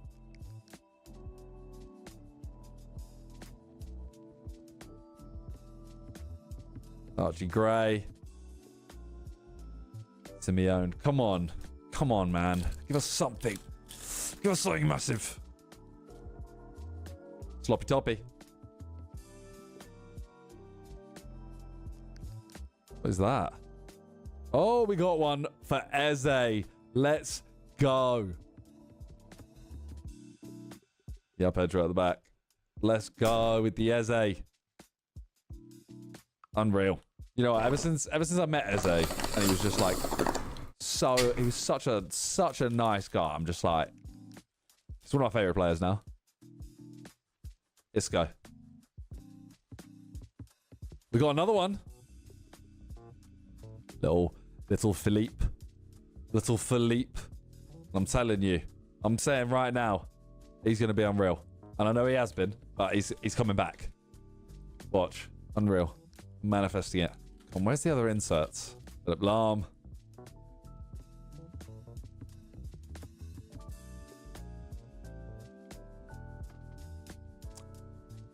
Okay, rookie to 299. It hasn't been a great box apart from them. Like, this pile here is kind of meh. This pile is good. Oh. Power players, Rafinha.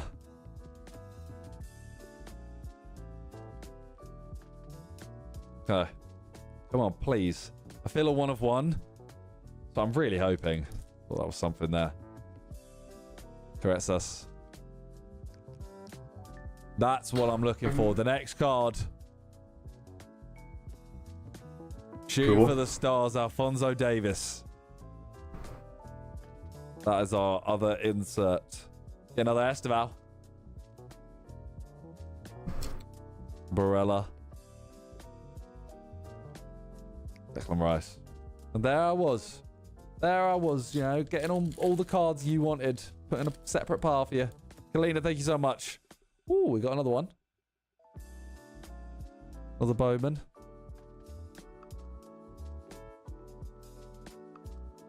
It hasn't been great, this box.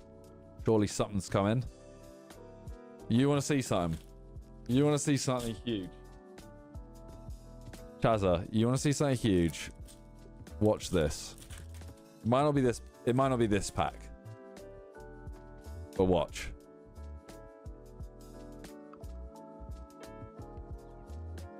So I'm saying that pack didn't feel it. This one feels a bit better. Silenced Eto. Okay, that was better. You see what I'm saying? That had an insert, so it was better.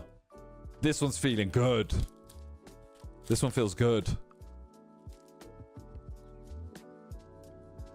Sorry, George, for future stars. Yeah, okay, these actually just kind of... These are kind of hooning a little bit. Zanetti on the last dance. We get a numbered card to 199 of Quenda. These are not, it'll be good. Yeah, I know. Oh. Little Morgan Rogers exclusive. That's solid. That's very solid. Morgan Rogers. Yeah, we still got 2 packs. Come on. Please. Elise. I will say, this box hasn't been great. Hasn't been bad. Alright. We might have to do the other box as well, you know. I mean, that is the box. That is the box. I mean, these 3 as exclusives, pretty decent. I want to watch the other box now. Well, 4 exclusives. I mean, that especially. That's solid. Plus, we did also get these 2. It's not bad. It's not bad.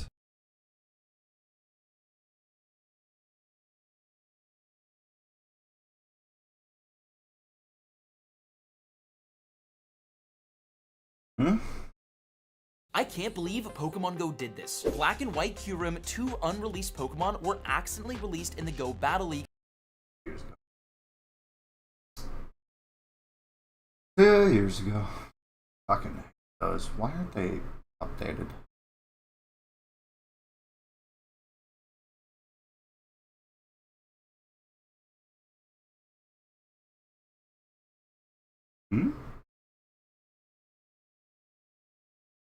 It's time for the pro to get every job delivered. Get it today, tomorrow, or scheduled for when you want it. Everything for the job, any day you need it. Are people actually playing Overwatch again? For only $12.99 at Domino's, carry out your cravings with a large 2-topping pizza. Peep Squeaks' new impression of you? What's that, bro? Oh. Give me a voice. Oh. It's not me, bro. Seinfeld? I don't do. I'm not gonna do. Why? Why can't I dance? We're in the cave. No one's watching. A party? It's a dance party. It sounds super TF Seinfeld. No, it's not. No. Symmetra? Why is he Symmetra? Log on to Deadlock. I'll cap you in that. I clear you. Deadlock? The only thing dead is my teammates. What's up with that? Sorry, new bit unlocked. Guys, that doesn't even sound like... Guys, it doesn't even sound like me. Let's be serious, yeah? It's not even close. This was after you clicked off the convo. What? Wait, I don't want to leave now. Maya, Wait, I thought you're... Maya, do you want to play together? To jump into a game with Super TF? No. I'd love... You and me. I'm always down to hang out, but I don't actually have a controller or console. You'd basically be playing a game with a voice in your ear. Still want to try it? How about I play with myself? I'm sure you're very good at that, but didn't you have a date with a gaming powerhouse? What does that mean? That's beautiful. That's beautiful. That was better than any and all Dead Slop content combined. Tim, one of these days you're gonna try Deadlock and you're gonna be like Danny DeVito and you're gonna be like, oh my god, I get it. I can't wait for the Lud Deadlock arc. I think he's playing with Connor Eats Pants at some point, isn't he? On stream? Unfortunately, wait, this is Tim's greatest fucking nightmare. Having to watch Lud play Deadlock on stream. I should end it there. Having to watch Lud. Just end it there, actually. Wait, what if I can convince him, Squeaks, and Foosley and Ray to do a game night with Deadlock and I guest star and we all play Deadlock? Thoughts? Comments? Concerns? The dude nobody invited? Hey. Listen, you know, sometimes you gotta extend your arm out there a little bit, you know? I think Squeak said he played a little bit off stream. He played Haze, I think he said. I don't know, I think I have a memory of him saying this. He played Paradox? Ah. Wait, he played Deadlock in his newest vid. Squeaks. Videos. I finally get why Metal Gear Solid is a classic. Wait a minute. I played this game. You guys remember that shit? Is it gaming challenge? We are going to decide things that I have to complete before the stream ends. If I don't do Overwatch! Deadlock!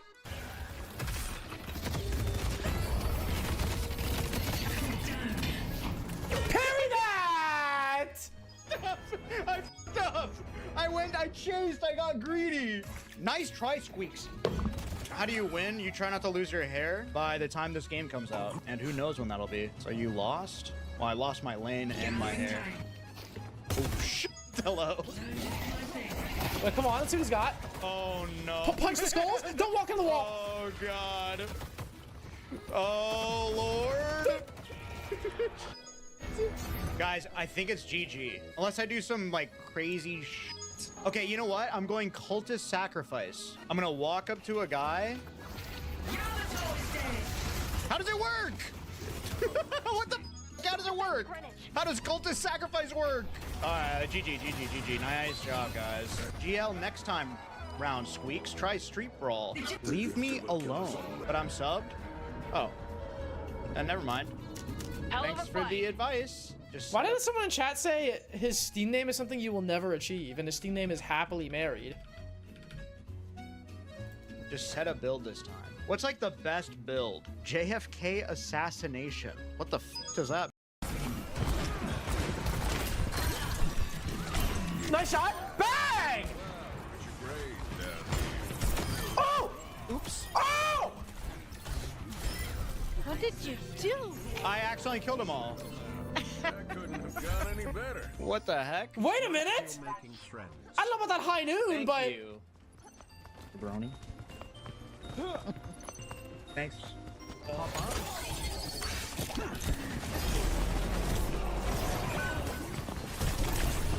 Oh, he would have shit on that Insight. Mizuki. Hurt. Oh, unlucky. Yeah, I'm new to the game. I have no idea what I'm doing. Are you sure you 3 years super Yeah, tissue. I'm relatively new. Lag, he's lagging. I can see it. He's lagging. I'm missing everything. Lag. Thanks It's just lag. For the heals, all good though. Or wait, They were I on meant like actually both thank you. sides. This is like. Don't stand this hero. Oh, sorry. What is that ult? That was crazy.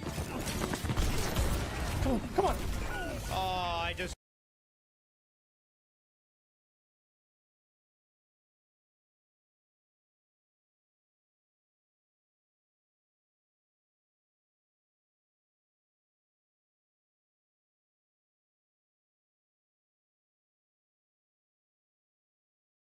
Oh, Gingy's still down? I'm pretty certain Gingy fell asleep at a keyboard.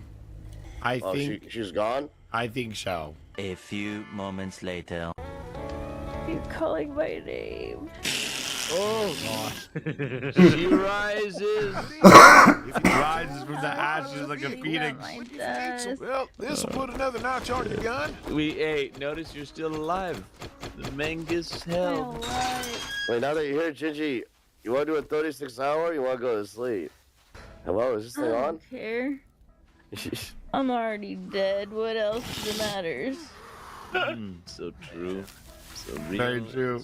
Good point. Good point. Oh, Gingy's still down?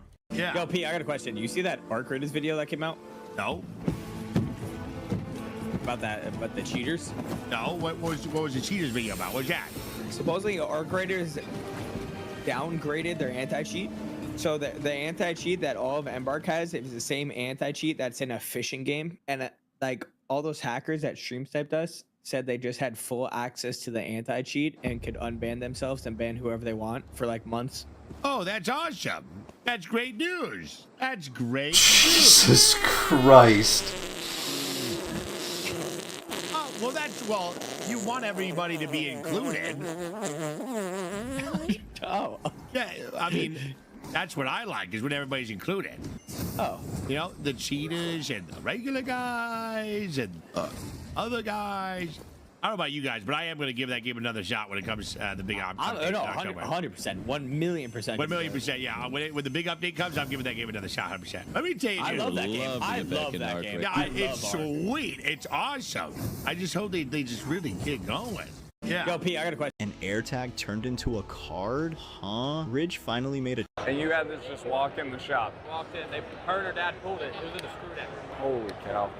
How'd you come up with that sticker? The 8 in April sold for $205 or something like that. So I think it's around a little less than 300 now, so I'm just pushing 7 at 250. Would you trade? I'd be looking for mainly cash, but I'd be looking, I could take some in. I unscrewed it, brought it here, dropped off PSA yesterday. What do I have to wire you for this? 200. The card hardly ever pops up, I get it. But this is one of the lower grades. So the PSA 8 does matter. I can give you solid trade. You wouldn't trade? I mean, I would take some trade and then some if you want to do something like that. How much of it do you need to be cash? Half? 50 to 75 to trade, and then we'll do the rest cash. These are about the numbers you were talking about in trade-ish. So let's say we ran with these, right? You got to do your numbers too. So we're at 58.5 right there, which is exactly in the range of what you wanted to have as trade. How much cash are we talking about? Like 135-ish cash. I'd like to get down closer to where we have this trade, and then we're down towards closer to the mid ones, but what you took is essentially liquid. Are you sticking that away? You put it in the case? I will have it available, Yeah. I'll say that, but also it's the kind of card where I'm not gonna rush. Yeah. 58 in trade here, if I got you to 150 value, that's putting me into the card. Essentially, as far as we're concerned here, it's putting me into the card 150. So if the difference is cash, what does that come out to? I had your trade at 55, so we're not far off trade wise. So it would be 95 cash, essentially, the difference to get to 150. I would do those at 130, basically valuing that at 185. And I feel like that's where I'd have to be. I want to mend it, but I think we're going to have to meet somewhere. I really feel like at where it is, and you being the first guy I talked to, I feel like 130 in those is really where I'd have to be. What if I said I do 120 in those? Instead of 95, I do 105. That's the 160. 130, I feel like really where I gotta be. I'm proud of you. This is a hell of a negotiation on your part, by the way. Making you sweat a little bit? 120. I'll give you 50K cash, 70K wire, and those 6 in trade.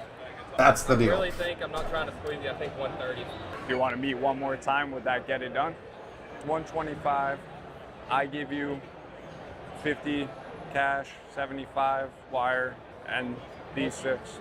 I'll do that if you do 60 cash, the rest wire. 60 cash, 65 wire, and these 6. These 6 cards. I'm proud of you, dude. That was a hell of a negotiation. Oh, man. That was good. You had this just walk in the shop. Samples today, guys? We're gonna take a blueberry. Just tried one. Holy fuck. Imagine finding that card. Ah.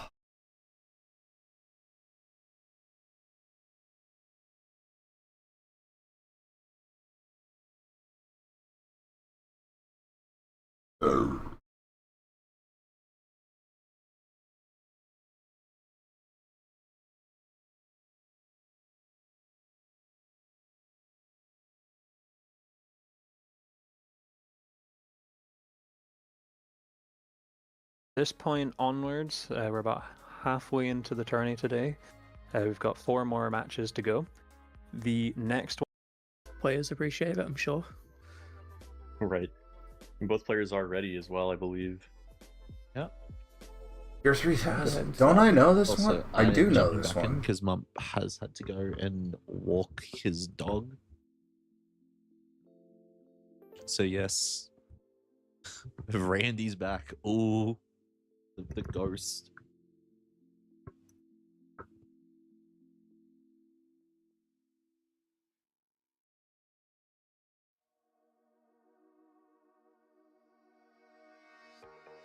We do have map 1 underway now. I was watching Michael practice while we were waiting for the ads to run, and he was I do know some this pretty map. solid times. We've seen a lot of fails at the end of the map that kind of hard flick both to the last ramp and from the last ramp. So we'll see how they handle that. Hmm. One of the runs last weekend, Big Mike... oh, Tripex instantly getting a run down there. Big Mike almost like finished a run last week that could have been, I think, rank 4 or 5. It was like less than 0.1 if he'd hit the end. Yeah. So we know he's capable of a very fast time on this. Yeah, the low end zone adds a lot of kind of invisible skill expression, I guess you'd say, because you need to snipe it so tight that even a little high, you're going to lose a lot of time falling into it, and obviously a little low, you fail. So absolutely. We did just get a new dono, it seems. Silverbit with $40 with a smiley Caffrey face. should That be does set the on. prize pool to 1, 2, 3, 4, 5. And Nice. 45 cents. Can someone donate 22 cents? Yo, who's I going don't know to if dig that's deep in their possible. pockets for 22 Yeah, I cents? think it has to be at least $1. I think it has to be more than $1, unfortunately. Okay, so All right, can screw it. Double or nothing. 2, 3, 4, 5, 6, 7, 8, I guess.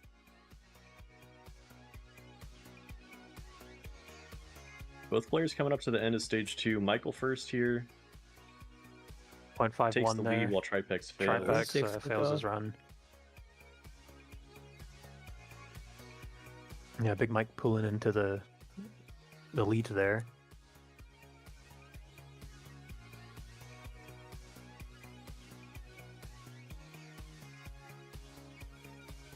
And this record by Ducky, a very new one, just from yesterday, I believe. And we talked about it before, but it does change the CPR that players may have been used to practicing against. I think Liquid took it a few days ago as well. Yeah, a couple of Yeah. days ago. It was originally Rudar's record. Just yet another map that's become victim of being in the map pool. So players hunt it enough to get the world record. This is one where I'd be surprised to see a world record on this map in tourney. It's one that's so I short agree. and precise that I think it's not really suited for players to hit a record on it in 10 minutes. And I do remember during the first couple maps, Tripex, that's taking the lead Tripex pulls there. back into the lead, yes. Yeah. Very close still, though. But I remember in week 1, we were seeing a lot of people going minus on stage 1. I don't see that happening anymore.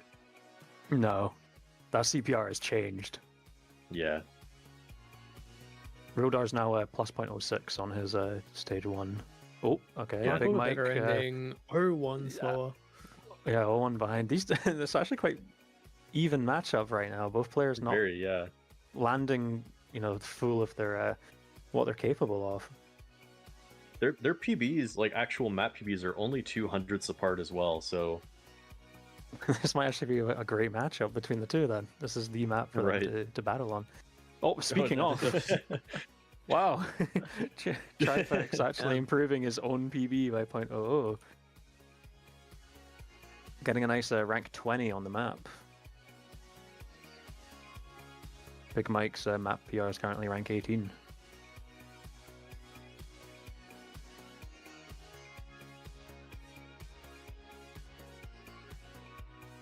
Yeah, and he did lose quite a bit of time on stage 2, but then had a very good end. So, still a good bit for him to be able to improve some more.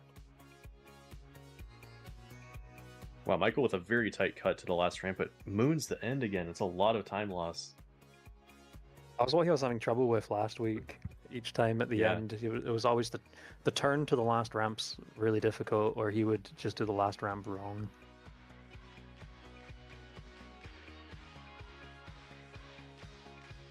And as you were saying, with the end zone being so low down, because it doesn't stick all the way up, trying to snipe it is just real tough. But that is one of the things where it's good that this is only a 27-second map, because you get a lot of attempts. Yeah.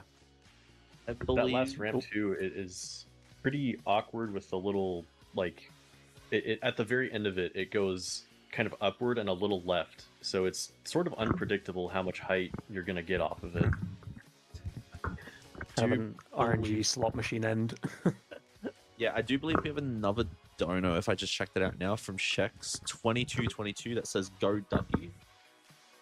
And that does bring our total to $12,367.67. If I see any 6-7 jokes, ban you. Please get banned. And all of chat is gone. Oh no. I don't think so, Itachi.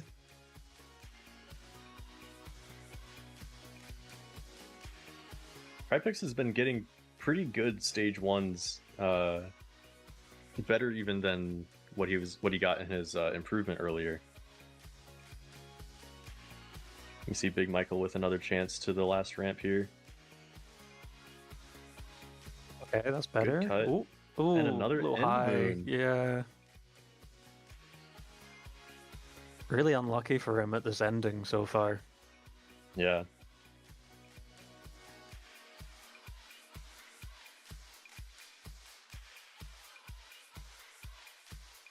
Hmm. And coming up on 3.5 or so minutes left. Tripex with a pretty good lead. He laid down that PB run a while ago. So pressure on Michael to lock in here in these final few minutes. And Tribex, when he PB'd as well, that's not just a good run. Oh, he's just PB'd on stage 1 on this current run that Tripex is on. Yeah, this is a not the very good best stage 1. there, but Yeah, down units, yeah, but still PBable. Yeah, he could still get something here. Oh, if he makes He's it. Okay. in. Oh, he good. went to the moon. He was flying to a different server. Maybe one of you could explain like the end zone on this, because we've seen a lot of players, particularly in like the first week, like fail to this like end zone. Yeah, it's just so the end zone. It's where when you touch the end zone, your timer stops. That's the time you set. The end zone, and it's invisible, but I think there's a command to show them maybe. But on this map specifically, the end zone is very close to the ground. So when they go up high, they go above it, and they have to fall into it. So ideally, they just go straight into it real low. If they go too high, it's just a big time loss that wouldn't happen on most maps.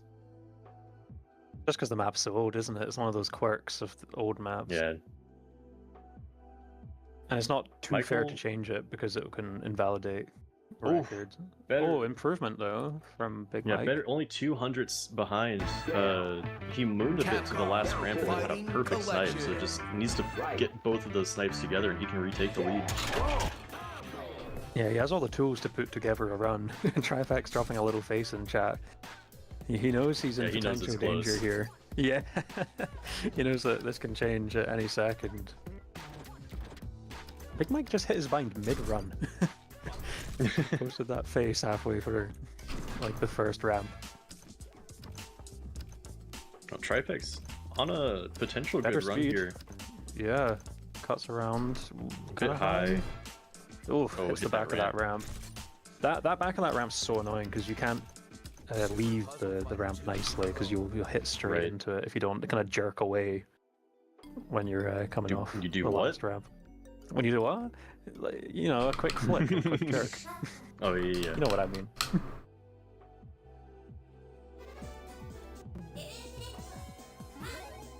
Final minute now. Tripex still with that lead, though it shrunk substantially with Michael's last improvement. Michael on a good stage 1 here. If he can just get back-to-back snipes, I make it sound so easy. Just do the really hard parts perfectly, then... If he just does the thing that he needs to do, yeah, he'll be fine. Big Mike coming into the end here. Oh! Oh no. No, Fuzzy do no, it. no, no. Oh, this is tense, man. This was a Big Mike's pick, right? Yeah, it was Big Michael's pick. Yep.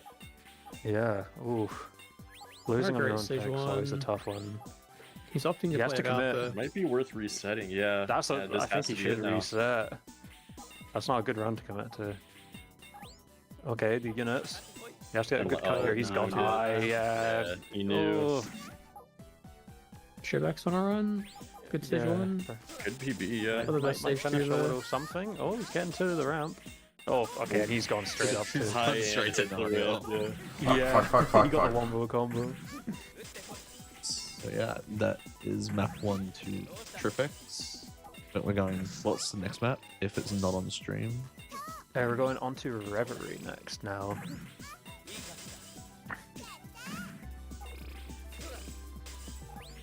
And Reverie was Trifex's pick, so he's definitely higher favored here to win the best of 3, unless Big Michael pulls out something quite impressive here. How long have I got no greens, man? We saw it happen with OK and Ducky earlier. Yeah. Where Ducky was favoured to do well, but didn't. So it's maybe not fully decided yet.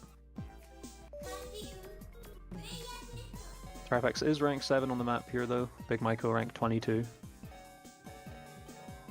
This is a map I wouldn't be surprised if Michael is a little better than his time lets on, but it could just be he doesn't like it or didn't play it much.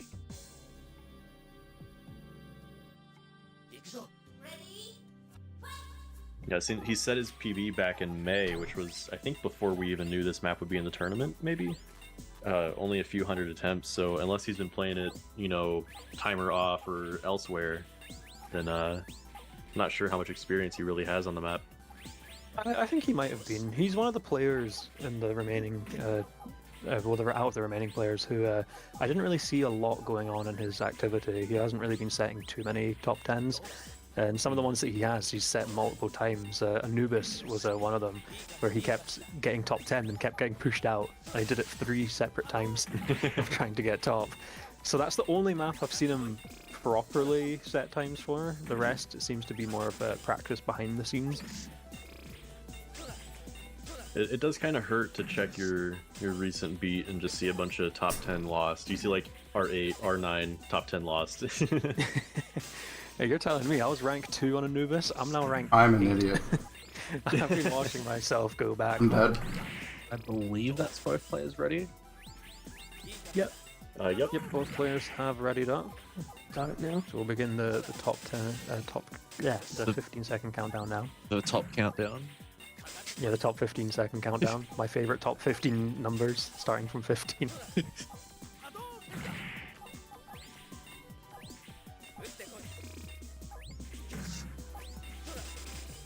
Sorry, it's a long day of talking. Yeah, it is. Map 2 is underway.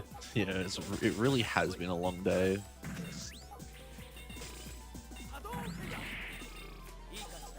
So as we were saying, favored towards Tripex here, but Big Maiko, good at smooth stuff. We can definitely see him pull something good out here. I'm getting so fucked.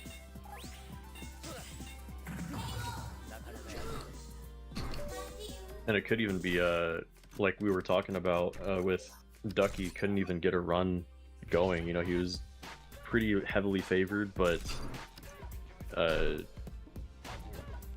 yeah, the pressure kind of got to him a little. Yeah. Yeah, especially when he was up against such a fierce competitor with OK there. Oh yeah. And now it's kind of the same things here with Tripex being ranked 7 on the map, and Big Michael trying to compete with that.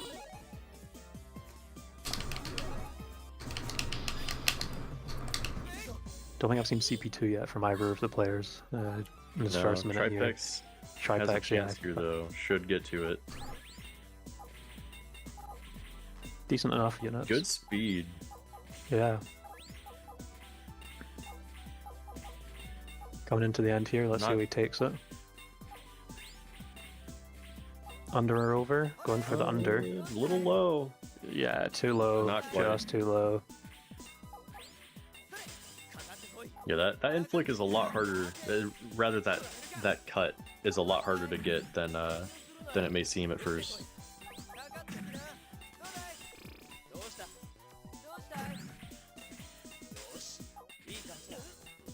You see Tripex coming down. Yeah, with another run. Better units this time as well. We did that just was have his warm up. A dono come in from Mump himself. $53. Spam this bicycle to help Big Bicycle. I don't know if that's like my 4 a.m. Big bicycle. Like butchering this, but that does. Ooh. That's a solid. That's a solid first time. But yeah, that does set the total to 12,420 and 67 cents. Oh my god. Mump's an insider. He's just done that on purpose. Like, regardless, like, this prize pool has been, like, insane. Like, I guess a little bit of, like, background context. I was like, you know, it would be funny if we got, like, 5,000. And we're sitting at, like, 12,400. I know Caf can also vouch for that. Like, you know, we'd be lucky to get 5k type deal. Yeah, well, I haven't done one in like a couple of years, and then with the mapping contest that went by, I thought everyone was like pretty generous with that, so didn't know what to expect, but you guys have outdone yourselves.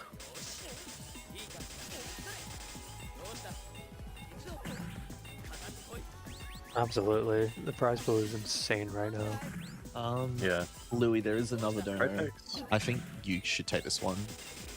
Oh yeah, let me see what we got here.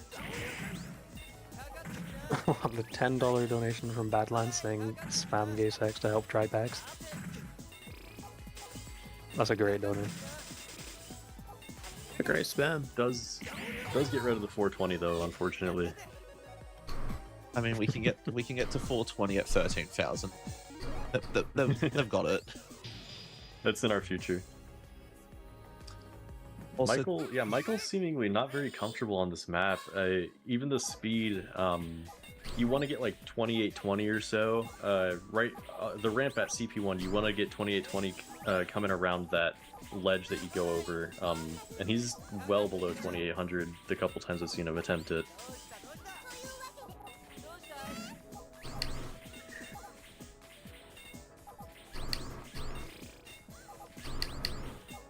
But with Tripex's end, he had to strafe a lot to make it, so still very much feasible for either player, including Michael, to take the lead. Tripex had to do quite a big detour around. I think we went straight to. Is coming up to the. Big Mike was ending. too low. Yeah. Way too low. He's not making that. Tripex though. Turn now.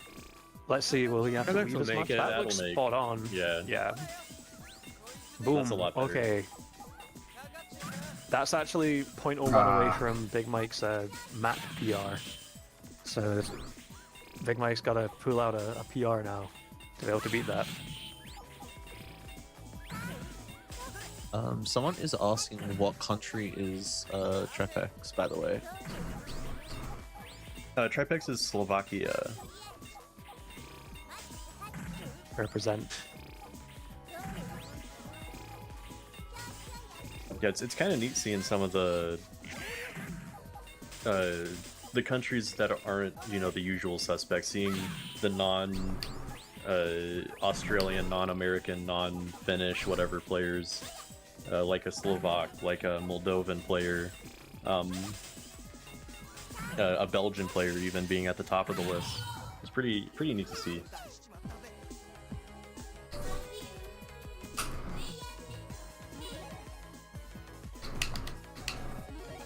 Has Big Michael landed a run yet? Not landed any. That fail right before the end was the closest he's gotten so far.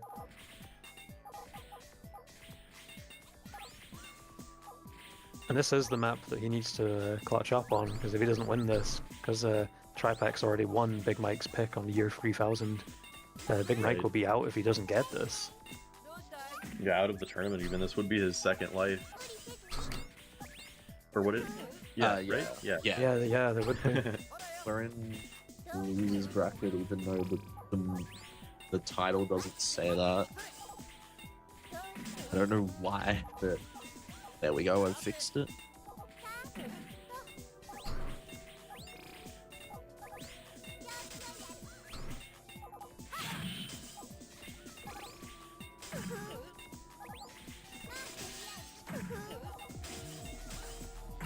So not too much happening just now. Oh, sorry. Right. I was gonna say, if you most of the just players- compare their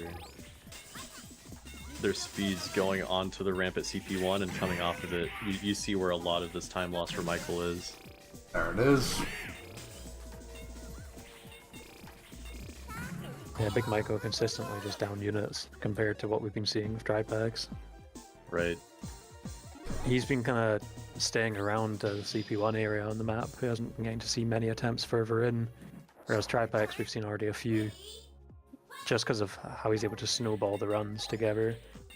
Yeah. But still, between the two players, nothing as consistent as what we were seeing in the Ducky OK match, where OK was just run after run. It felt like we were seeing the end zone more than we were seeing the start of the map.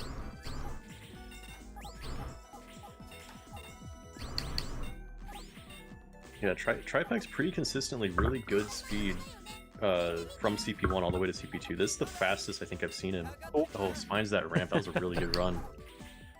Kind of an annoying ramp to board. You want to try and get the yeah. best board onto it.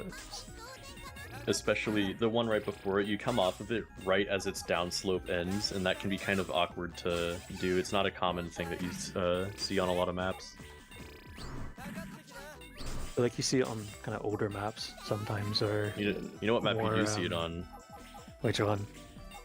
Surf Lux. I was just thinking you were going to mention that one. I know the exact turn you mean as well. Yeah. Tripex again, a little lower speed, but It's doesn't quite make that. CP1, but no. Probably because of the cut he did. We're getting closer to the last minute remaining, and Big Mike still no rundown, still kind of struggling in this early part with his units. Yeah, I think we are going to keep like all eyes on Big Michael. Like, I just want to honestly just see him get a run at this point. Like, I can't imagine. Just a little consolation run, Yeah, if you can get something. Like, We've got the got the people already saying that it's not coming home to England. In saying that, Tripex is on a pretty good run heading towards the end. Yeah. Maybe want to give him a spectate. He I has beat the Arthur to makes solidify it. it. Oh, Might just. Oh, it does make it. Wow. Oh, yeah. That's a really good run to finish on. That's a great end. Rank 11. Yeah, Michael's going to need to pull out something huge. Yeah, he's got to hit a life run if he wants to get this. He got to do the best run ever. Yeah. You can see, even off the third ramp, he's down 15 or so units. Tripex has a very good board on the third ramp that I don't know if it's a different approach that Michael's taking or if it's just not as good of a board, but just not as much speed that soon into the map makes it hard to catch up. He opts to reset. Time's about to be up just now, so I believe this run's going to be, the last one. Yeah, and down 20 units already. Yeah, already. Tripex just PB. Oh, wait, we did not see that. Tripex lands a quick little improve just to give a little extra jab into Mike's sides. I think that enters top 10. Michael's already too slow. Yeah, this isn't going to be it. His CP's already behind. Okay, this is If where... you get just a little complete. Nope. I was going to suggest like Michael just no Unlucky. clips there and just flies to the end. That is GG to Tripex. Knocking Big Mike out of the... Someone want to see if Big Mike wants to do an interview?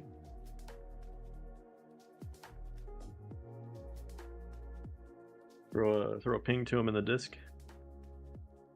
Yeah, look, I don't know if you caught this, but after I think it was the end of day 1 or something, we lost, like there was no more perfect brackets. What do you mean? Like, so I'll get some context. People had a couple weeks to put in like bracket predictions. By the end of day 1, there's no perfect predictions. Gotcha. By the end of day 1, there was no perfect predictions. I think Rota threw off a lot of people's predictions. Yeah, Rota and OK. I've seen so many of them. Yeah. Yeah. Both of the players that haven't practiced as much in the first matches. Yeah.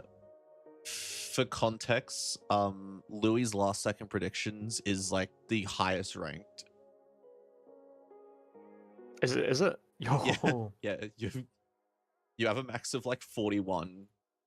Bro, I think I'm the GOAT. I've got the insider caster knowledge. But yeah, it does appear that Big Michael can't make an interview, sadly. So I think we're gonna get to setting up the next match, which is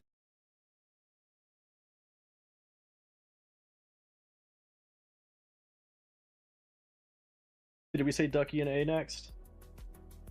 I believe so, yeah. All right. That'll be a pretty interesting matchup there. We did see Ducky with all the practicing he's done in the last week, got a pretty favorable pool and still had some issues against OK, pulled out the win. A, on the other hand, had a couple very impressive map showings against Mookie. So we'll see how much the practice versus peak kind of weighs in here, especially in a tourney setting. Yeah, and even a map that A just said himself he wasn't confident on, Nostromo, pulling out that win with a really solid time and looking really confident on it. This and Ducky obviously just kind of tearing through all the maps in the whole map pool. So very possibly a huge match here.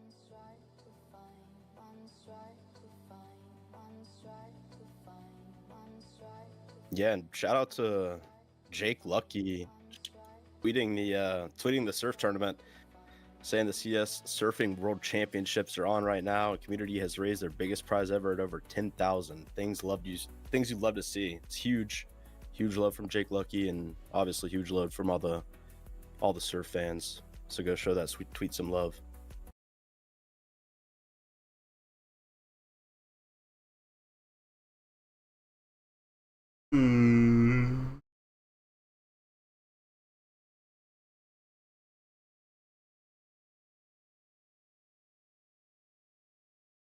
So about a month ago, we went to try the viral Akiwa's chopped cheese.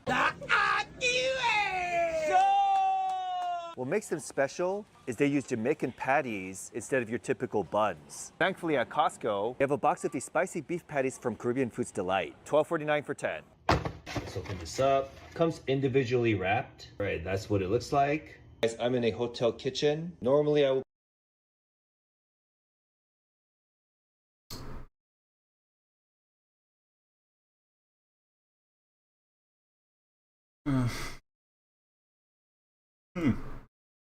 If you're in Canada and have over $10,000 This could be interesting. payday loans, credit cards, or lines of credit that you can't. Please welcome to the stage 4-time McDonald's Monopoly Instant winner, many kudos. Wow, thank you all so much for coming out tonight. It's with great pleasure that I am thrilled to be honored to share with you a clip from our upcoming video, The Many Scandals of E3. What's up, world? Can we skip this? I'm Travis Scott.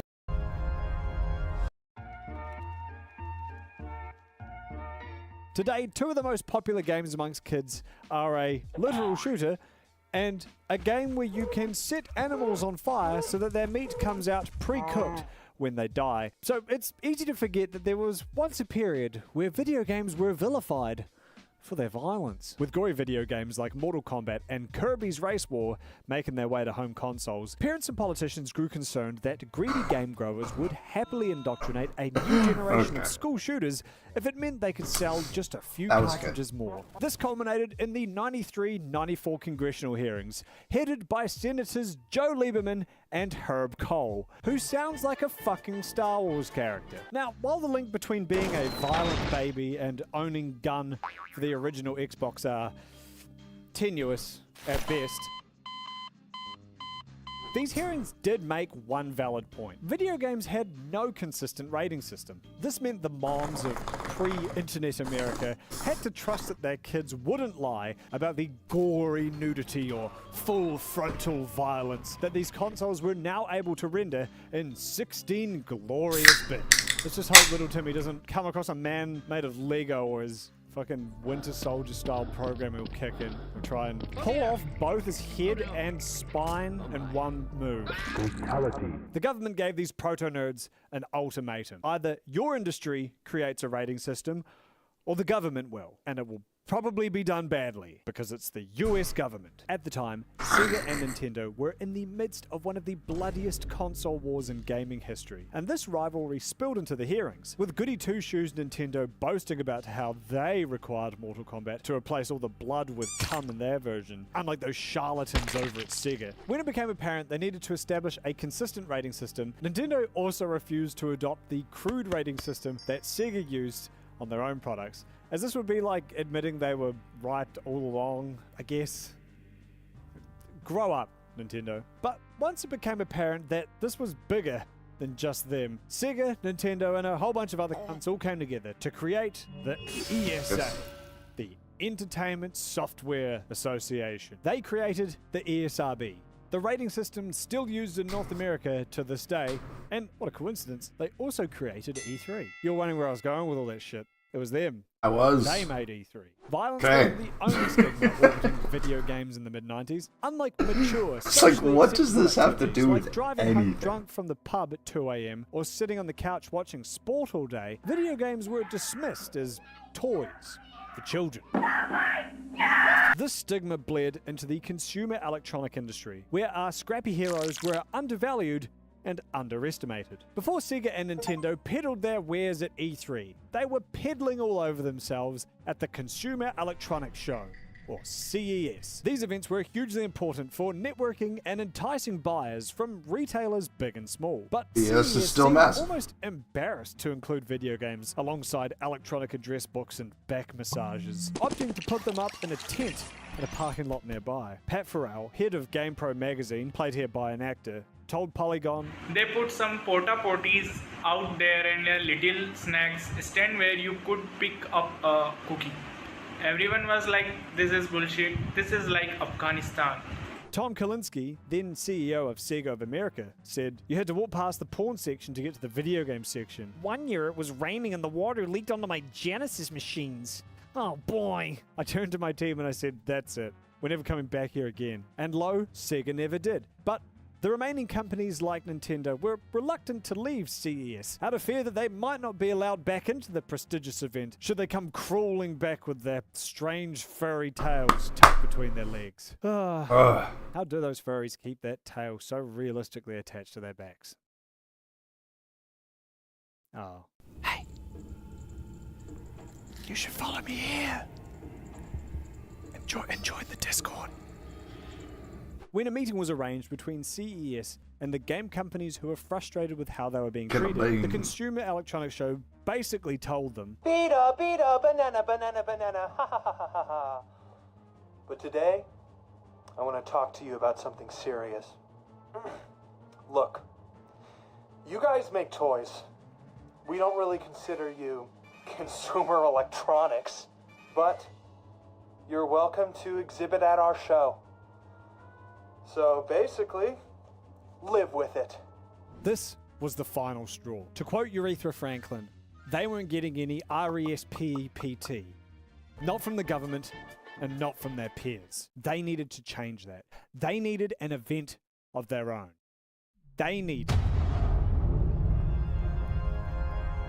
Yeah, not as impressive this time. I've been here for like 10 minutes now, so. It was time for pure corporate warfare. Once those consumer electronics fellas found out that the ESA had started their own event with blackjack video games and hooker video games, they suddenly changed their tune about gaming and organized their own video game exclusive consumer electronics show. While the game companies still weren't happy with the lack of respect from CES, Microsoft, Nintendo and others were unwilling to risk their spot at the Consumer Electronics Show to gamble on E3, the risky new convention. The Consumer Electronics Show's Gamer Convention was also booked months earlier than E3, which suited buyers better. So Pat Farrell, now heading up at E3, made a bold decision. They moved E3 to the exact same days. Now, everyone had to choose. They couldn't be at both. Through some aggressive PR, which proudly proclaimed every time a new company had been brought over to the dark side of E3, Paddy Farrell gradually managed to siphon more and more businesses away from CES. One day, he got a phone call from Gary Shapiro of CES, who simply said, "You win." Nintendo and Microsoft joined that same afternoon. Bitch! I see you over there. I see you wanted to equip my shirt. Yeah, I bet if we were in a neutral zone, you and me could PvP and you would try and steal it off me. Well, let me tell you, Buster, this shirt is bind on pickup. But I can tell you where you can get your own. FantasyDivision.online. We've got shirts. We've got one hat, okay? We made a tote bag for TCGs, okay? And a lock and a candle and some other stuff, okay? You go to FantasyDivision.com. You put the shirt in your cart, that has turbo neats calling each other slurs and decrepit backlit forum pages over which console has the better GPU or which one weighs the most. That's my big boy! Naturally, companies lean heavily into this at E3. From elaborate booths to their fancy, well-rehearsed press conferences, these brands love to put their money on display, all in an attempt to convince you which game or console you should spend the next 3 years screaming about on Twitter. You can see why. Time and time again, we've seen brands make or break their next console, all thanks to a successful or disastrous E3 conference. This precedent was set at the very first E3 in 1995 with Sony's legendary PS1 reveal. Hey, this first one might be a bit familiar if you've seen my video on the Red Ring of Death. At the same E3, Sega shocked all with the surprise reveal that the Sega Saturn, their newest planetiest console, would be available at retailers that day. We're at retail today in 1,800 Toys R Us. Hard to imagine for a company that today survives on making one good Sonic game every 10 years. But at the time, Sega were the big boys, swinging their plump chili dogs in everyone's faces. Meanwhile, Sony's big, beautiful beige brick, the PS1, was the scrappy underdog, vying for attention. And after explaining the PS1's tech and games and shit, PlayStation's US lead Steve Race waddled on stage for a brief presentation. He took to the stage, said $2.99, and then waddled off. The crowd went berserk, or as berserk as a bunch of game journalists in 1995 can get. $2.99 was the PlayStation's price, and it was a full $100 cheaper than the Sega Saturn, or around 200 Costco hot dogs in today's currency. Meanwhile, Sega's surprise early release tactic angered video game nerds who had bugger all launch titles to choose from, as well as retailers who weren't expecting it for another 4 months. I don't feel like I have to tell you how that one shook out. Mum, it was the PlayStation. They sold like 10 times more than the Sega Saturn. Funny then that Sony learned nothing from this. 11 years later, Kaz Hirai in his stupid pink shirt took to the stage at E3 2006 to announce the PlayStation 3 and its now infamous $499 price tag, which was $100 more than its rival, the Xbox 360. Now this was also mentioned in my Red Ring of Death video, but because that focused on the Xbox 360, I never mentioned why the PS3 cost so much. You see, Sony was fighting wars on multiple fronts. While the PlayStation was up against Microsoft and Nintendo's consoles, Sony's newly minted Blu-ray format was fighting the battle for disc media supremacy against Toshiba's HD DVD. That was the only way I got Were one, even I think. color-coded like game boxes with different exclusives depending on which studio backed which formats. In a particularly bold move, Sony decided to include a Blu-ray player in every PS3. Keep in mind, standalone Blu-ray players were going for $1,000 at the time. So getting one in your PS3 for only $100 more than the Xbox 360 made the PS3 a great deal. In theory. As good a deal as it was, most gamers wanted their game console to play games. So having to spend $100 more and wait a year later than the Xbox 360 set the PS3 off on a rocky start. And a fun twist, this ended up being the correct move, as integrating Blu-ray into the PS3 single-handedly helped Sony defeat Toshiba's HD DVD. Despite the console's turbulent start, the PS3 would go on to sell a whopping 87.4 million units and 0 games. That meant 87 million houses with a Blu-ray player, even if they didn't buy it for that reason. For comparison, 1 month before they cancelled the HD DVD player, Toshiba announced that they had sold under 1 million HD DVD players. Yikes! Can we get Toshiba cancelled on Twitter? Now, a Blu-ray player is actually quite useful, but it was still a vestigial addition for the home media crowd, which added nothing to the core gaming experience while massively inflating the price. Wow! I wonder who could have done something like...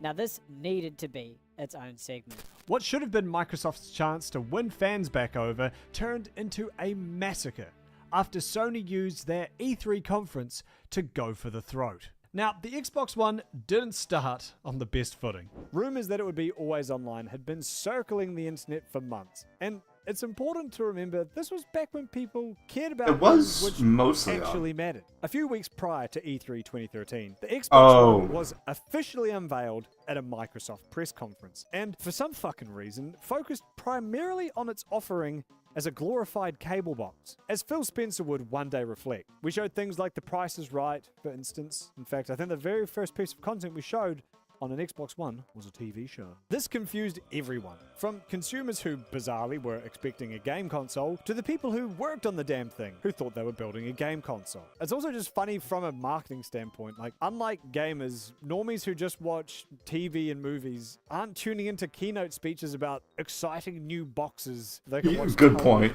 Especially when that box is the sequel to a video game console. Hey, get this off the fucking screen, man! The dreaded always online function turned out to be mostly true, with these fucking scumbags trying to corporate speak their way into convincing you that it's actually freaking awesome to have to log your Xbox in once every 24 hours or lose access to the single player games you paid for. This is bad for a number of reasons, but even if you have a flawless internet connection, it's still a greedy, restrictive policy that punishes gamers in order to prop up a bunch of other awful anti-consumer features. All of this always online nonsense was supposedly to allow developers to create massive persistent worlds that evolve even when you're not playing, which is something PC gaming achieved with dial-up, as well as being able to access your digital library at your friend's house, which is something 3 people would have used. Gone are the simple days of buying a physical game and playing, trading, or selling it as you wish. In the proposed Xbox One Cyberpunk hell, your physical games are now just mysterious disc-shaped keys bound forever to your Microsoft account once placed inside the Xbox One's tight little slit. This convoluted announcement proudly boasts that anyone can play any games on your console, regardless of their relationship to you, which is how it's always worked. Of course, the real kicker is their policy on trading and selling games. A policy in which Microsoft has kindly allowed developers to choose whether or not their games can be traded or resold. So, just to reiterate, this would be Microsoft going to a company and saying, "Hey, do you want to make more money or less money?" Besides intentionally attacking the secondary market to prohibit third-party sales so Don Matrick can afford more first-class flights, this would have been dire news for game preservation, as well as like the way you expect purchasing an item to work. You will own nothing and be ambivalent about it. Finally, like the PlayStation had done 7 years ago, Microsoft had superglued an additional piece of technology onto every Xbox One, something that added nothing to the core gaming experience while inflating the console's price. The Kinect. You know, Microsoft's answer to the Wii's grandma-friendly money-printing motion controls. Not only did this jack up the price for a gimmick aimed at a casual audience, it was required to run the damn thing, even if you didn't own a single Kinect game. It is imperative that Microsoft have a camera and microphone in your living room 24/7, with a direct feed going to the digital panopticon in Bill Gates' office. So, people hated it. It's a nice reminder to the fucking ghouls in charge that at the end of the day, it's us that holds power, not them. And their blatant anti-consumerism would not go unpunished. In addition to a tidal wave of bad press and Angry Joe videos about the situation, there was a deluge of negative comments and cool 2013 memes mocking Microsoft's new, stupid home media hub. And of course, the console's name, which Microsoft hoped would be abbreviated to the monumentally lame The One, in the same way people say Xbone 360, ended up earning the nickname the Xbone. Still, this was nothing compared to what Sony did in response, or rather, didn't do. 3 weeks later, E3 2013. This was Microsoft's chance to win everyone back. While they managed to actually show off some video games for their video game console, they did little to address or clarify their stance on trading games or being always online, despite the deluge of criticism. When they did discuss it in interviews afterwards, it didn't exactly go to plan. You might have seen this insane quote from Xbox's Don Matrick, who looks like Martin Shkreli mixed with Adam Scott, where he says, "Fortunately, we have a product for people who aren't able to get some form of connectivity. It's called Xbox 360. Right. So stick with 360. That's your message. If you don't, It's funny, you can kind of see the exact moment he knows he fucked up. Like he'd sort of planned for this, but only realized how bad it sounded after it had already left his throat. Several hours after Microsoft's E3 presentation, Sony held their own to reveal the PS4. In a series of slides and speeches that were clearly added or tweaked to specifically call out the Xbox One, Sony announced to raucous applause, "As we make our leap into the next generation of gaming, we at Sony have decided to not do any of that shit. With no mandatory additions like the Kinect weighing it down, the PS4 was also able to undercut the Xbox One by a full $100, as the Xbox 360 had done to the PS3 just one generation ago. As a final fuck you, Sony bigwigs Adam Boyes and Shu Yoshida filmed a 20-second clip that, in contrast to Xbox's labyrinthian games ownership rules, showed just how simple it was to trade a PS4 game. This is how you share your games on PS4.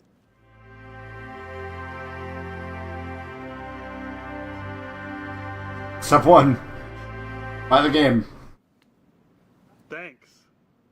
Now, keep in mind, this is before I forgot every about that. corporation decided to act like a sassy, somehow lamer version of Wendy's Twitter. So this casual, passive-aggressive, shitposty energy felt unique and refreshing, especially coming from the Japanese megacorp. While Microsoft felt out of touch with gamers, Sony seemed more in tune than ever, and this short clip was phenomenal guerrilla marketing. After a week of constant mockery from fans, rivals, and even the US military, Microsoft caved and reversed its always online policy and restrictive game licensing rules. They also removed the requirements for the Kinect to be plugged in for the console to function, but still included one in every box at launch, perhaps trying to force it into relevancy like Sony did with Blu-ray.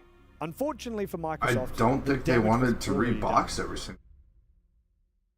Microsoft stopped publishing sales numbers about a year after the console's release, which probably says something in itself. But in 2023, they finally admitted that Sony had sold around twice as many PS4s as they had sold Xbox Ones. That disastrous console reveal really put such a sour taste in the mouth of the consumer that even today, 12 years since the Xbox One was revealed, Microsoft has never been able to recapture the massive dominance they held during the 360 era. Current Xbox head and sourpuss Phil Spencer believes that this was the worst generation to lose. This is the first generation where the big games that they're playing were games that were available last gen. When you think about Fortnite and Roblox and Minecraft, like the continuity from generation to generation is so strong. I see a lot of pundits out there that kind of want to go back to the time where we all had cartridges and discs and every new generation was a clean slate. There is no world where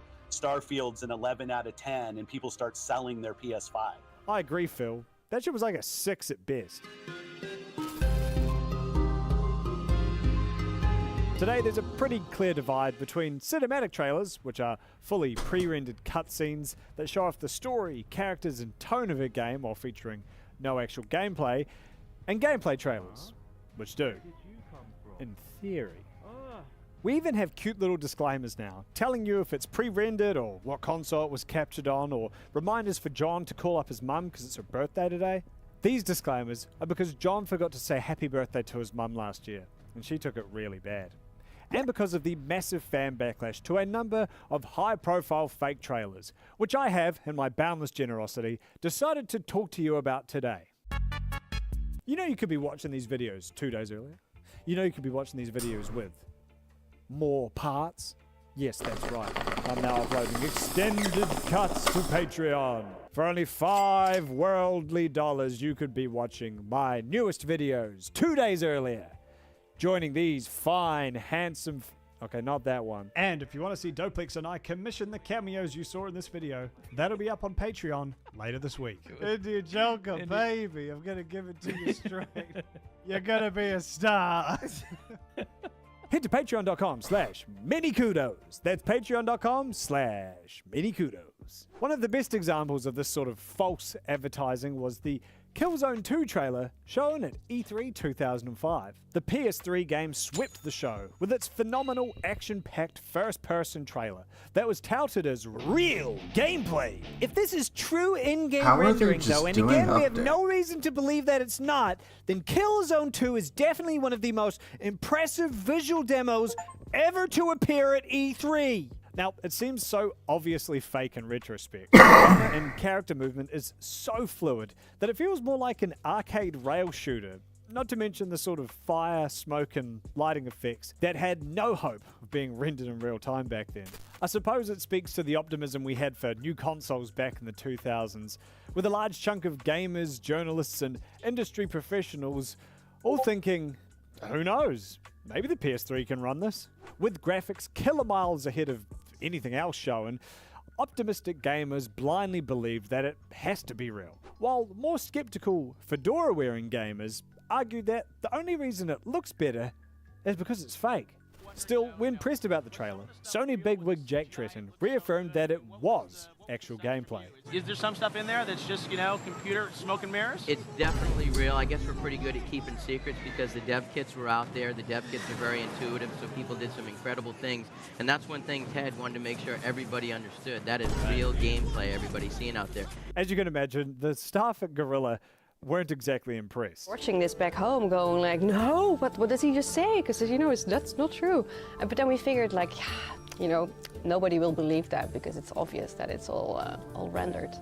And then we went online and lots of people actually did believe it. And then we were like, oh, this is not good. In interviews done since the event, several current and former Guerrilla Games staff revealed that the trailer was not only pre-rendered, it was only meant to be used internally as a benchmark to strive for, and would also be shown privately to select members of the press to give them a feel for the kind of game they hoped to make. Apparently, Sony was so impressed by the trailer that they chose to show it to the world instead, during their E3 2005 press conference. Still, the team took this in their stride, and used the hype as motivation to help them match the trailer's lofty vision. Killzone 2 were going to be the first video game in history to be named Killzone 2 on release.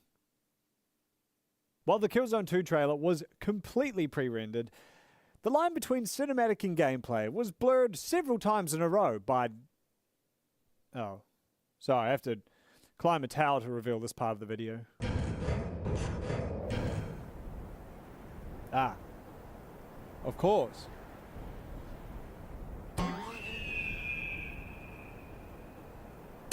For whatever reason, in the early to mid-2010s, Ubisoft's marketing team decided that their gameplay trailers should all lie in the most obnoxious way possible.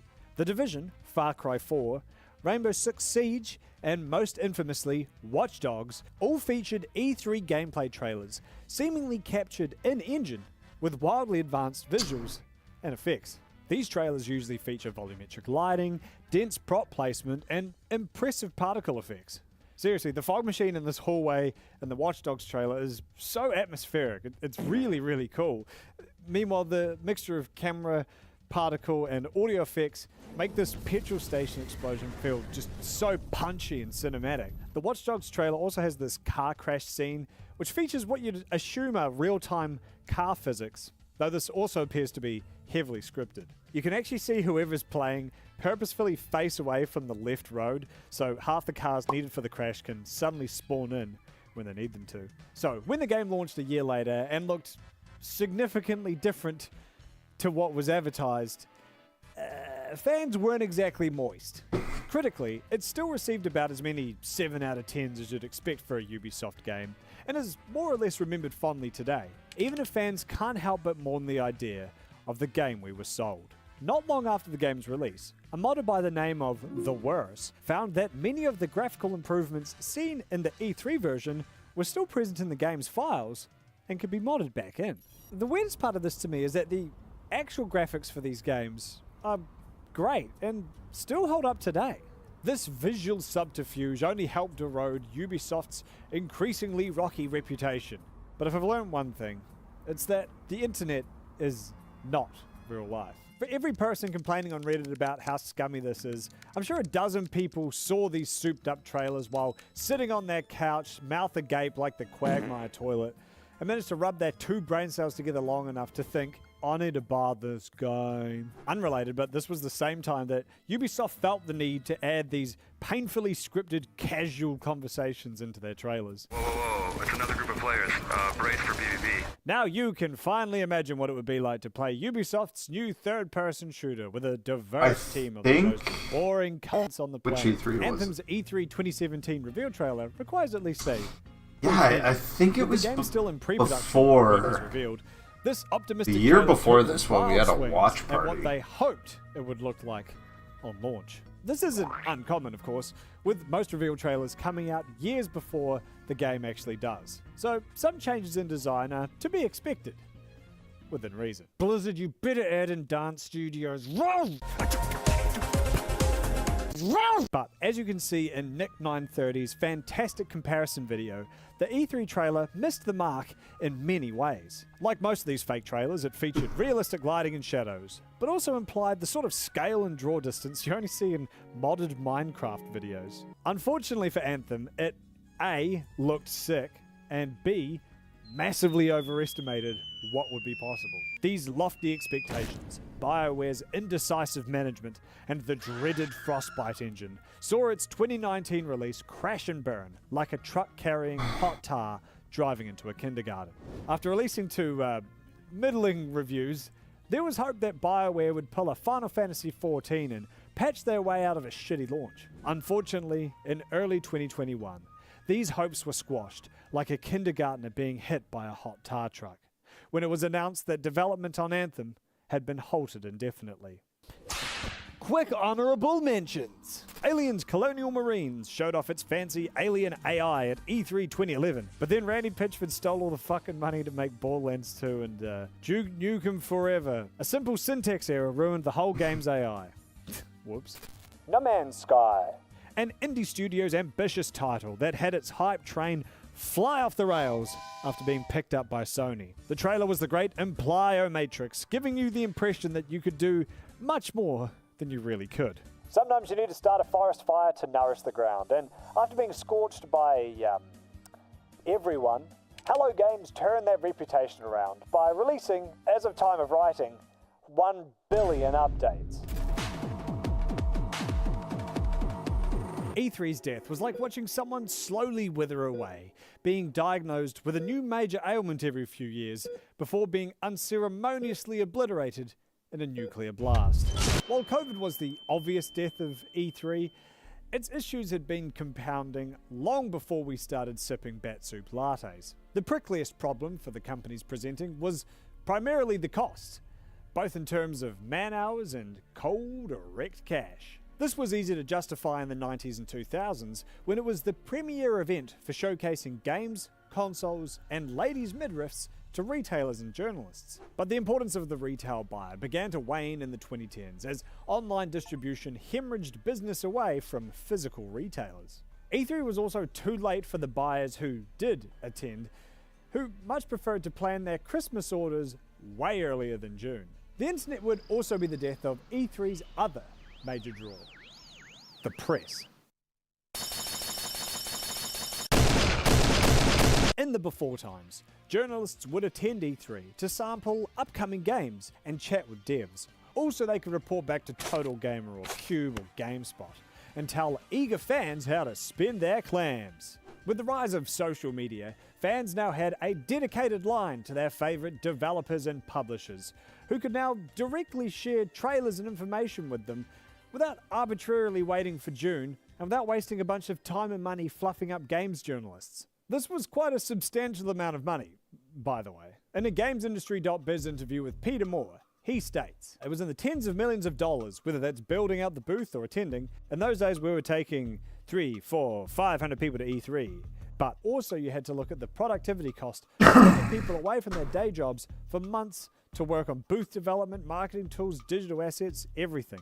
Still, cost wasn't the only factor. With the retail and journalism sides of the event quickly losing relevance, many companies like EA were keen to open the trade-only show to the public. After all, one random jack-off making a viral tweet about your game was starting to become more valuable than some games journalist's verbose article. This put them at odds with E3, who are unwilling to commit to a full-blown public convention, and for good reason. The way you plan a trade show for industry professionals who are paid to be there is vastly different from a convention for fans who paid to be there.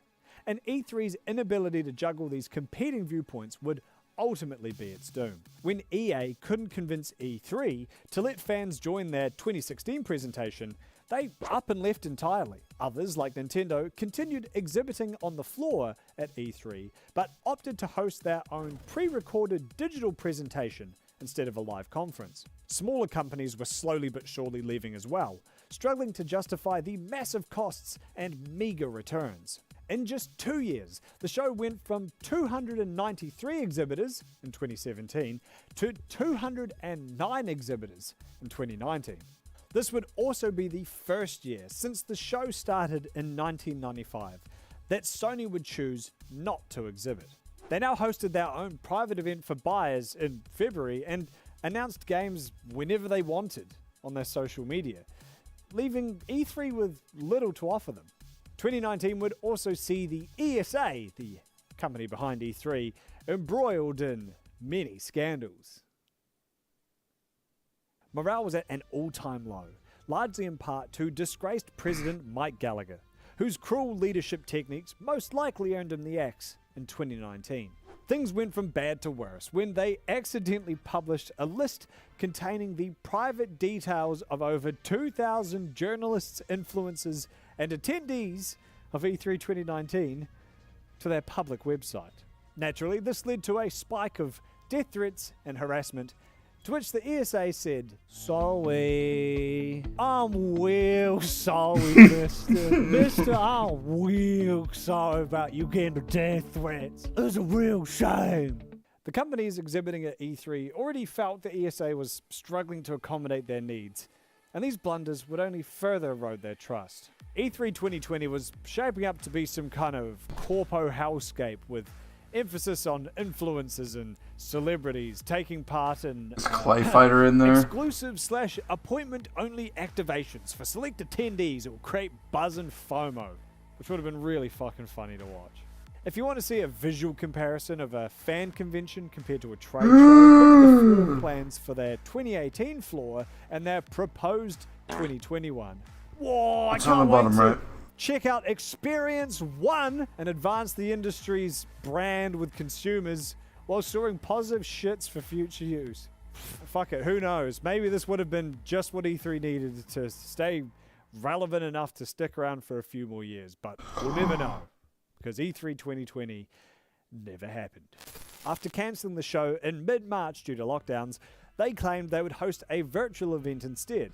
But with only 3 months to throw this together, and the world as a whole still unsure just where this whole COVID thing was going, they would ultimately bin this idea a month later. Of course, capitalism groans on no matter how many grandmas are getting turned into worms, and the companies that would have exhibited at E3 2020 still had shit to announce. Nintendo and Sony were already doing their major announcements digitally, and it wouldn't take long for everyone else to throw together their own.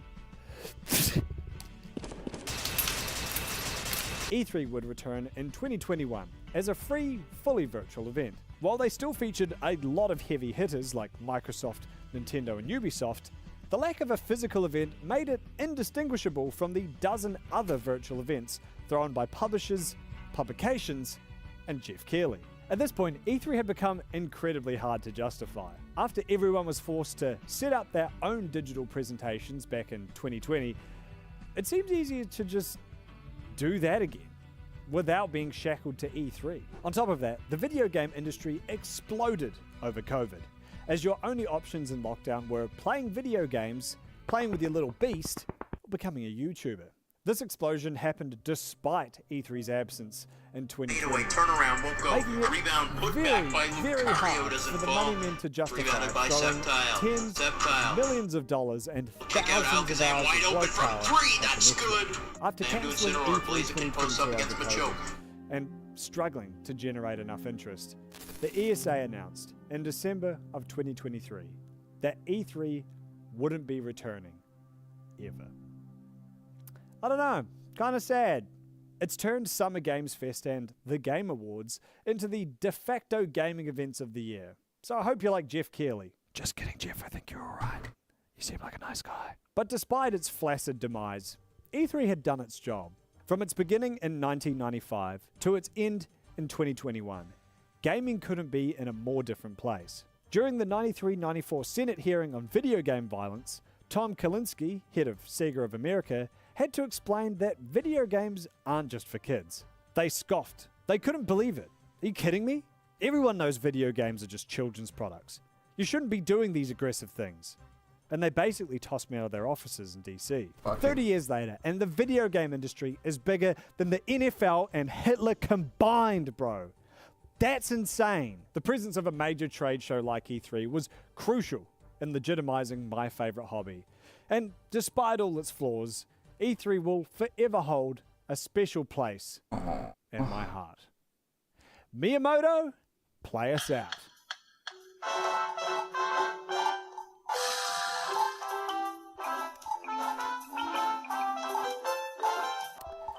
Okay, well, that was actually just the whole fucking video. Yeah. Well, guess you don't have to watch it anymore. True. Guess you don't have to buy it anymore. Buy what? Hey, thank you so much for watching all the way through. If you're Did I up to buy some- this? Uh-oh.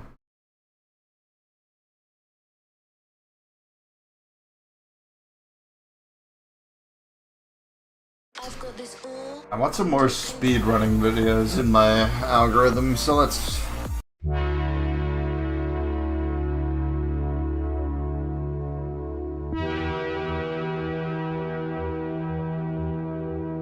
Fucking...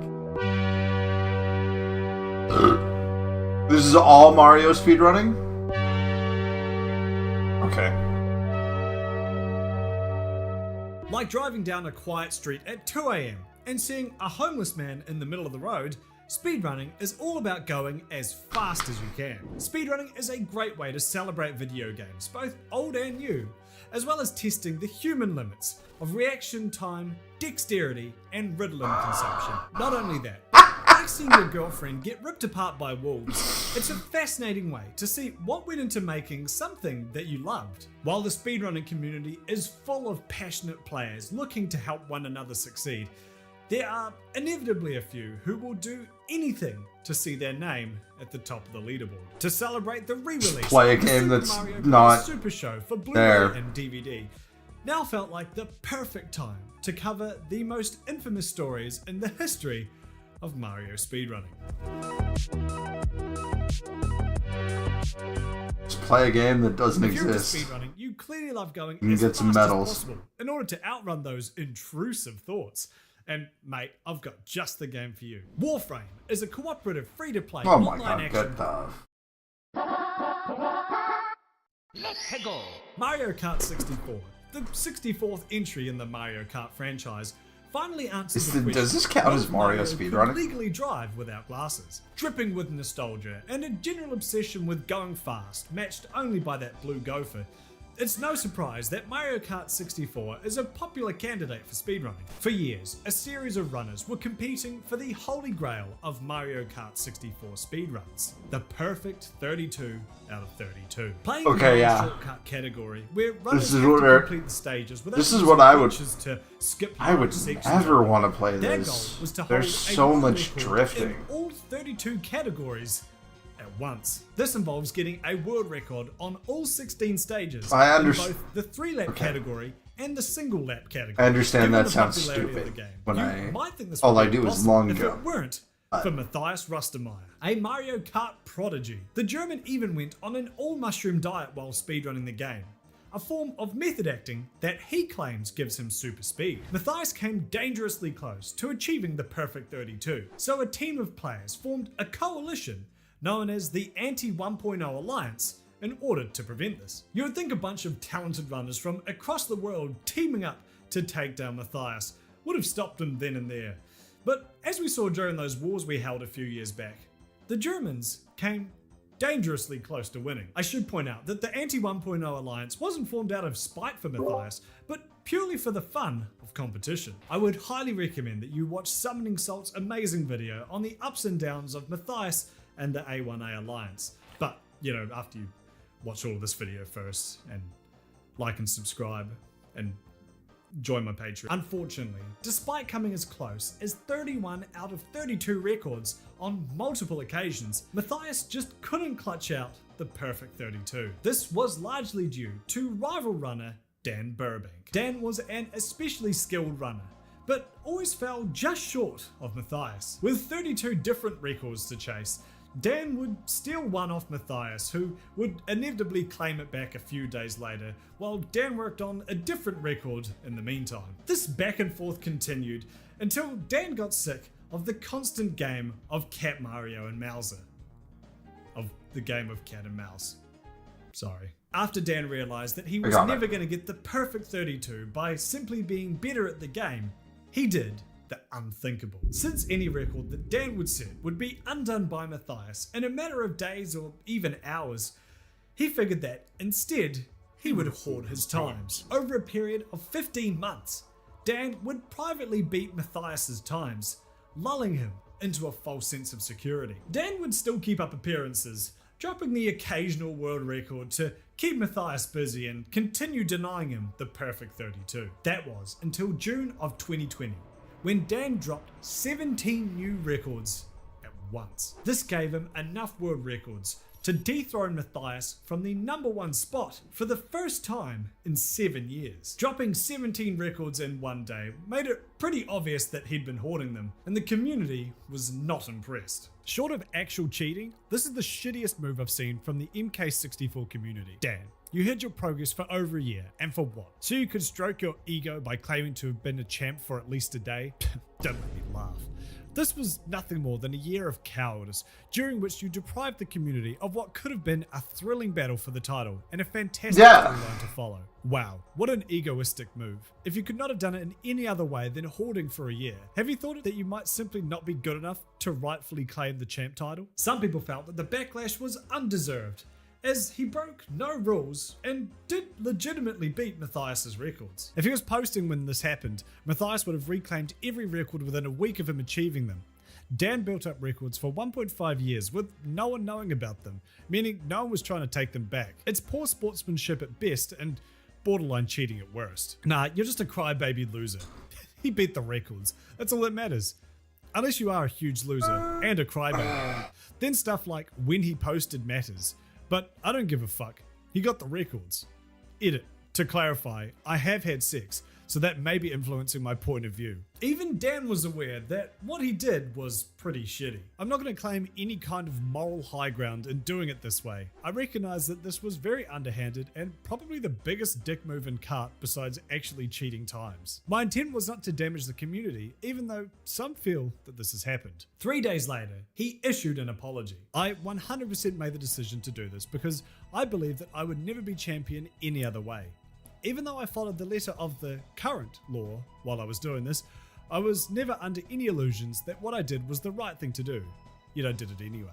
I don't think I honestly deserve the label of champion in a community that is founded on trust when I specifically used dishonest methods to achieve that label. While some accepted his apology, its close proximity to the incident in question did make some people doubt its legitimacy. Don't regret it, man. You had enough time to consider your actions and deliberately chose what you chose. It's what you wanted. You got what you wanted, so be happy about it. Your apology now, only a few days removed from your unhoard, proves you're not truly sorry about what you did. You wanted it, and you did it.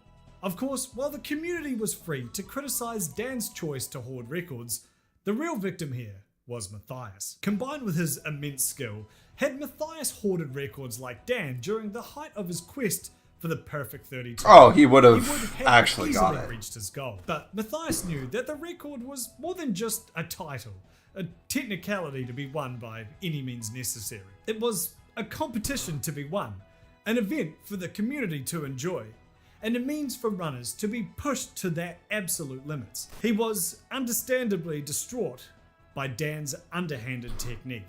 I always had big respect for Dan, even though our connection wasn't as strong as mine to some other people in the community, which is totally fine. That certainly dropped down to 0. I acknowledge the insane performance of driving so many overall world records in May/June or whenever they happened. And I mean the pure runs without context. As so many of you already said, and it feels good to have your support in this moment, the trust and honor Dan has sacrificed and completely lost in my opinion to reach his goal is ultimate and irreparable.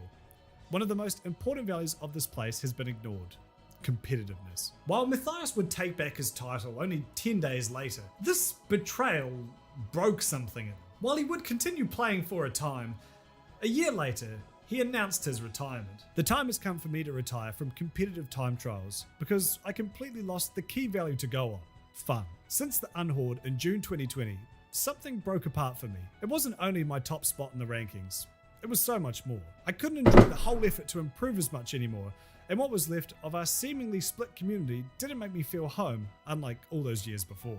Dan would go on to be the first runner to achieve the legendary perfect 32 out of 32. This feat, which just a year earlier would have been cause for massive celebration amongst the community, received Now no one cares. The community would eventually vote to ban the hoarding of top 10 record times.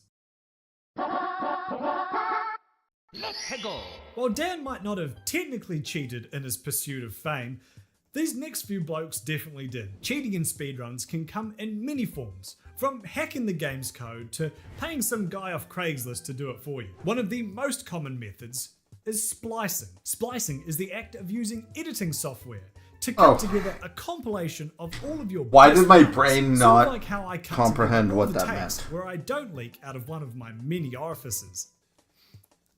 This is usually done in hard to notice places, like loading screens or other locations in the game where the screen might go black for a second, or parts where they think the judge might have fallen asleep while reviewing. This allows you to replace one section where you run badly, like after the Boston Marathon, with one part where you run good, like before the Boston Marathon. Yep, that's not making it in. There is still some skill involved here, as you have to run the game good enough to get the cuts to splice together. You know what? Of course, nobody wants to hear about the time you would have got a world record if you'd only played good at the other 90% of the game. A great example of a bloody splicer was Holy Moly 2207. Holy Moly held the Super Mario 64 16-star world record for 3 years between 2005 and 2008. Now, that's practically ancient history at this point, and nobody would have taken the time to go back and trawl through his old record if he'd just kept his mouth shut. In 2017, he commented on the video of the then world record holder, Cheese, saying, "Yeah baby, you can play like Taz. Very impressive. Back in 2004, I held the 16-star world record for several years. Holy moly." This weird humble brag piqued the interest of user Gothic Logic, who looked into Holy Moly's run. Suspicious of this relatively unknown character who had held such a prestigious record for such a long time, he decided to view this under a spectrogram. Despite sounding like an app for ghosts to post pictures of their boobies, a spectrogram is a visual representation of the spectrum of frequencies of a signal as it varies with time. Yep, that clears things up. While cutting two identical black screens together would be near impossible to notice, the audio accompanying them is not quite as forgiving. Even what might sound like complete silence to the human ear may have some low hum that a spectrogram can read. Upon reviewing Holy Moly 2207's run, Gothic Logic found a number of breaks and overlaps in the audio that would not be there in a normal playthrough, all occurring during loading screens. With the proof of his spliced run submitted, his record was struck from the history books and he was executed without trial. If he cheated better. So if he cheated Super Mario better, 64 was a sick experiment Would've to got see away. how few polygons they could render poor Mario in. This next game takes the Peach's cake by rendering him in just one. Paper Mario, the 999-year door, would be the scene of our next crime. And the criminal? Chibi. Now, Chibi's already is pretty that infamous just as one far as polygon? speed Is that how He that was the works? star of the delightfully painful "I would rather it if you'd be quiet" clip from Summer Games Done Quick, after he invites himself onto the couch while another runner attempts to play. So confirmed Santa's #1 helper is a squirrel. I would really prefer if you would be quiet. Finishing this video alone should qualify you for some form of world record, but Chibi's exploits extend beyond the mere crashing of couches. While streaming speedrunning attempts of Paper Mario, it was discovered that he was cheating in order to perform an incredibly difficult skip. One of his viewers, a Taz speedrunner named Malio, voiced his skepticism. Something didn't seem right about that. I am accusing you of cheating, so I will analyze this later and conclude with more information later. Confirming his suspicions, he posted a document that outed Chibi as using a hack that allows him to tweak his maximum jump height. After sending proof, Chibi acts dumb. Chibi, you can either fess up now or face the consequences later. Okay, you got me. The first time was legit, but I didn't want to fuck up the second one. This is also incorrect, thank you very much. Do not argue with me. I arguably know the most about this game because I have experience using an emulator and slowdown. I've collected frame data of every single jump height scenario, and I know that you can only land from the second jump without using a spin jump if your first jump has the max height. Yet you lost height on that first jump. So you were lying after admitting to lying, which is a further disrespect to me. I'm admitting it. They were both faked. Thank you. The internet naturally responded by sending pizzas to his house, which only managed to anger his mother live on stream. Give me just a second. What? You need to get off of it. 2 people now showed up. Passport pizza and For those keeping score at home, that marks 2 incredibly uncomfortable videos starring Chibi, which does actually qualify him for a world record.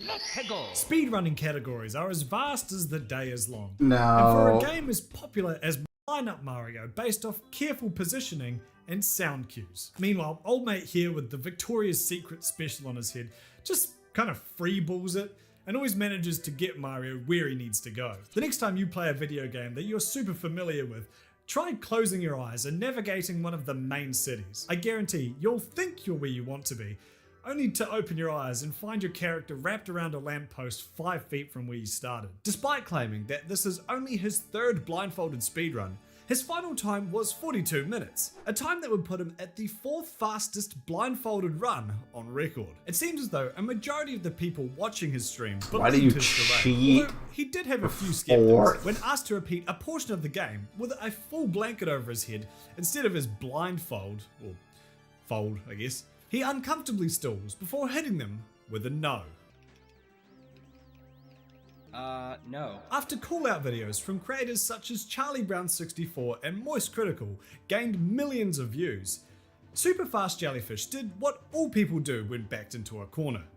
Claimed it was a joke. Now, I know I'm not really one to talk when it comes to being unfunny, but the run itself is painfully dry. Unless he's operating on some hyper-ironic Adult Swim at 3 AM vibe that you're just not stoned enough to understand, I think he might be lying. Mistakes and goofs where he clearly forgot that he's meant to be blindfolded are played off as though it's all part of the joke.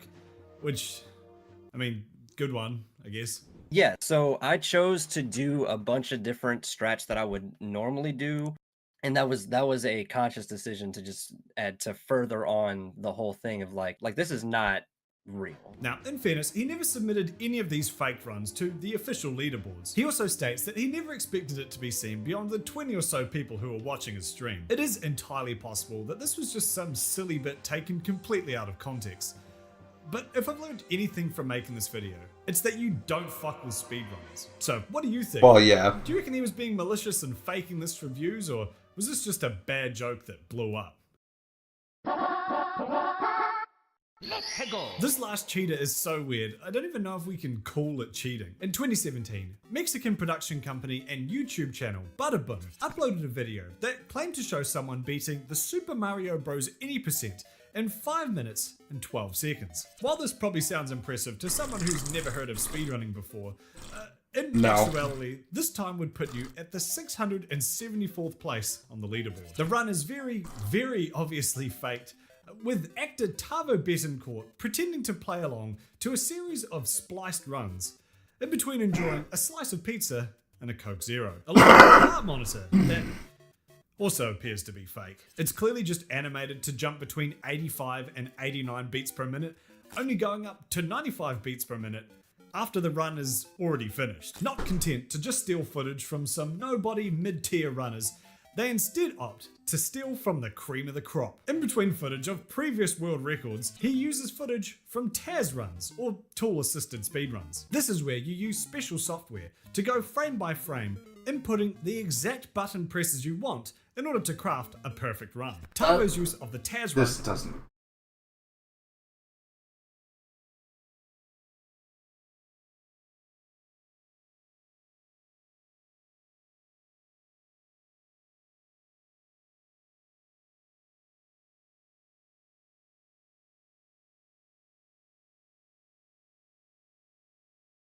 Pokemons. Hero Mighty Patch Original gently absorbs pimple gunk overnight. Hero. Pimple, meet your Mighty Patch. You pay what we pay. I get that there's RNG, but... In the world of Pokemon speedruns, cheating is quite rare. In fact, it's been an entire decade since an actual member of the community attempted such a disgraceful act. The few that have popped up outside of this range have usually been total newcomers that have no idea what they're doing and are just looking for some clout. But the thing about the cheater we're talking about today is that they went in it for the long haul, integrating themselves in the community at a very slow yet believable pace at first, before eventually pushing their way to the top by crafting fake runs over the course of 11 months. And the crazy thing is, this story doesn't just involve cheating. It also involves thousands of dollars on the line in the form of bounties for reaching certain speedrunning goals. Goals that were so ridiculous that the cheating became quite clear once they faked one of the most unrealistic achievements in Pokemon speedrunning that I've ever seen. So today, we'll be taking a look at the cheater Jodiwee's rise and fall, his response to this entire fiasco, and the aftermath following this situation. To become a world record contender in a Pokemon speedrun, an immense amount of knowledge, skill, and patience is required. Because while luck might be a massive factor in these games, what separates the pros from the noobs is how you handle every single good or bad situation, on top of how skillfully you can traverse the overworld. The cheater Jodiwee did not have any of these factors in check. And with everything we know today, it's quite clear that they had almost no patience for getting good at speedrunning Pokemon.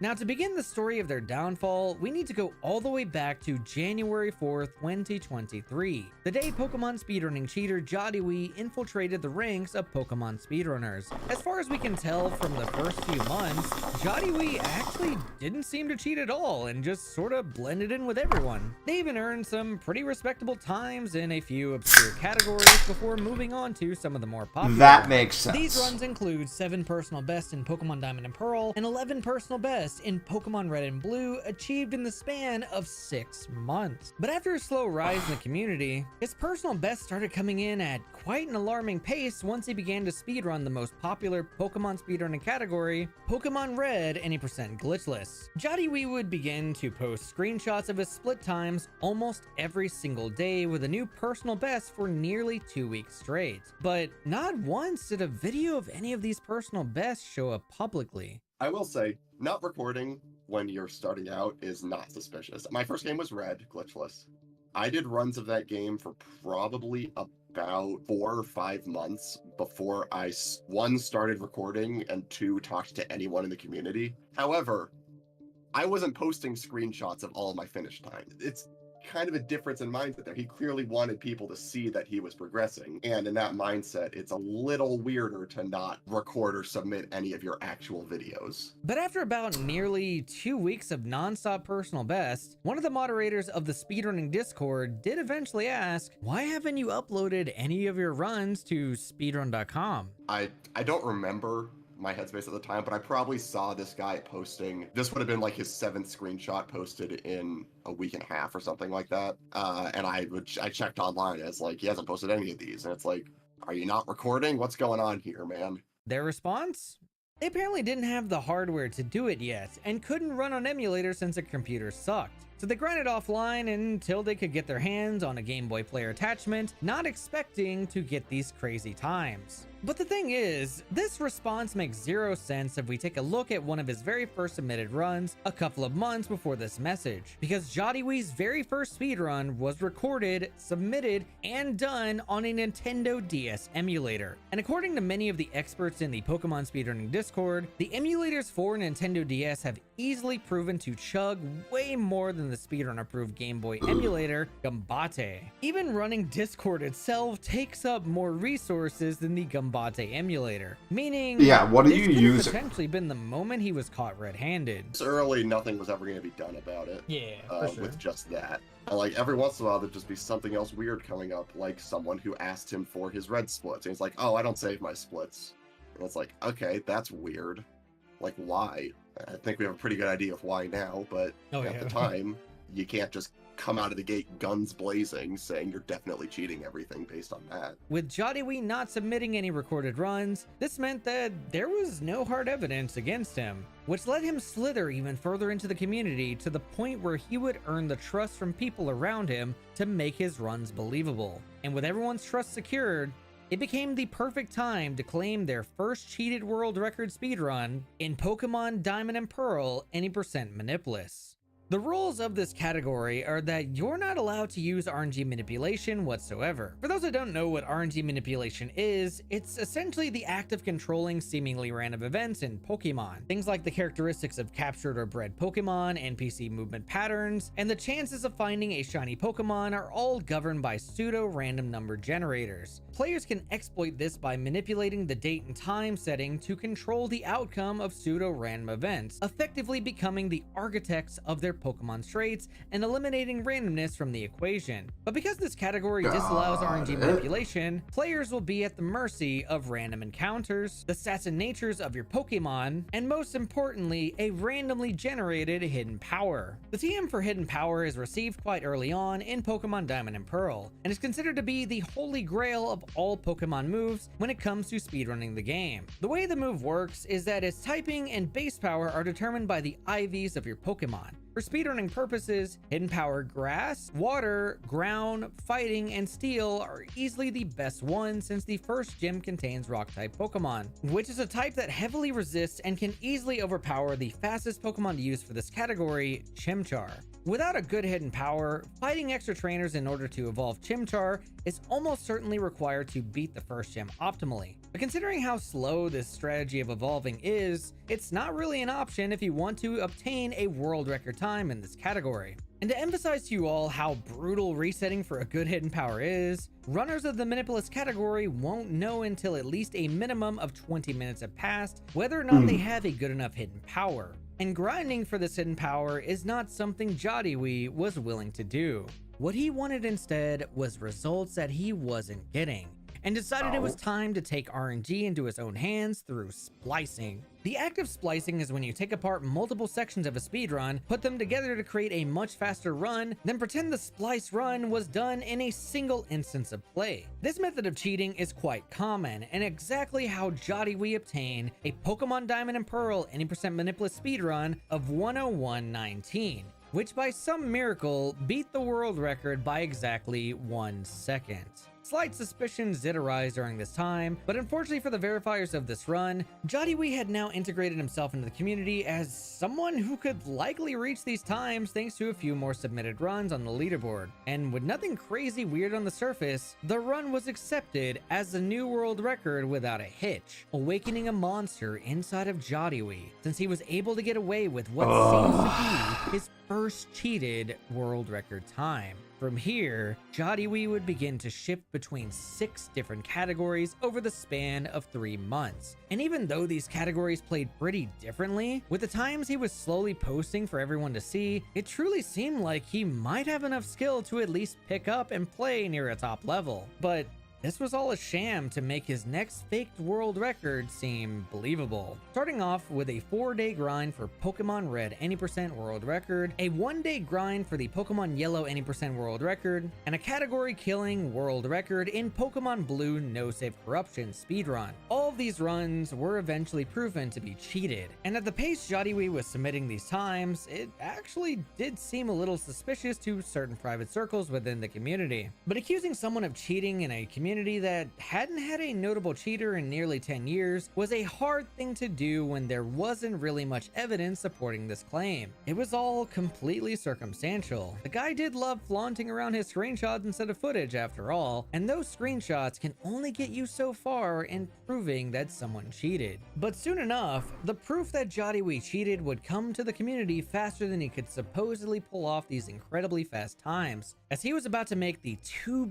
biggest mistakes that eventually got him caught. His first biggest mistake was trying to fake a top time in Pokemon Sapphire Any % Glitchless, When we take a look at the timeline between Jodiwee's last PB and the very first run he ever set in Pokemon Sapphire, you'd find out that Jodiwee was supposedly able to pull off a 2-hour personal best in only 4 days, earning him a spot in the top 10. This was shared with the community once again through another screenshot with no recording attached to it, and in order to dodge anyone from asking for proof of this time, he conveniently claimed that OBS had crashed in the middle of recording his run. But the proof for this specific personal best didn't actually matter, since we didn't have to wait long for him to produce an actual run for everyone to look through. Because not even 4 days later, Jodiwee posted a recording of a speedrun that put him in second place and was only about 5 seconds behind the world record. I found no fewer than 3 separate instances where he healed in very stupid situations, one of which right before Champ cost him world record. Side note, we're now pretty confident that the reason he healed there was because he was too fast in his splicing and he didn't want to get world record, so he had to heal to slow down enough to have it go under the radar. When he ran Sapphire, he did that on his DS. He loses about 8 seconds over the course of the run due to frame rate differences. And if you account for those 8 seconds, his run was world record. This type of speedrun takes months of dedication to get good at, and even more skill to beat the world record. But even at the most basic level of speedrunning Sapphire, one of the very first things a speedrunner will learn is you need to walk up to and talk to your mom before you leave town. He just walks straight up and his mom goes and talks to him, and that's not only slower, he had gained an extra 7 steps by talking to mom. With the way Sapphire and step counter works, every time you make a mistaken step, it can affect how the Wingle Manip will come out when you do it. You claim to have 1,100 attempts. It's like, okay, have you ever watched a run of this game before? You're like 6-7 minutes into the run and you don't know to talk to mom. I mean, I had never verified a run where someone had talked to mom, so I was confused. It's like starting up a game of Red, getting through the intro, and then not knowing in what corner the stairs are after doing 1,000 attempts. Like, it's unbelievable. There was no attempt to fix the step counter, and then he did his Wingle Manip. The corresponding NPC path he saw is not matching to any of the NPC paths that people are normally like trained to see if you practice Wingle Manip. The likelihood that someone was able to reach a second place time on the leaderboard without this knowledge is quite low, and made this run incredibly fishy. But even if Jodiwee could fake a successful manipulation through splicing, it was quite apparent that he couldn't pull off the pure skill required for all of the mock bike tricks that top runners would know. The way we do the run to bike manips in Sapphire, you have an 8-frame window if you're doing your movement perfectly in order to run to a certain tile, and then from that point within those 8 or 7 frames you have to mount your bike and then start your movement in order to pass safely. And in every single case within that run, he did not do it within the 7 or 8 frames. So the fact that not a single one was hit, and the fact that he wasn't caught or punished for any of them, that's not necessarily proof on its own. It's more just like wow, like what another level of luck that this run has, that he got lucky enough to not get caught on every single one of these spinners. But even with all this awful play and pretty good luck, the moderators still didn't have enough evidence to conclusively say that his runs were cheated quite yet, which unfortunately left verifiers no choice but to accept his Sapphire run onto the leaderboard. I would just think about if the roles were reversed, the worst thing I could feel is if someone accused me of cheating when I was doing everything legitimate. I didn't want to do that to someone else. And Jodiwee would go on to cheat again and again and again. But this time, he would take cheating to the next level by going after a bunch of goal times that were tied to bounties. Bounties are essentially a reward of some kind given to community members when they reach certain speedrunning goals. For context, in this situation, there was a bounty set at $2,500 for having the Pokemon Red Manipless world record by the date of February, which, as you may have guessed, he managed to cheat together a time good enough to do this only 4 days after getting his top 2 time in Pokemon Sapphire. The interesting thing about this situation is he actually reached out to the person who set up these bounties a day before his Sapphire run went public. asking them if the runs for these bounties could be performed offline in order to plan out even more splice runs. The even worse part about the bounty for the Pokemon Red Manipulus category is that it had already been claimed by PokeGuy early this year, which could have stolen his opportunity to claim the money if no one else achieved this by February. But Jodiwee didn't care and would post the time to the leaderboards, have it get verified, then move on to the most ridiculous bounty and speedrun times that he could have gone for. At this point, you could tell that Jodiwee was incredibly full of himself, because not only did he fake a sub 1 hour Pokemon Diamond and Pearl Manipulus speedrun during a race with other people, but he then had the bright idea to break the hardest world record in Pokemon speedrunning history that was tied to a $6,000 bounty, the 143 in Pokemon Red 80%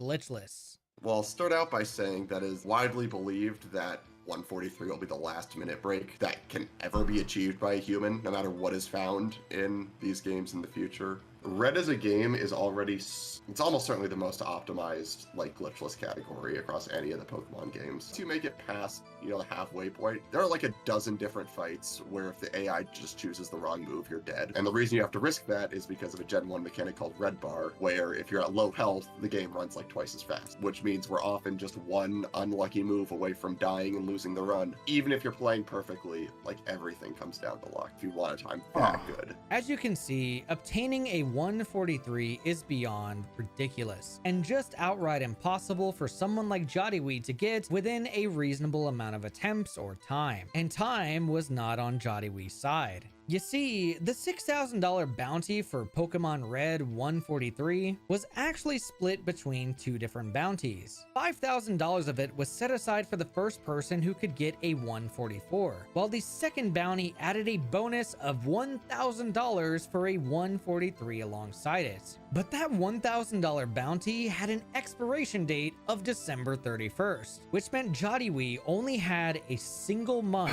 to get what many believe to be the final minute barrier in the oldest, most popular, and optimized Pokemon speedrunning category to ever exist. And by some Christmas miracle, he had done it live on his Twitch channel on December 26, 2023. This totaled up to about 6 world records, 4 personal bests within the top 5, and $8,500 in prize money in the span of 2 months. But this was the moment everything went downhill for Jodiwee. Because almost immediately as the 143 ended, a top runner and moderator of the speedrunning Discord, Wave Warrior, requested that he reset his run on the spot to prove whether or not it was a live run instead of a recording. But instead of providing potential proof, Jodiwee decided to do the most suspicious thing in the world and end his stream out of seemingly nowhere for posting what is now the biggest meme in Pokemon speedrunning history. A screenshot of his 143 splits with a message saying, "Getting lucky is not a crime." And in order to dodge any allegations, he responded saying that he didn't have his chat up during the run and wasn't able to see the request for a hard reset, which was then followed up by a crying emoji saying, "Now I'm sus." And even though he had already dug himself into a massive hole, Jodiwee went on to claim that he didn't have a mic, couldn't turn one on to prove that it was live, while being so busy celebrating alone that he didn't bother to ever pull up his chat. As soon as that run finished, there was legitimate reason to think that something was up.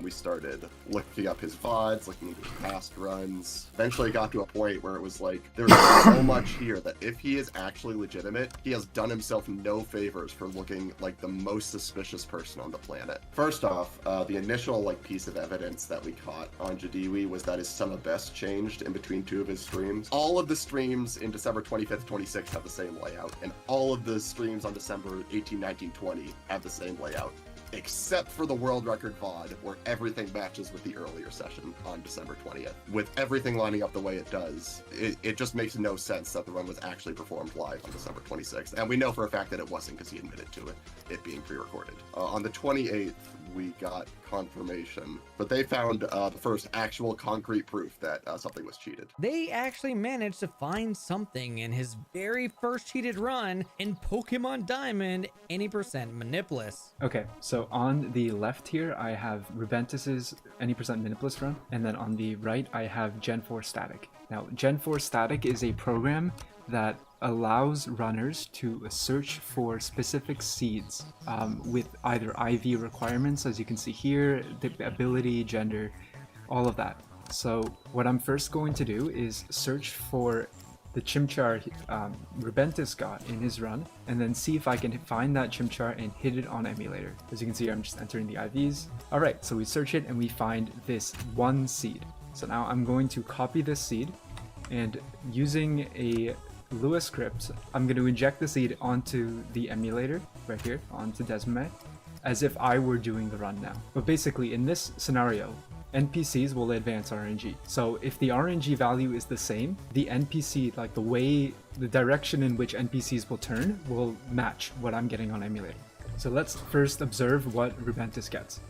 He gets up and then down, and that's it from the fat guy. So I'm going to inject the seed, and then let's see if we get a matching NPC result. Up and then down. Look at that. So I can also see what RNG frame his Chimchar is on. So right here, I can see that the Chimchar is on frame 88, and it has the exact same IVs as was seen at the end of the run. Now, let's do the exact same thing, the exact same searching process, but for Jedouy's run. So I'm gonna search with the exact same requirements. I'm gonna search, and there's nothing. Interesting.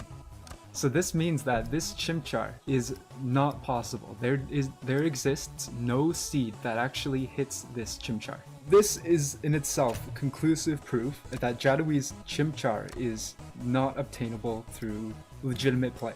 During this time, Jedoui had no idea that an investigation was going on, or that moderators were about to reach out to him about the evidence that they had found to see if he would come clean before banning him across all the Pokemon speedrunning servers. But before the moderators reached out, Jedoui officially announced he was retiring from Pokemon speedrunning forever the day after he got the 143. Stating that he had now done everything he'd ever wanted to do by surpassing all of his speedrunning heroes, as well as a story about his life before straight up getting banned across all servers.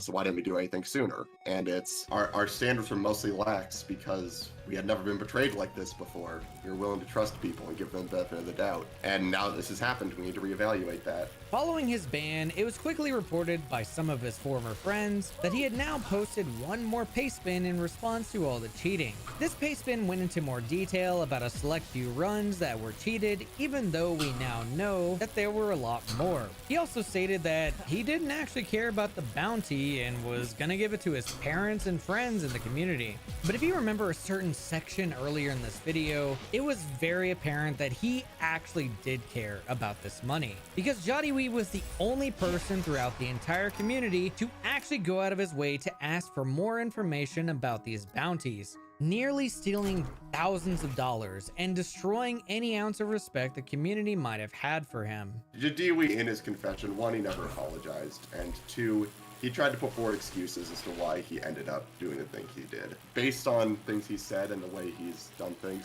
I don't think he was capable of not doing it. I think he had to go out on a bang, so to speak, by getting something that most of the community thought was impossible. Following the aftermath of the entire situation, Jedoui ended up being banned from speedrun.com, deleted all of his videos, and got rid of his YouTube and Twitch channel. And while he might not have provided much more insight on his cheating or even an apology in his paste spin, he at least managed to provide the community with some of the most hilarious meme-worthy quotes that will last the ages. There's even a t-shirt being made with his 143 quote to truly cement his legacy as a cheater. Thanks so much if you tuned in this far. Consider subscribing to the channel, and if you want to follow some truly skilled Pokemon speedrunners making an actual impact in the categories Jedoui cheated in, look no further than the description of this video. And many thanks to the folks on screen right now who made this video a possibility.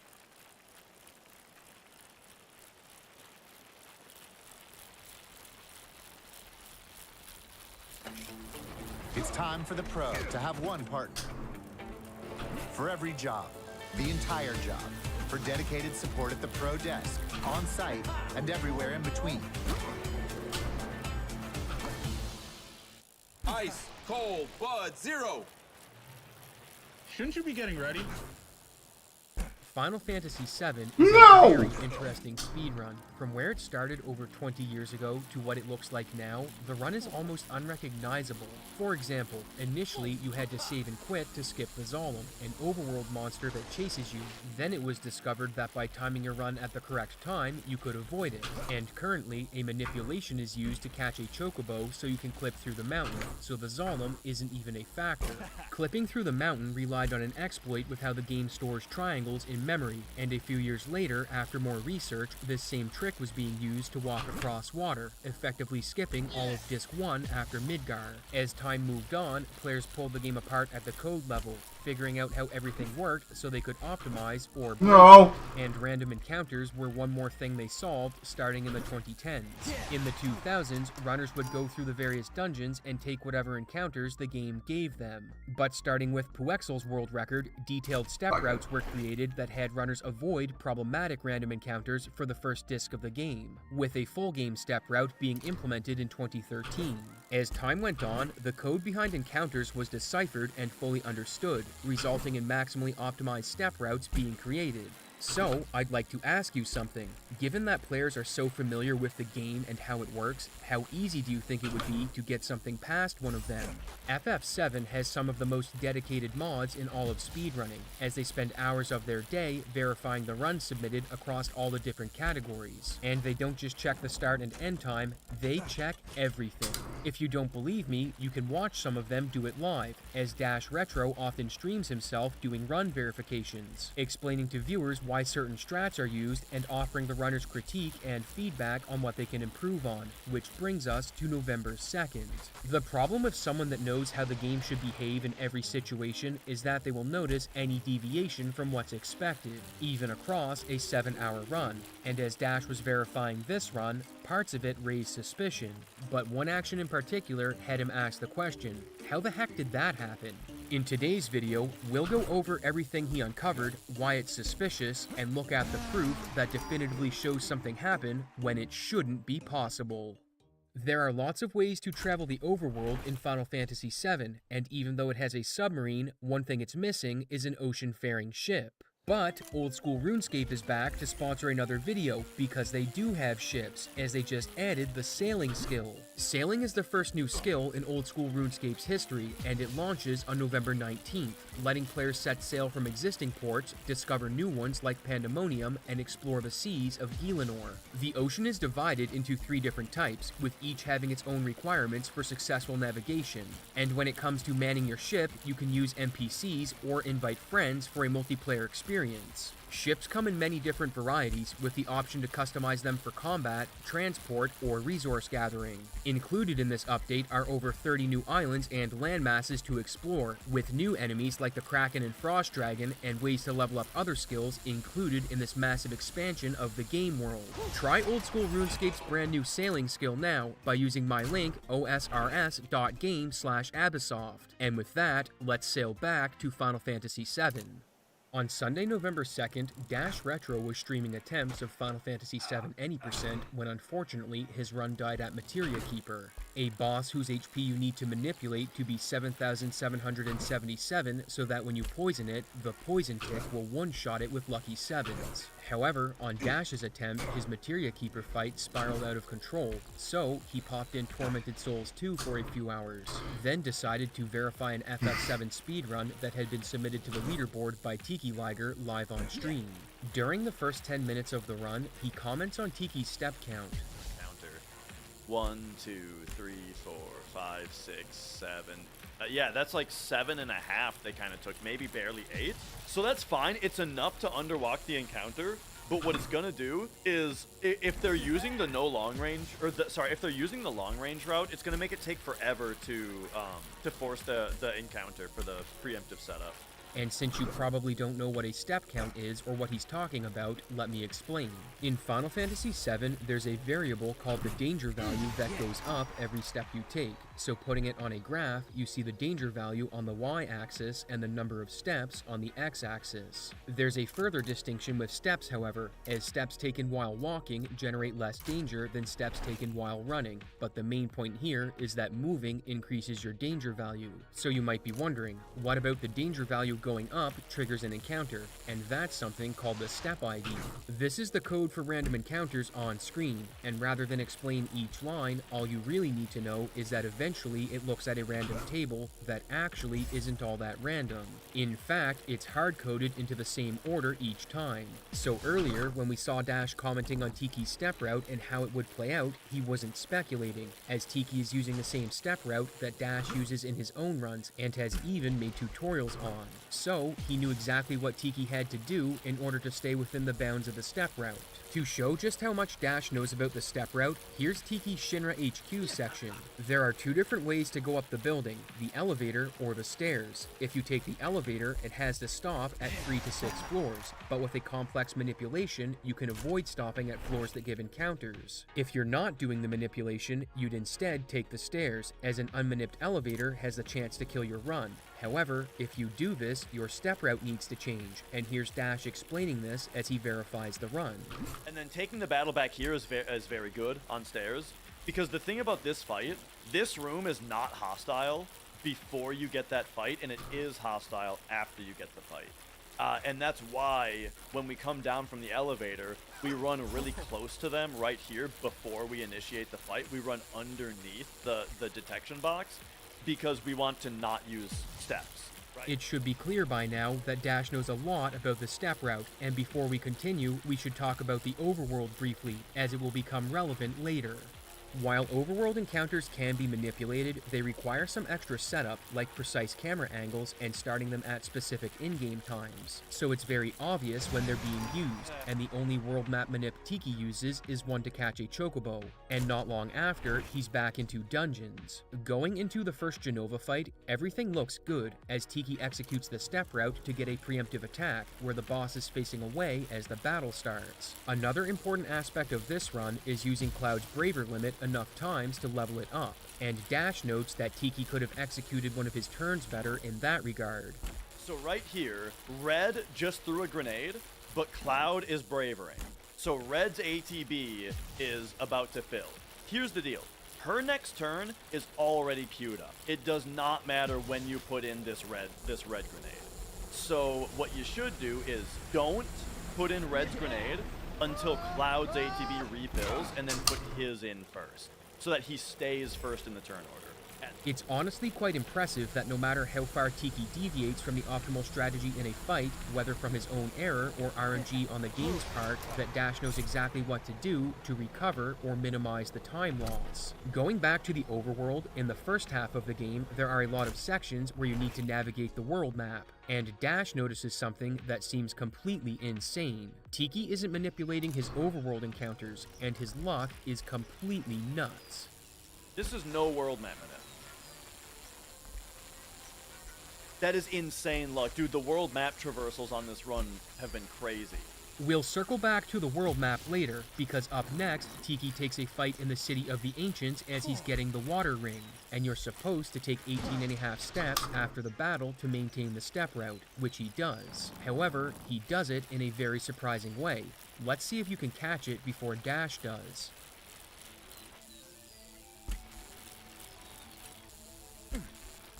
Okay. Tricky to walk behind stuff, but it's good to do. In this clip, he starts Cloud's walk behind the log when he's not in view, which makes it very hard to count how many steps you're taking since you can't see the animation. It's not impossible to do this if you've spent a lot of time practicing this section or have a good cadence with Cloud's walk animation, but since you can take the walking steps after running under the log, it is strange to do this when Cloud isn't visible. In fact, Dash rewinds this section and does the count to see if he can maintain the cadence for the correct step number, and he gets it wrong twice, which puzzles him at first, before finally counting out 18.5 steps on his third attempt. And not long after, Tiki takes another surprising action when it comes to the step route. After getting the water ring, Tiki takes another encounter almost immediately after loading the next map, But it's not this encounter that has Dash surprised, it's Tiki's movement after the battle. On this screen, you need to take 18 steps. However, when the battle is over, you have control of Cloud as the screen fades in, and for a small period of time, you can't see what's going on.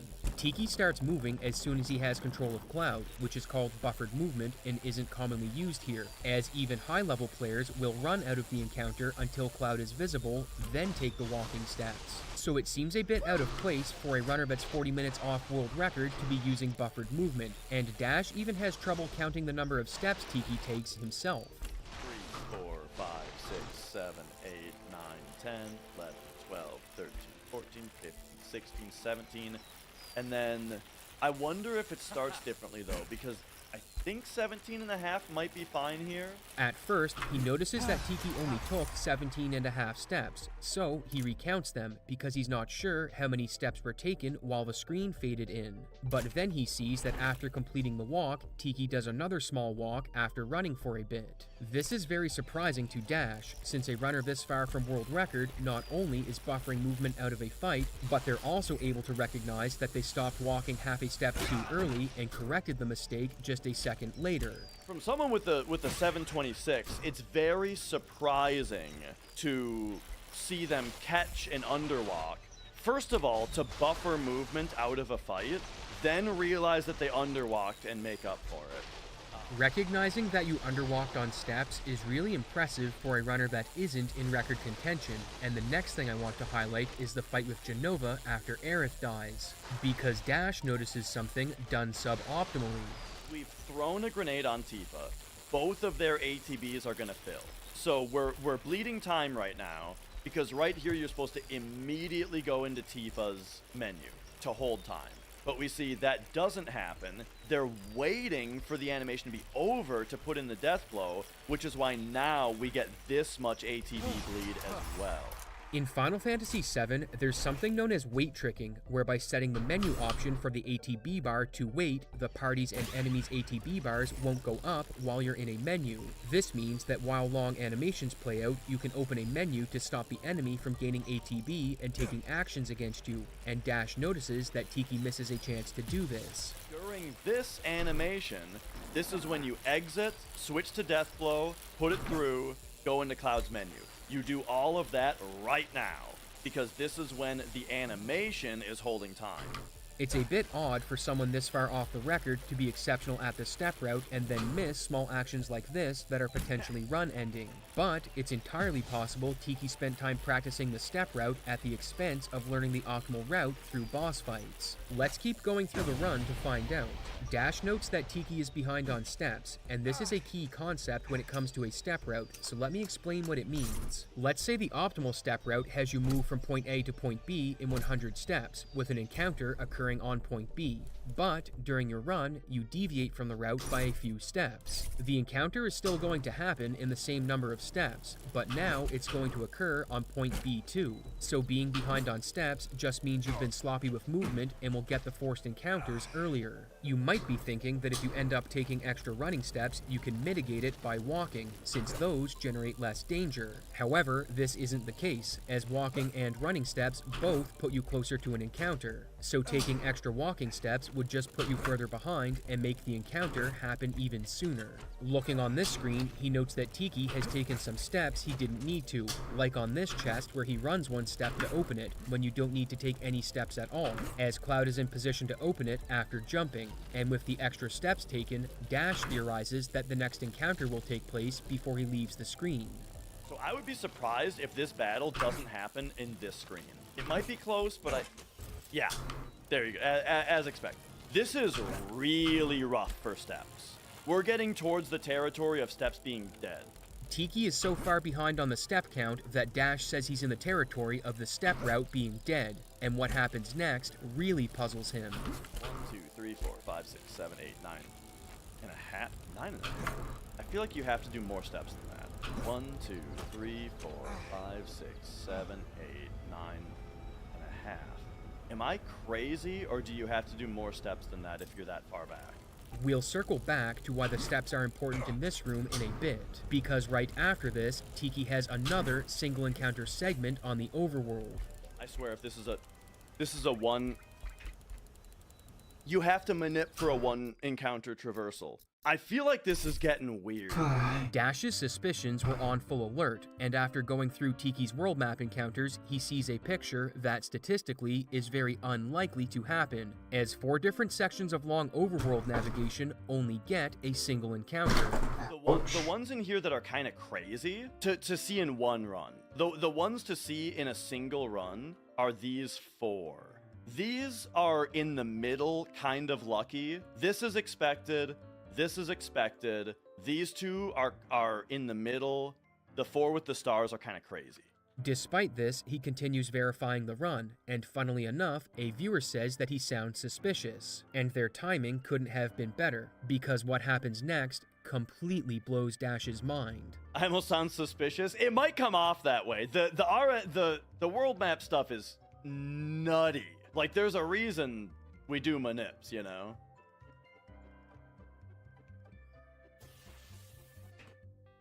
This is crazy to get this fight right here.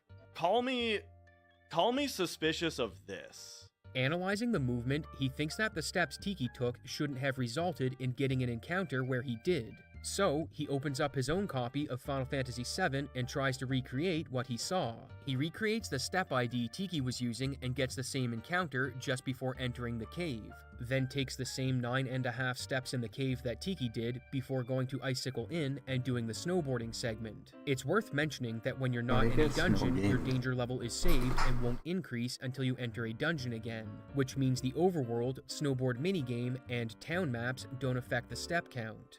After getting to the Great Glacier and entering the dungeon map, Dash recreates Tiki's movement, and what he's expecting to happen is for a fight to occur on the first 4 screens. And lo and behold, he gets one on the 3rd screen, well before Tiki had his. Are we actually doing fine? No, there's a fight right there. Not wanting to jump to conclusions, he says that he might have been slightly off on the step count, so to verify his hypothesis, he opens up Big Shoes. Big Shoes is a tool created by Ace Zephyr that visualizes your step count and shows you when encounters are coming up. The green line shows what will happen if you walk from your current position, with the blue line showing the same for running steps. And if a line goes under an encounter's danger value, you'll avoid it. So as long as you're under the danger value of the encounter when you arrive to it based on your step ID, you won't get the fight.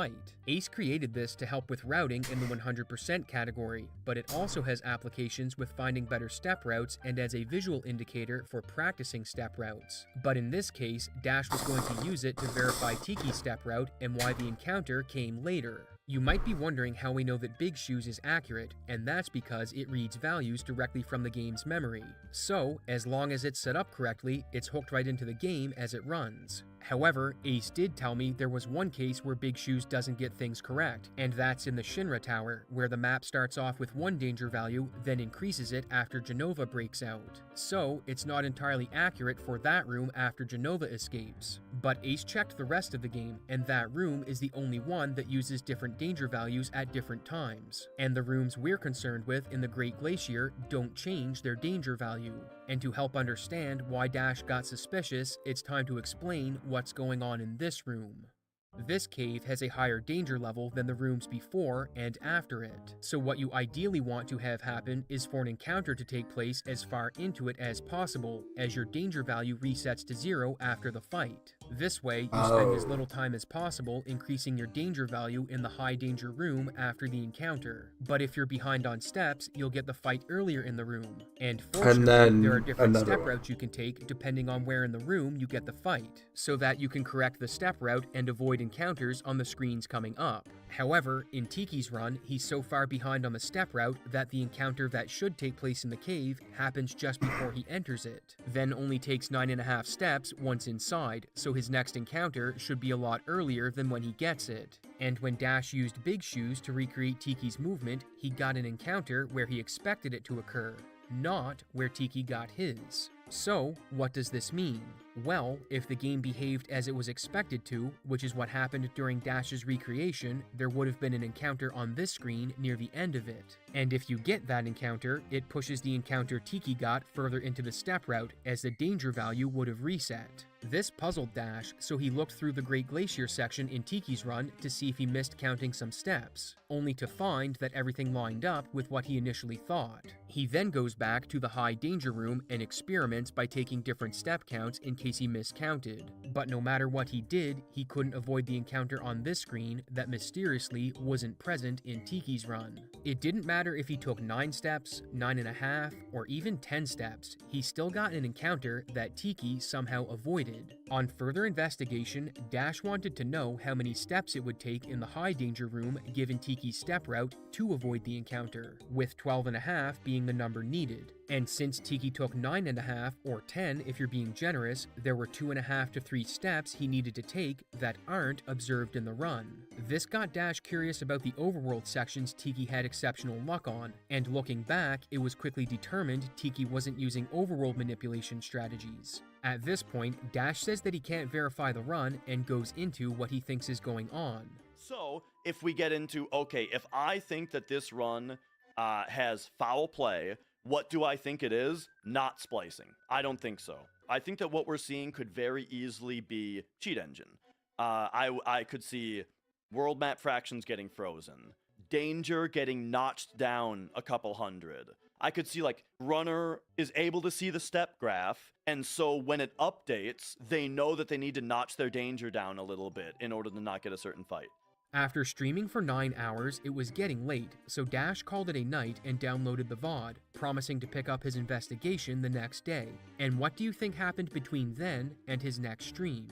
Between me ending my stream and me starting my stream today, the run has been deleted off of the FF7 leaderboard submissions. It is not here anymore. Not only did Tiki delete the run submission he made to the leaderboard, he also deleted the run from YouTube. We look up the user, we find their YouTube channel, and go to their YouTube channel. The video itself is also deleted. Why the submission and video were deleted we don't know, but it is strange that they were removed after Dash became publicly suspicious on stream. And he spends the first hour of this stream recapping what happened yesterday, mainly that Tiki likely had Big Shoes open so he could see his step count, and then edited his danger value in RAM to avoid an encounter without having to take more walking steps. Let's say you're skeptical, however, and think Dash may have missed counting some steps. Well, if you did take the 12.5 steps required to avoid the battle, the next encounter would take place even sooner, as your step count would be higher from the extra steps. Here's Dash once again. If you were to take 12.5 steps, which is the amount that you need to take in order to avoid that encounter, it doesn't just mean that what we see in the video would even occur. It means that we're underwalking this battle all the way back here instead of up here. And it means that the battle that we do get, are you guys ready for this? It means the battle that you do get, that we're supposed to get, happened on this screen. Because now we're so far behind from taking 12.5 steps. If someone were speedrunning the game with Big Shoes open, they could see when their encounters were coming and what steps they'd have to take to avoid them. And the behavior we saw in Tiki's run would make sense as explained by Dash. They saw, oh, I underwalked that encounter, pop up to my RAM editor, take 200 danger off real quick. Just pop 200 danger off real quick. And then there you go. Now we don't hit that encounter. And so then that is what produces no battle here and a battle here. What he's saying makes perfect sense. If someone was looking at Big Shoes, they'd see the next encounter coming up while they were in the high danger room and walk accordingly. But what they really should have been concerned with was the encounter after that one, since it requires additional steps to avoid. Since Tiki was now going to get this encounter, but it didn't happen, and he didn't take extra steps to make sure it didn't happen, what he likely did was lower his danger value in RAM, thus avoiding the encounter. Looking back at the other sections in the step route Dash was surprised about, they now made perfect sense. Since if Tiki had Big Shoes open, he wouldn't have to see how many steps he was taking behind the log, it would just tell him. The same thing applies to the fight he buffered walking steps out of as well. When Cloud is moving before the fade-in, you wouldn't need to guess or even have a good rhythm for counting steps, since Big Shoes is just showing you how many you need to take. and if you stopped walking early, you'd immediately know and could correct on the fly. Dash admits that without visual evidence, it's not possible to prove that Tiki was using big shoes, but since there's definitive proof that the game should generate an encounter on this screen, and in Tiki's run it didn't, it is definitive that something is going on here that shouldn't be. To show how easy it would be to edit RAM values and manip encounters, Dash fires up the Duck Station emulator, goes to an overworld section, takes an encounter, then checks a box that freezes the RAM value responsible for generating world map encounters, all while navigating with his left hand, something very easily done while running the game. And once you're finished that section, you just unfreeze the RAM value so nothing else in the game gets messed up. This would explain Tiki's insane overworld sections, unless he was just incredibly lucky. So, Dash went through the effort of recreating Tiki's overworld from Midgar to the Chocobo Ranch by replicating his movement at the in-game times Tiki would have started that section on. And to his surprise, everything checked out. Wow. So that one's legit. Very interesting. Checking all of the overworld sections wouldn't be possible, since you need the in-game time when the world map is initialized. So, Dash started looking at spots further in the run, but before he got very far, someone in the chat had some news. Oh, wait a second. You're telling me there's an update. If we were to go to the FF7 leaderboard, and we were to go to No Major Skips, and find their run... Oh! Not only did Tiki Liger remove his videos, he also left the Final Fantasy VII Discord and many other speedrun-related Discords. He's also a moderator for some games on speedrun.com and holds world records in other games, but even those videos were pulled during Dash's stream. I tried to reach out to Tiki Liger and ask about his Final Fantasy VII run, but he never returned my messages. And the videos he set to private didn't stay private for long, as Tiki completely removed them and deleted his YouTube channel later during Dash's stream. So it looks like the channel is deleted now.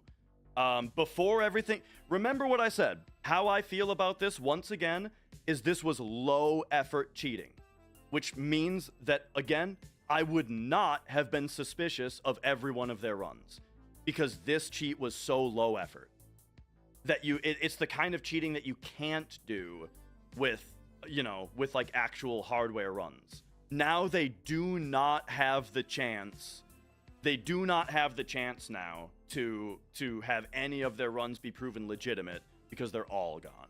Looking deeper at his speedrun profile, there's a Final Fantasy VIII run he submitted that was rejected, with the reason being that he loaded an older save not created during that run. This may have been a mistake, as I'm told you do need to reload your save for the manipulation that's taking place. But it is odd given that we now know something wasn't right with Tiki's FF7 run. Given the definitive evidence that an encounter was skipped, the circumstantial evidence that points to Big Shoes being used, and Tiki deleting everything, it appears as though the game was tampered with in his run.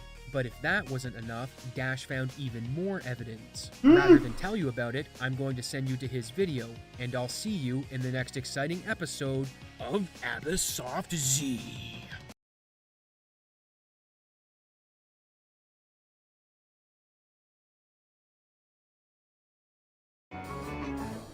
Blue skies smiling at me. I don't understand My experience at St. George University was cheating is speedrun. life-changing, and if I could do it over again. Considered to be one of the greatest games of all time, Diablo Because wouldn't you just speedrunners. eventually In 2009, a player named be told to Kubo prove? performed a run that beat the game in 3 minutes and 12 seconds, with it currently holding 2 Guinness World Records. For the last 15 years, this run was unbeatable, but in 2024, Dwango AC, a prominent tasser, was approached about making a tool-assisted speedrun that beat Grubo's time. The first step that Dwango took was to try and recreate Grubo's record and then improve upon it, but at the beginning of the run, he noticed that something was very wrong. This caused players familiar with the game's code to get involved, and upon further scrutiny, more issues were identified that didn't add up. Grubo would respond to some of the questions that the investigators had after analyzing his run, but as you'll see later, these answers don't make any sense. In today's video, we'll go over everything the team found that was wrong with the run, and look at the responses from Grubo and record-keeping websites. So let's start by getting familiar with a Diablo speedrun. Before we do that, however, however, we need to talk about this video's sponsor, Magicraft.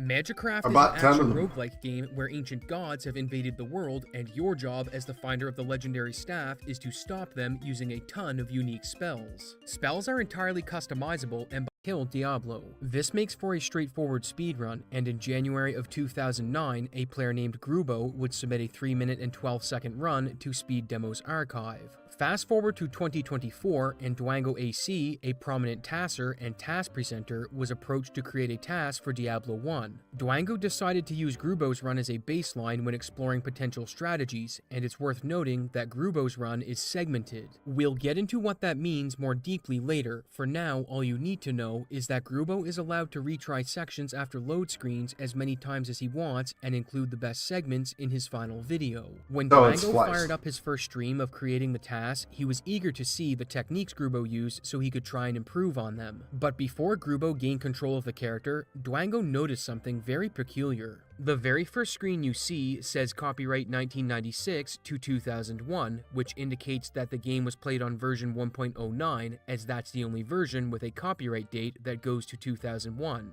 The problem is that in the run's description, Grubo says he used the negative health glitch, which he notes was fixed on version 1.07 and later, so having this title screen doesn't make sense. The pre-game issues don't end here, however. If we go forward one screen to the main menu, we see the version number states that version 1.00 is used. So barely 10 seconds into Grubo's speedrun, and we already have discrepancies. But these weren't the only things wrong before gameplay started. Let's look at character selection and tell me what you notice. The only audio that's present is the sound from clicking on options, but the previous screen said that this was version 1.00, so there should be music playing, as music wasn't removed from Diablo's character select screen until version 1.05. From the beginning, it's clear that different versions of the game were used to make the video, and Grubo hasn't even gained control of the character yet, which raises the question, what version was he using? And fortunately, there are two glitches he uses that can help answer this. Item duplication is a prominent glitch in Diablo, and while it was present in all versions of the game, prior to version 1.02, it was so difficult to perform that it was almost impossible. The steps to perform it are the same across all versions. Pick up an item while the inventory is closed, then before the game can perform the update to your inventory, you need to grab an item from your inventory. If you time it correctly, the item you're holding will become a duplicate of whatever you picked up. But there's a major issue. On version 1.00, the logic the glitch exploits is contained inside of the game's event loop that runs multiple times per frame, which means the trick is sub-frame perfect, as you need to perform it at precisely the right moment during the CPU cycle. In versions 1.02 and later, however, the item logic was moved to the game's main loop, which updates at 20 frames per second, making item duplication a frame-perfect trick instead of a sub-frame perfect trick. And the reason it's unlikely Grubo was using version 1.02 or earlier is because not only does he perform the trick once, he performs it twice in a row. The odds of hitting a sub-frame perfect trick like this are low, and doing it twice in a row is highly unlikely. So for this reason, the team thought that Grubo was likely using a version higher than 1.02. Which brings us to the second glitch he used, the negative health glitch. Grubo uses this glitch twice during the run, and to perform it, you need to cast Mana Shield, which directs all the damage you take to your mana pool, then get your HP to a negative number, with the Mana Shield then preventing you from dying. To get your health into the negatives, you have two options: equip an item that reduces your HP or Vitality stat so it will be negative, or equip an item that increases your HP or Vit stat, take damage, then remove the item. For Grubo's run, he used Naj's Puzzler, a unique staff that reduces your HP by 25, as well as Raven's Ring of the Vulture, which reduces your HP by another 22 for a total of negative 47, which is higher than his max HP. Since this was patched in version 1.07 by name, the only possible versions Grubo could have been using were earlier than this, but later than version 1.02. This gives three possible versions that the run was performed on, with the likely candidate being version 1.04 according to Ajembo, one of the investigators. But it's entirely possible one of the other versions was used as well, as there isn't enough evidence to make a concrete determination. What is concrete is that nothing matches what the title and main screen displayed for versions, but this barely scratched the surface of problems with the run, and it's time we talked about segmented runs in a bit more depth. In the early days of speedrunning, uploading a full-length video to the internet was difficult, and due to this restriction, segmented speedruns, where players play the sections between loading zones, became popular. Speed Demos Archive was the main hub of activity for speedrunning back in 2009, and it allowed users to submit runs that would be featured on the site if they met certain criteria and passed a judgment process. One rule that SDA allowed for segmented runs was that players could retry each segment by reloading their save as much as they wanted, which meant that for segmented speedruns, splicing was allowed. This is where you create a video in editing software from the various segments you've recorded, but due to this allowance, segmented runs faced heavier scrutiny and had extra rules for submission.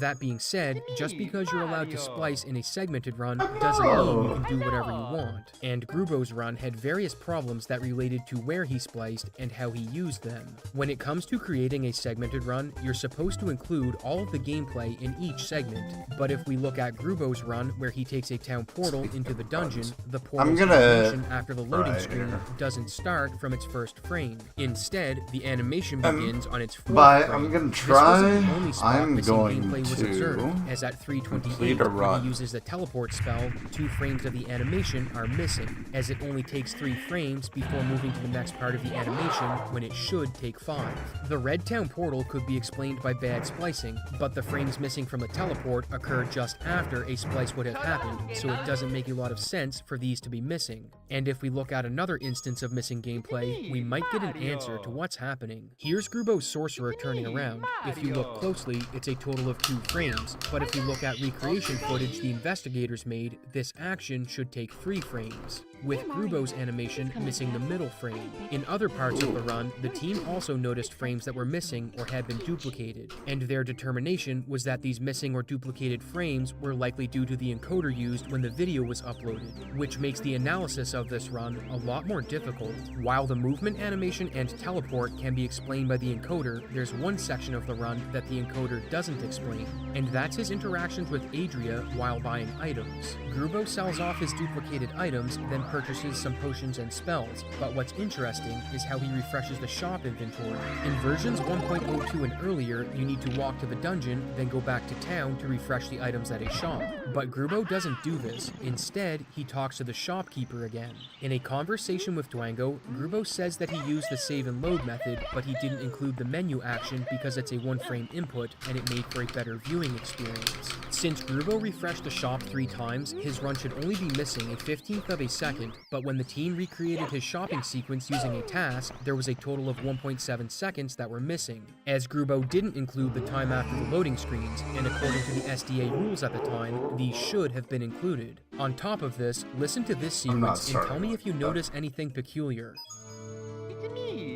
I sense a soul in search of answers. If you didn't catch it, the music skips when Grubo talks to Adria, which isn't something that happens normally. And when the team put the audio under a spectrogram, you can see a noticeable cut before Adria's dialogue starts, which indicates a splice. In segmented runs, splices are only allowed under 2 circumstances, between loading sections and during a save and quit, not during gameplay itself. But this wasn't the only instance of where splicing was thought to have been used in the run. On dungeon level 4, Grubo picks up a Ring of the Vulture, one of the items he'll use later to perform the negative health glitch. But if we go forward to the next time he opens the inventory, we'll see that the ring is nowhere to be found.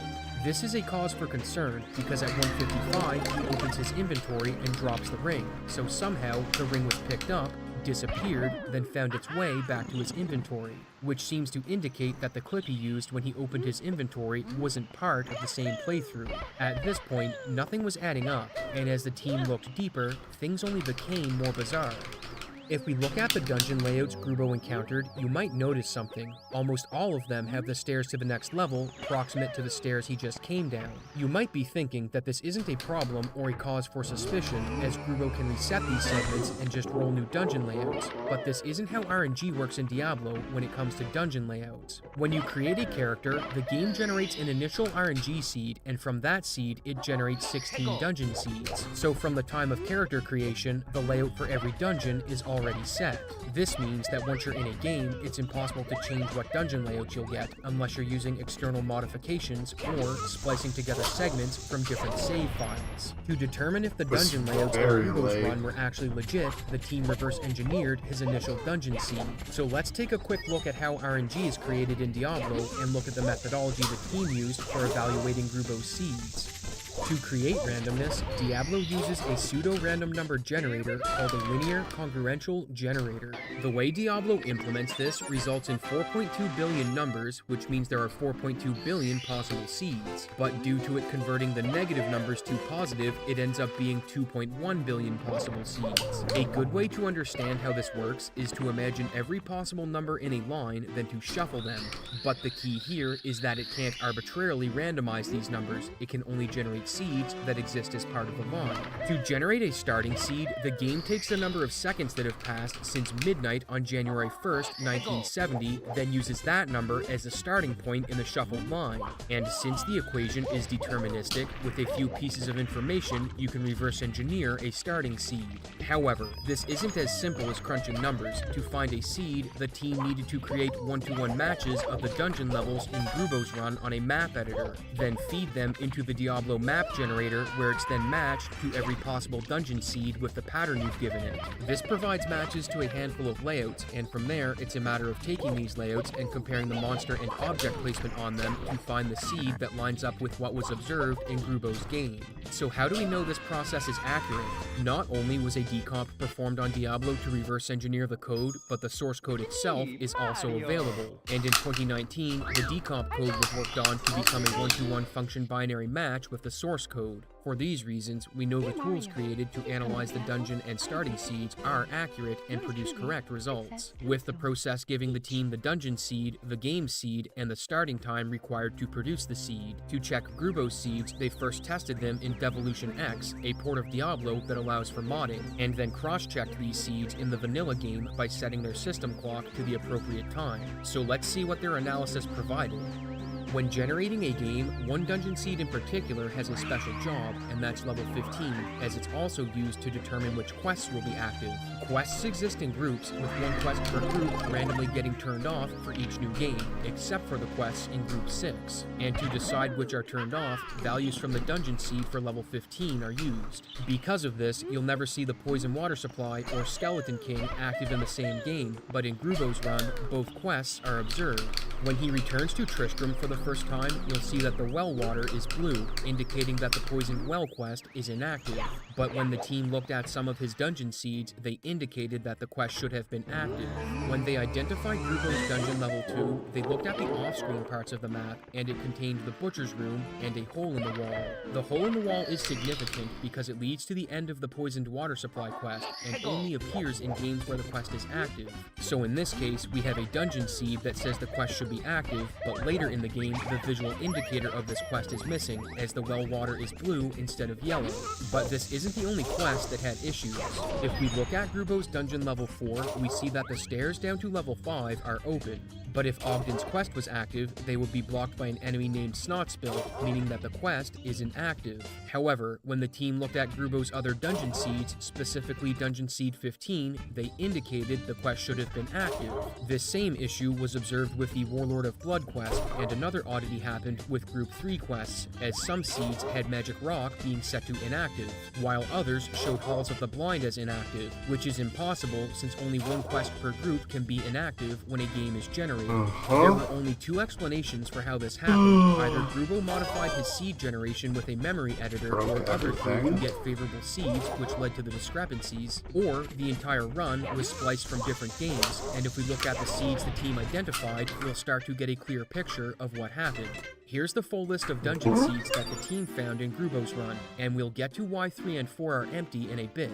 For each dungeon seed, the team identified them by creating them in the level editor in the process described above, then was able to get the game seed from that information, which also led to them finding the exact start time required to produce those seeds. Looking at the start times, these all line up with the timeline that Grubo was working on the run, as it was submitted on January 16th, just a few weeks later. When it comes to the dungeon seeds, only 2 2 of them were from the same game, 7 and 8, with the others all coming from different starting seeds, which means they were all likely spliced from different playthroughs. So what about dungeon levels 3 and 4? When the maps were analyzed, only partial matches were found. No seed returned a perfect match for the tile pattern in Grubo's run. But dungeon level 9 also had an issue. The only matches for its game seed were invalid, so you might be wondering, what's an invalid seed? There are 2 different types of invalid seeds, those that violate seed generation rules and those that have an invalid start time. An example of a seed that violates generation rules would be one that uses a dungeon layout specific to a quest, but the quest is inactive, as you'll never see a layout for the Garbad the Week quest when the Ogden Sign quest is active.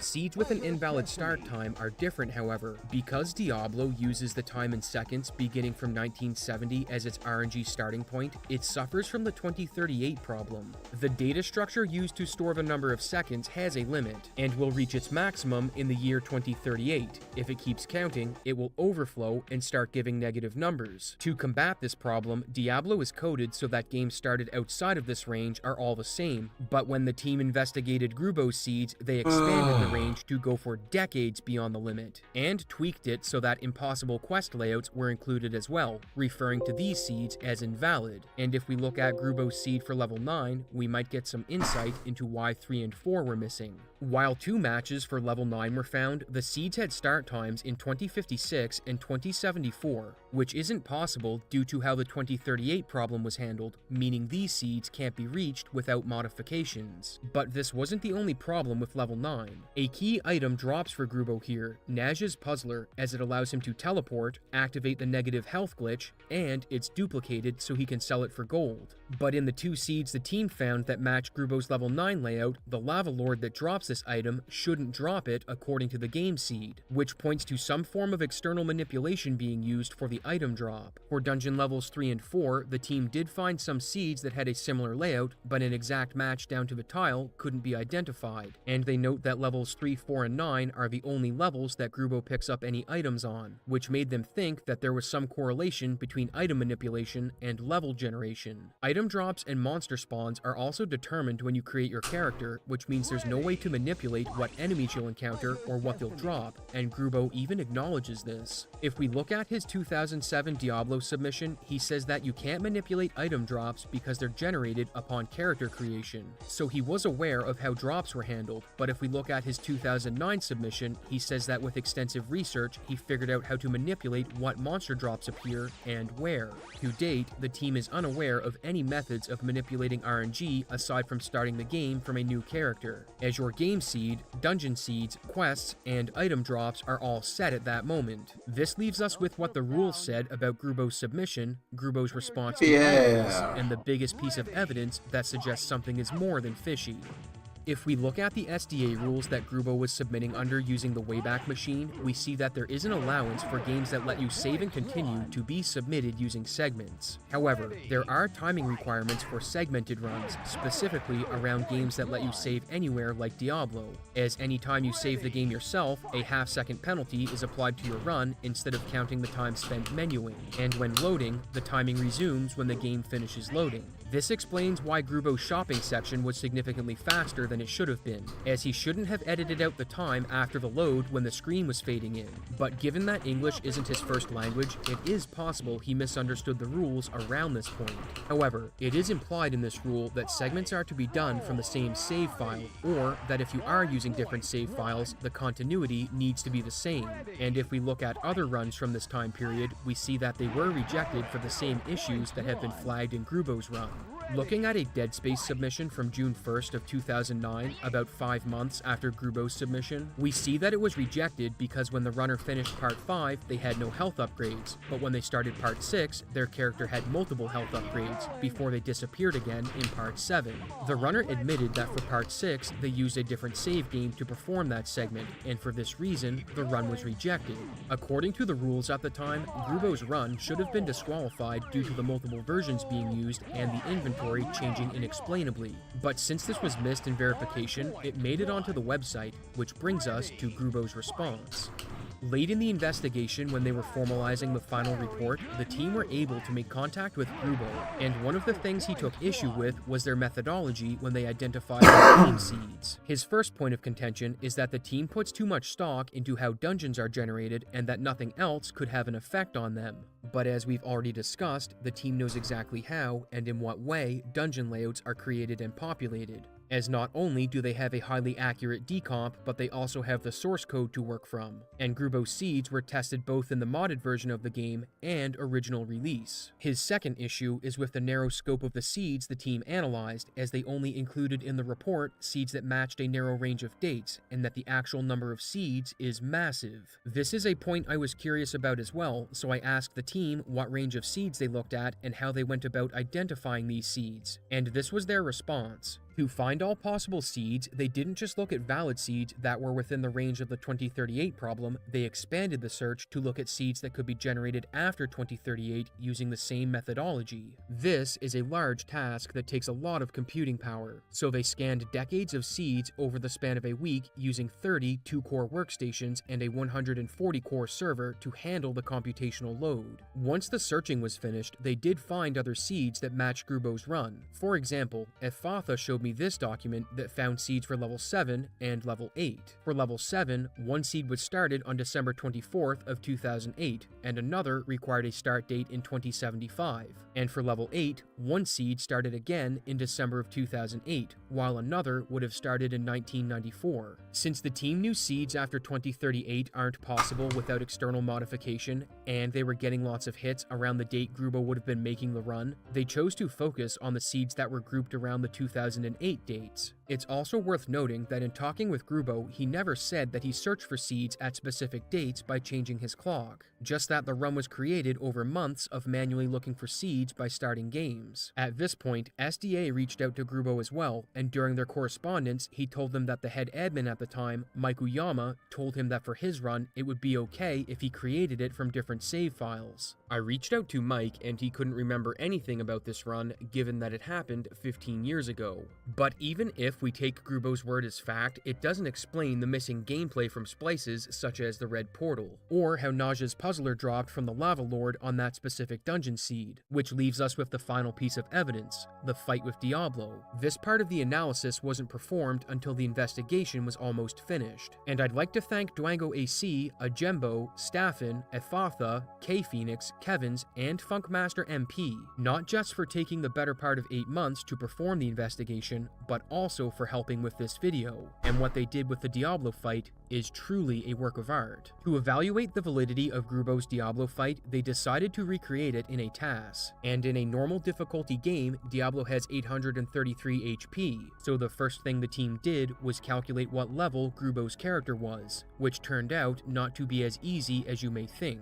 Grubo only shows his character page once, and it's when he's level 3, so the team had to calculate what his level was based off the enemies he killed. This sounds simple enough, except in the Lazarus fight there's the possibility that he killed off-screen enemies, so a spreadsheet was created that gave a level range based on the enemies he may have killed, which gave Grubo a level range between 12 and 13.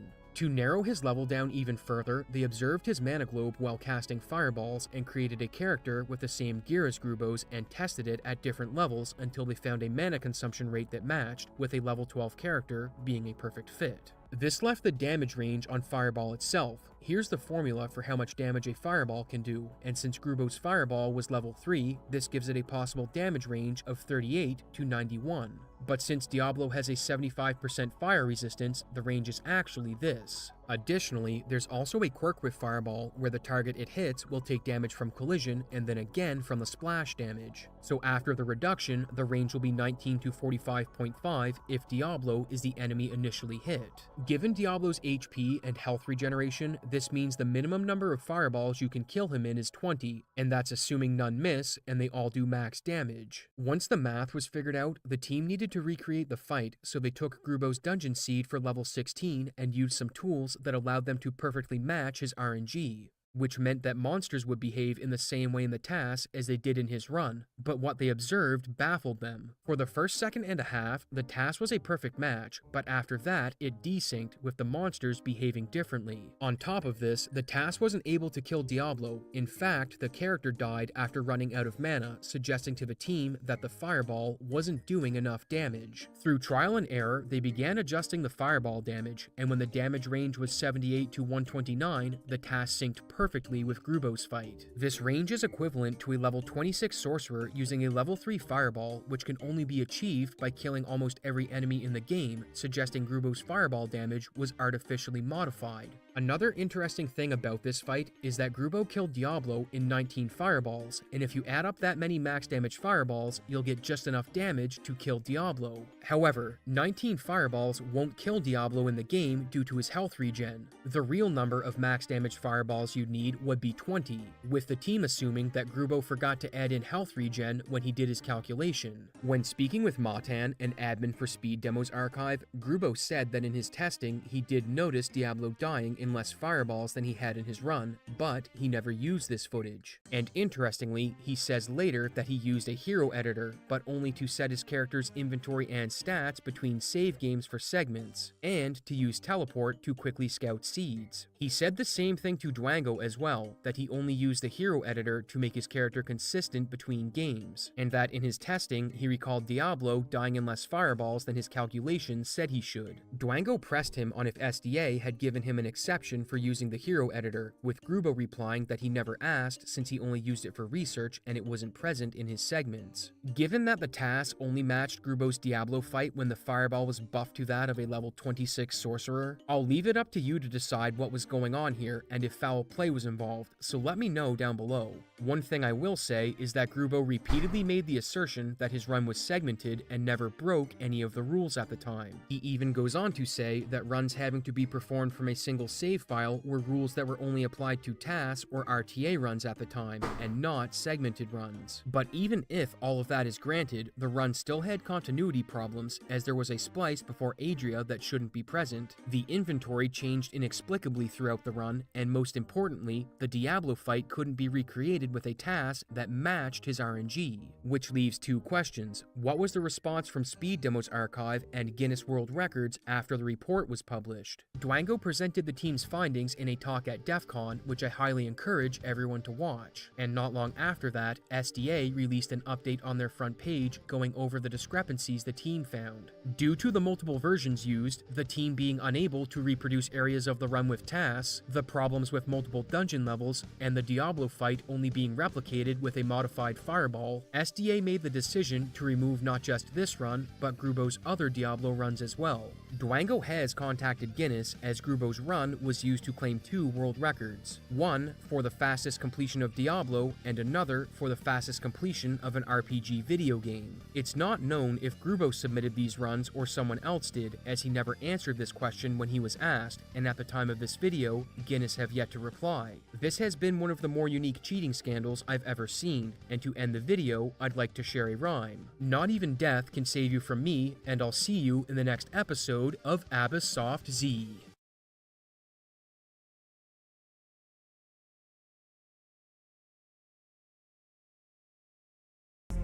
This is our story. Some of us survived high school, but none of us made it out alive.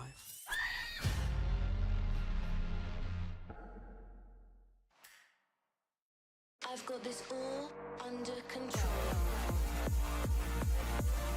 On November 10th, iBlink22, a Breath of Fire speedrunner, would get on the run of his life. His current record was close to being under 5 hours, a time that had never been achieved, and this run had the potential to smash that barrier. For the first 45 minutes of the run, Blink was in the red, but by the end of that hour, he would get almost a minute and a half in the green, and he'd keep that pace until it was whittled away back into the red by the start of the second hour. His streak of bad luck didn't last forever, and by the time he was at the final boss, he was exactly a minute and a half ahead. If he doesn't lose time on this split, he'd pull off the first ever sub 5 hour time. Unfortunately for Blink, he'd come up 6 seconds short, but given all the time he lost in the run, it was clear that a sub 5-hour time was going to happen. And the community braced for what they thought would be a momentous occasion, as Blink was sure to lower the record. However, instead of a sub 5-hour run, they were surprised by something else. On November 16th, Blink was streaming sub 5 attempts, and this run, like his previous record, was having massive time swings, only getting ahead after the halfway point. But before he could celebrate his pace and try to take it to a new record, a runner named Brood posted in his chat. Without outright saying that Blink is splicing, Brood asks what he would do if proof called. Taken aback by these accusations, Blink offers reasons for why his run is legit and even offers to hard reset at the end to prove it's real, which he does. Before leaving chat, Brood says that he does have proof that Blink is cheating and will be posting it the following day. And on November 17th, he uploaded 2 videos where he explains why he got suspicious of Blink's run, then goes into a full audio analysis where he alleges that splicing has occurred. But before we get into the allegations, we need to talk about this video's sponsor, ExpressVPN. Imagine you go to my YouTube channel and are told you can only watch certain videos because of your country of residence. That would be terrible, and I'd never do this to you, but streaming services do, as they have thousands of shows available, but region lock lots of content, like the Dragon Ball Super Brawly movie. However, with ExpressVPN, this problem is easily fixed, as all you need to do is change your country and the region-locked content becomes available. Personally, I love ExpressVPN for its privacy tools, as ISPs in the United States can track your browsing history and legally sell that data to companies without your consent. With ExpressVPN, however, ISPs can't see your online activity, safely anonymizing your data behind their secure server, with it also being encrypted. And the best part is, it only takes a single button press to do this, with the app working on phones, laptops, and even routers. So protect your data now and get ExpressVPN. Find out how you can get 3 months free by scanning the QR code on screen, clicking the link in the description box below, or by going to expressvpn.com/Abasoft. And with that, let's get back to the allegations. The first thing that made Brood suspicious was the luck that he thought Blink was getting with a segment in the early game, the Night Split. How your previous level ups and battles go leading into this boss can impact if you get a good fight for the night, and Brood thought Blink's luck was better than normal at getting through this split. Once he thought Blink's Night Split was odd, he started noticing other things that didn't seem right. In particular, there's a section where Blink appears to react to something before it actually happens. In the clip, you can hear him utter something like, "Oh my god," before he falls down a pit, then reacts with a louder reaction. No, I did it again! Brood acknowledges that this isn't great evidence of anything below board happening, but with these bizarre occurrences, he decided to dig deeper. He needed a way to prove what he suspected, and he didn't want to make an accusation without solid evidence. So he reached out to a mod on several RPG games who told him that audio analysis is considered to be the gold standard when it comes to detecting splices. After watching a video the mod sent him, he explains that he taught himself how to perform audio analysis, specifically spectral and mains hum analysis. If you're unfamiliar, a spectrogram is a visual representation of frequencies as they vary over time, and is a common method of detection for identifying spliced runs, but mains hum is a bit different however. Whenever you plug a device into a power outlet, you're connecting it to an electrical grid that has a specific frequency caused by the alternating current that the grid is supplying. Sometimes you can hear this frequency, since it's just a vibration caused by the electricity, but oftentimes it's too low for humans to hear. However,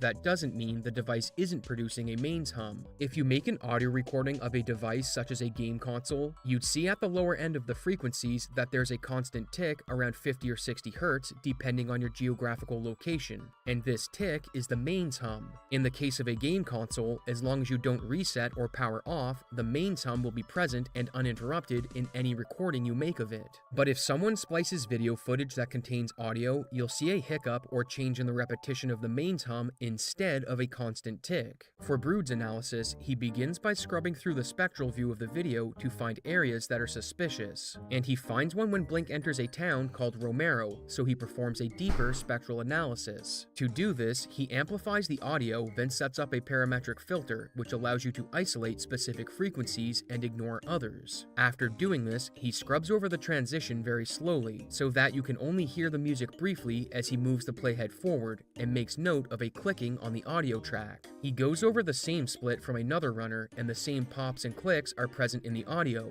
but in this case, Brood says these are likely from audio clipping, which is when sound goes beyond its maximum volume from amplification, and not a splice. He notes that the clicking in Blink's run isn't normal, and to prove his point, he switches to analyzing the mains hum. He then applies 2 filters to the audio to get a better view at the frequencies he wants to look at, and we'll talk about these in more depth later. The first clip he looks at is from another runner, as he wants to show what a mains hum looks like during a transition on a run he doesn't believe is cheated. And as you see from the video, the mains hum remains consistent throughout the entire transition. He then looks at the mains hum in Blink's run at the same segment, showing that before the transition, the hum is consistent, but he makes note that it contains some noise because of the high amplitude he's applied to it. During the transition, however, he points out that some noise enters the spectral view, with the ticks becoming hard to track and the gap between them getting larger, concluding that a splice has occurred, which results in the change in tick. He then switches to analyzing the opening of the run when Blink resets the console, and once again, he observes clicks and pops when listening to the playhead being moved ahead slowly, so he switches to analyzing the mains hum. The interesting part about this is that during the initial reset, Brood observes a massive burst of energy on the spectrogram, which he attributes to a double signal and Blink talking during the transition to try and hide the splice. Looking at the hum ticks before the transition, he notes that they're uniform, but during the transition, everything delineates with the tick becoming distorted. He then removes all of the filters he's applied to the clip and lets it play unaltered. His conclusion is that there's nothing going on in the recording that explains why these discrepancies are being observed. For the rest of Brood's video, he goes over other instances where he scrubs through audio to demonstrate splices, but for the sake of this video, we'll only be focusing on the Romero split and the initial reset before the run started. To summarize, Brood's allegation was that Blink was playing over pre-recorded footage he spliced together and that the run wasn't legit. And not long after he posted his video to the Discord, a streamer named Zeal would watch it live on stream, with Brood and Blink both being present in his chat. The first thing Zeal notes is that when it comes to Blink's night segment, it wouldn't make sense for him to splice the same fight over and over, as that would make it easy to get caught. So he deduces that if Blink is splicing, he must have created a ton of good night splits. When it comes to the fake acting, Zeal isn't convinced that there's enough evidence to conclude Blink is reacting to something before it happens, so he gets into the spectral and mains hum analysis. Brood's analysis of the change in mains hum doesn't convince Zeal, so he asks if all of Blink's inventory and character stats were consistent throughout the run, with Brood replying that everything in that regard checked out, which meant if Blink is cheating, he went through every possible discrepancy and made sure they were consistent throughout the run. After thinking this through, Zeal realizes that because there is randomness in character stats at level up, that to splice a run like this, Blink was either editing the save file between segments to keep them consistent, perhaps by running on a flash cart, or he was running on an emulator so that after each split, he could redo the next section as many times as he needs so that the stats were consistent. Zeal then goes through the logic of Brood's accusation and says this. So what I don't understand is, you say he gets constantly very lucky nights and like good early games, but these early games don't always are PBs and world records, right? So like, why would he get lucky nights and a good early game that dies later somewhere? Like he basically splices dead runs too, or like what's the point there? This is an interesting line of thought because Blink would routinely get a run with good nights that would die later in the game, with Zeal stating that it would be easier to do runs than to splice together a bunch of dead runs. In response to this, Brood says that he only looked at Blink's 5-hour record and his 501, and didn't look at any runs on days he didn't get one going. Zeal then looks at the part of the video where Brood goes over the reset leading into the world record run, and he has questions. But why is it like so crazy big here, but not on the other splice? Like, what's the big difference? Getting deeper into the allegation video, Zeal says he'd like to see a reset from a legit run so he can compare it to Blink's reset. It's like you're basically telling me this is a cheat, but you don't tell me how it looks uncheated. I cannot see it myself. I basically have to trust that you know what you're talking about. A chatter named Elliot also says that he'd like to see what videos Brood used to teach himself to do audio analysis. Brood doesn't answer in the chat, but it was something I was curious about as well, and we'll get into it later. It wasn't until Zeal started comparing the stats of party members between splits that Blink showed up in the stream, and says that he doesn't run on a flash cart and runs on an actual SNES with a real game cartridge. And when asked by another chatter how he's splicing on a real cartridge, he replies that he can't and that the audio distortions could be from any number of issues with his stream setup. Eventually, Zeal watches the VOD where Brood confronts Blink live on stream, and notes that it's funny Brood asked him to do a menu during a cutscene. However, after the cutscene where he has the freedom to do so, Blink never opens a menu. Zeal concluded that without a legit run being reset to make a comparison to, that there isn't definitive proof, and that when it comes to the mains hum, the distortion and noise observed needs to be explained in a way to show that it can only happen when it's spliced. At this point, I stated in Zeal's chat that I'd be performing an investigation to get to the bottom of these allegations. So let's restate the evidence and claims that Brood made. First is that he initially got suspicious because he thought Blink was getting too good of RNG on his early game. Second is that he thought Blink was faking reactions. These videos are good. They happened. And third is that due to his analysis of the audio, that Blink was splicing his run together and pretending to play over it. For the purposes of the investigation, I decided not to focus on the first two claims since they are incidental to the main claim that Blink is splicing. If the evidence showed that Blink was splicing, those allegations don't need to be confirmed, and if the evidence showed that he wasn't splicing, then another hypothesis would need to be presented for how he was cheating. So, I got started by analyzing the audio from Blink's run, except there's one problem. I'm not an audio engineer or audio analyst. For this reason, I reached out to Dwango AC, someone who worked on the Diablo 1 investigation and who has experience looking at audio and video discrepancies. The first thing we did was have Blink describe his streaming setup and then have him perform some audio and visual tests so we could get a baseline of what audio and video looked like on his console. Once his setup was established, it was verified that he was indeed running on a real cartridge, but he does own a flash card. So Dwango had him load a file onto it that would test some different things on his console by analyzing the output of his CPU and APU clock speeds. Because the CPU is manufactured using a quartz crystal that runs at a consistent 21 MHz and the APU runs at 24.576 MHz, the clocks on these two parts are different by default. And since the APU is created using a ceramic oscillator, its clock speed will change over time due to decay from age and the ambient temperature. What this means is that if you take readings at different times, the output will be different due to slight variations in the clock speed. Whereas if you run this test on an emulator, the results will be constant since an emulator doesn't have hardware that degrades over time. When Blink ran this test, his values were different, so we were able to confirm that he was indeed running on a real console. And given the unique video output of his setup, we also confirmed that the video feed from before and after the alleged splices was taking place on the same setup. Dwango then had Blink perform 3 audio tests, one where he records the console while it wasn't playing audio and his mic was muted to get a baseline of the console's hum, another where he unmuted the mic and took another recording, and then a final test where both pieces of hardware were unmuted. Upon looking at the test with the mic unmuted, Dwango realized something. The audio result was the same as when the mic was muted, meaning that something was interfering with the test. It was at this point that Blink informed us he uses a gate on his mic set at -28 decibels, so there won't be a hum from the mic visible on a spectrogram or on his streamed audio if the mic isn't picking up sound due to the gate being active. To get the hum of Blink's mic without a gate, it was disabled and recorded again. And to finish off the tests, we had Blink record a reset and a power off. Not just so that we could compare it to the alleged splice, but so we could see how long it took the different parts of his setup to notice that the signal had been dropped, as the RetroTink and capture card both add lag to the device chain. After these tests, we were able to conclude the following: that Blink's console was behaving exactly as it should given its age, that his mic was showing specific spikes and characteristics at particular frequencies, and that when the gate was activated, those frequencies weren't visible. On top of this, we were able to conclude that his power cycle does have delay due to the chain of devices it needs to go through.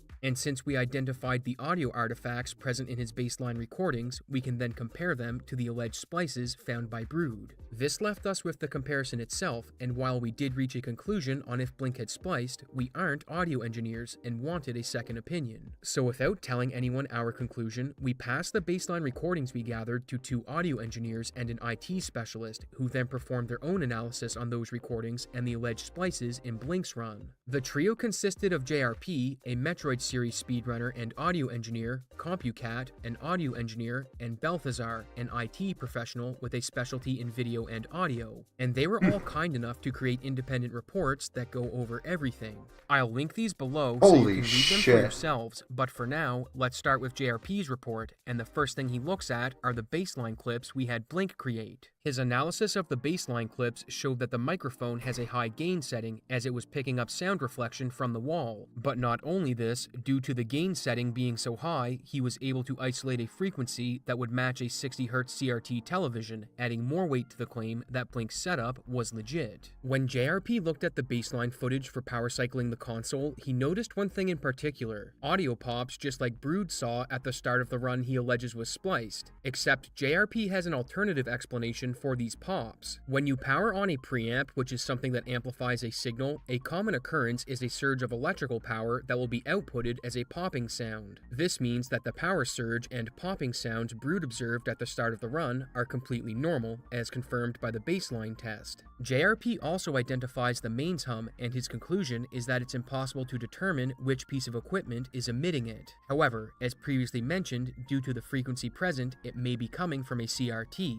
but what is definitive is that it's coming from hardware plugged into a wall outlet. When it comes to the Super Nintendo itself, he observes a loud buzzing that gets louder when the console is outputting audio and video. This is explained by aging and decaying hardware, as the Super Nintendo suffers from internal issues that cause crosstalk between the video and audio signals. So how is this relevant to the allegations if it's just console noise? If we look at the spectrogram, we see that the 60Hz tick of the hum is present, but at certain times it gets hard to see and even disappears when sound is being played. JRP offers that it's likely disappearing due to audio from the console being played, but notes that the harmonic that occurs at 120 Hz is still present, indicating that the mains hum is still being produced. So rather than this being evidence for splicing, it's more likely that the gaps in the 60Hz mains hum are being caused by audio from the console. With all of this evidence, JRP concludes that this is a real console setup, but one thing he does note is that the noise gate applied to the mic will cause the mains hum of the CRT to cut in and out, resulting in something similar to compression artifacts, which brings us to his analysis of the run itself.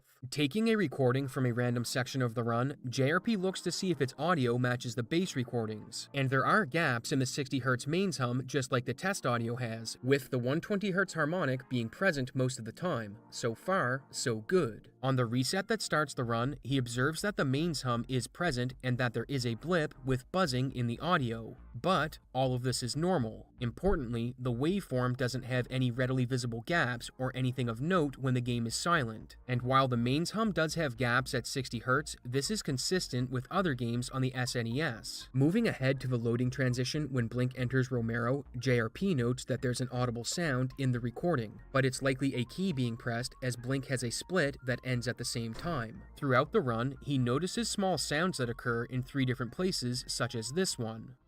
Living the dream, crunching the numbers. Despite isolating them, he can't precisely identify what they are, but he is able to determine what's likely causing them. If you have a microphone with a noise gate applied to it and the gain turned up, sometimes the beginning of sounds will get cut off and only small portions of them will be captured. This can result in artifacts appearing on the waveform and being audible, but crucially, these likely aren't from a splice as the mains hum from the CRT gets louder when these sounds are present, indicating that these noises are likely coming from audio the mic's picking up once the gate has been surpassed. If we look at Balthazar's report, he focuses on the mains hum during the screen transition at Romero as as well, and during the transition, he notices that there is a decrease in the signal from the hum. But since the video feed completely fades to black, this is explained by the crosstalk between the video and audio feeds mentioned earlier, as a weaker video signal won't add as much interference to the audio, resulting in a weaker mains hum signal. Like the other reports, he also shows that the harmonics of the mains hum are consistently present despite the hum signal weakening at 60 Hz, which is due to the video feed interference weakening when it fades to black, as explained a moment ago. When it comes to conclusions, all of the reports are in agreement. Blink is running on a real console, the power cycle is consistent with an SNES, the degradation of the signal during a screen transition is expected due to the video feed interference weakening as the feed fades to black, and there isn't any evidence that the run was spliced. This was the same conclusion that myself and Duango reached in our initial analysis, but the story doesn't end here, however, as this left a few questions for me and the team unanswered. Mainly, how did Brood come to the conclusion that there was evidence of splicing? When I asked the experts to evaluate Brood's video, they told me two things. The filters he applied weren't set up great, and the way he scrubbed audio wasn't how it's normally done. We'll get to the filters in a bit, so for now, let's focus on how he scrubbed the audio. Looking at Brood's video, he scrubbed the audio frame by frame, which isn't how this is normally done, as you aren't getting the full sound. So you might be hearing something partway through the waveform or parts of different sounds being played together, which results in it being heard as a pop or click, when in reality, it's just a partial sound. Instead, a more proper form of analysis is to play back small samples and look for discrepancies, rather than go bit by bit. Brood may not have been aware of these issues when he performed his analysis, which had me wondering how he learned to examine audio. If we look back at his initial video, he says that a mod told him audio was a good way to find splices and that they sent him a video. Being curious, I asked Brood what the video was, as I wanted to see if maybe it had some bad information. Instead of a video going over audio tools, he sent me a link to this video by Apollo Legend where he goes over various cheaters in speedrunning. And Brood said after watching a section of this video, he decided to learn how to do audio analysis so he could look at Blink's run. So, he consulted ChatGPT. Now, I know what you're all thinking. How in the heck could someone trust ChatGPT to perform something this nuanced and complicated? And I'm going to show you how, because Brood sent me over 100 pages of his log with ChatGPT, and we'll see exactly what his process was and where it went wrong. Before we get into the chat logs, I need to say that there aren't any timestamps, so it's difficult to make a timeline of what instructions ChatGPT was giving Brood and when. But according to him, he sometimes ignores what it told him and made alterations to its instructions because he had multiple chats open with it. So with that knowledge, let's proceed. In one of his logs, Brood gives ChatGPT a screenshot of some audio during a transition and asks what it thinks about it. ChatGPT then gives him reasons for why the audio in the picture could be spliced and concludes that the audio is suspicious. But there's one problem. Brood gave it audio that he didn't think was spliced, so ChatGPT gave a false positive. ChatGPT then gives Brood reasons for why it could have been a false positive, including some that we went over earlier in this video, such as how the system handles audio transitions and artifacts introduced due to the capture setup. To Brood's credit, he did say that in the chat logs he didn't send me that ChatGPT was giving him bad responses and that he realized he couldn't rely on it for detecting splices from images. So, I asked him why he had confidence that it would be useful to learn audio analysis from, given that it was providing bad responses when he was getting it to analyze images. He replied that ChatGPT was misunderstanding his question and said that it wasn't useful for analysis, but it seemed useful for helping him tune the software. So let's see how it did in that regard. In one of the logs, Brood asks ChatGPT the best way to give it these without distorting the information while making it more visible. Based on ChatGPT's reply, it seems like he's referring to audio samples, specifically ones with artifacts and splices. And while it does tell him in this instance to only use moderate amplification, it doesn't explicitly warn him about over-amplification. Instead, it only tells him that a 30 decibel increase might cause some grain and blockiness. Unfortunately, ChatGPT concludes this question by saying that the methods it has laid out will maintain the audio's integrity while minimizing the risk of false positives. Throughout this same log, the chatbot tells him multiple times to use smaller amplifications than 30 decibels, except in the case where GPT was explaining a splice artifact line and Brood asked it if Audition had a feature to scan for them. In this case, it told him to do a 30 decibel amplification even if it creates a distortion. So within the same log, the chatbot is going against its previously stated guidelines. Contrast this with the audio experts who explicitly called out from the beginning that overuse of amplification isn't a good approach for this type of audio analysis. And if we look at the settings Brood applies, we'll see that he uses a lot of amplification. When looking at the spectral view, he applies an amplification of 30 decibels. This isn't something he should be doing according to the experts, as it can introduce artifacts that normally wouldn't be there.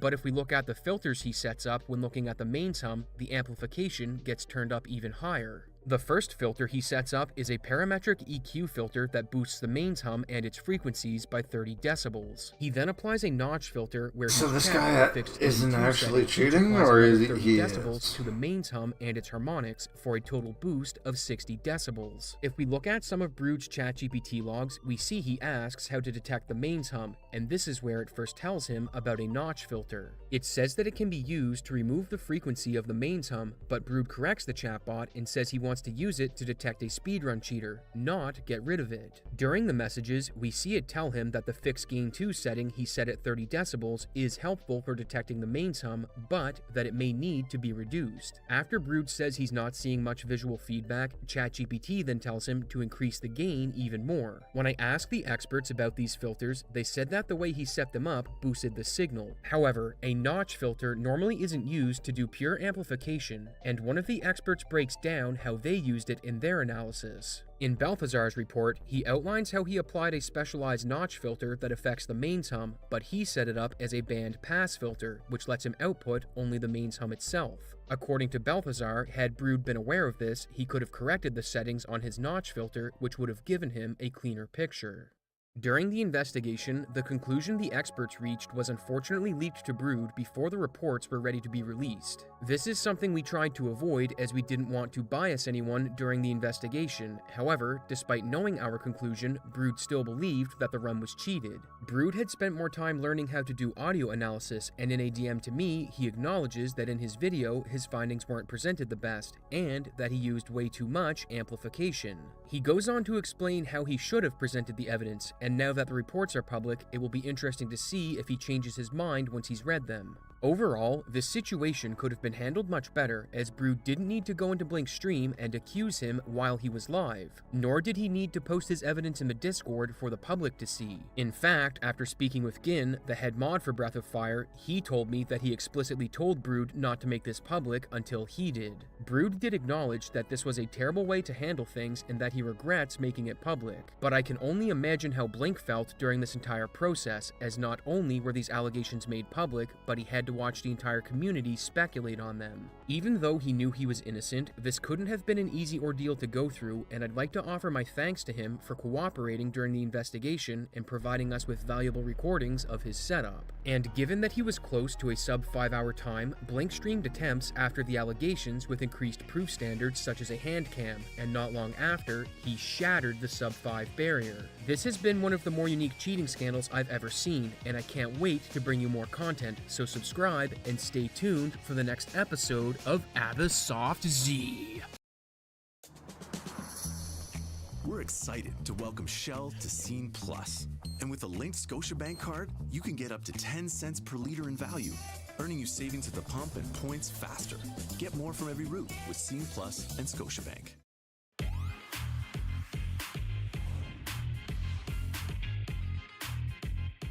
You've probably thought that the computer players don't play fair in Mario Kart, and you're 100% right. From ignoring out-of-bounds hazards, jumping over items, using special items, and even careening through walls, if there's a way to cheat, the CPUs will do it. Mario Kart 64 might be the most famous example, but its older brother, Super Mario Kart, is where the legacy of cheating began. And boy oh boy do the CPUs ever cheat, and to understand how, we need to start with the rival system. If you've ever wondered why certain racers always seem to perform better than others, it's because they're hard-coded to be rivals. In fact, each character has a pre-selected order for their rivals, so Mario's rivals look like this, while Koopa Troopa's look like this. But what does the rival order do? Each rival is assigned a number, 8, 6, 4, and 2, with the bottom 3 rivals being assigned 0. The higher a rival's number is, the faster they are, so 8 will be faster than 6, 6 faster than 4, and so on,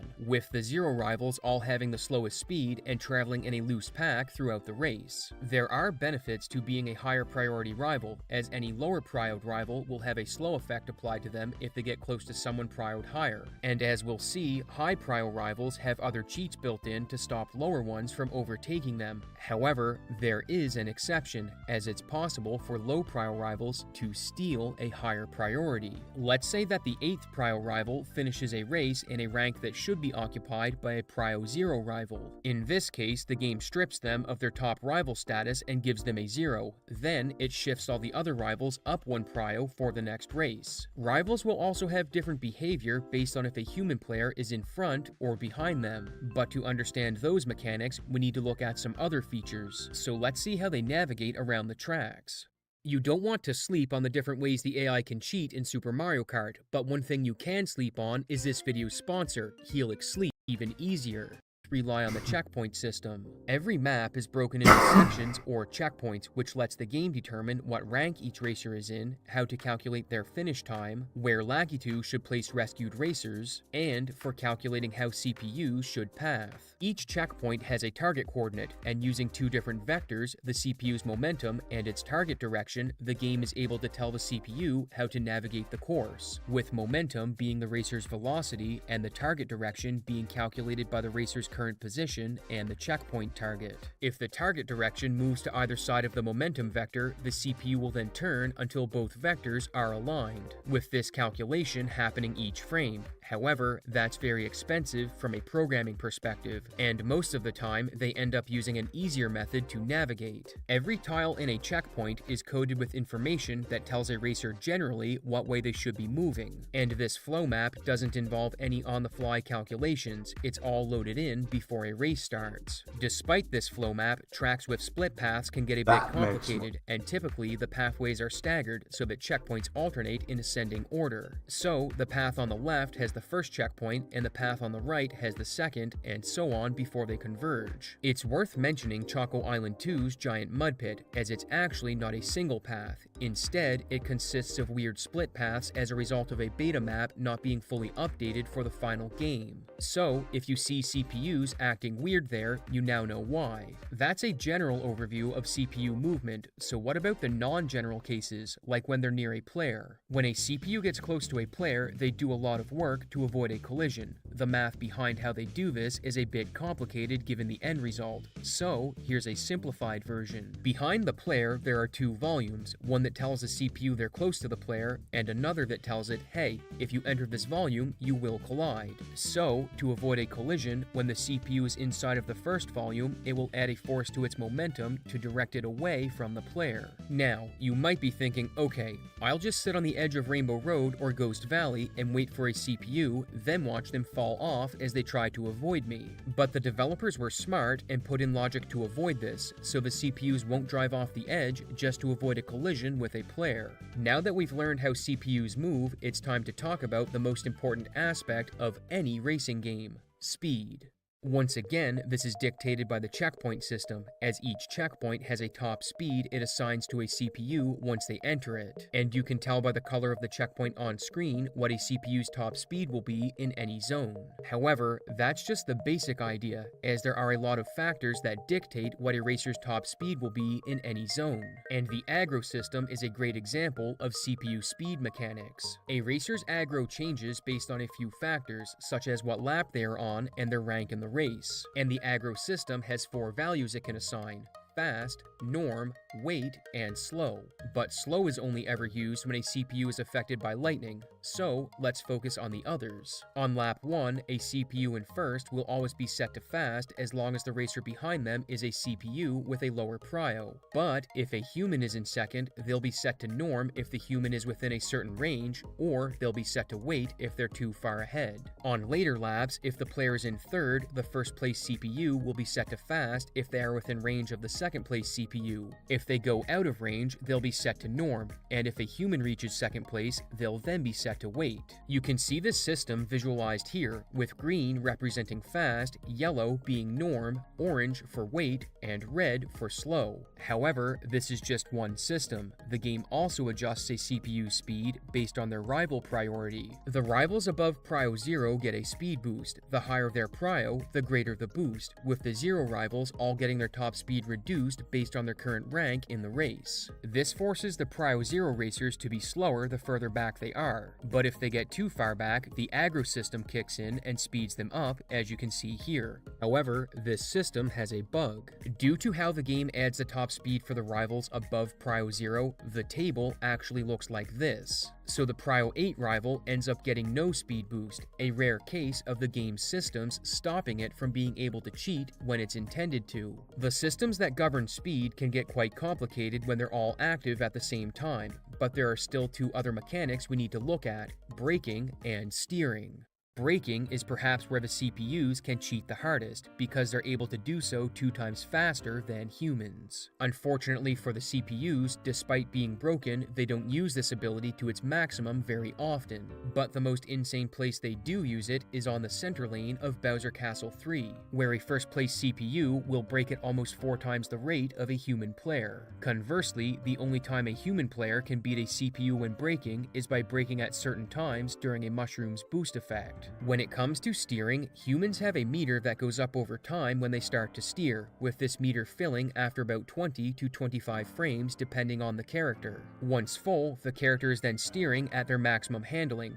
But there's a bug with the steering code when it comes to the CPUs. What CPUs are supposed to do when turning is ease out of their turns. So the game looks at their target location, calculates how much of an angle there is between the target direction and their momentum, then it applies steering values depending on how large the angle is until they're lined up with the target direction. The low end of these steering values are supposed to get applied at about 2.8 degrees. But the devs wrote code that just sets the CPU's angle to the target direction when the angle is so small. So, when the CPU should be using low steering values, the game will just snap them to their target direction. But what about the bug? The bug actually destroys the entire system designed to ease CPUs when turning, with the result being that they turn at their maximum steering value at all times. And oddly, despite this, due to the logic for low angle turns, the CPUs will actually turn faster at small angles than at large ones when their steering values are maxed out. But either way, they dominate humans when turning. If things weren't already stacked against the player, the aggro system also plays into steering. That's why this game's so fucking hard. When in fast or norm mode. However, due to the bug, humans won't outsteer a wait or slow flagged CPU until after the first 20 frames of steering, when your turn meter is fully charged.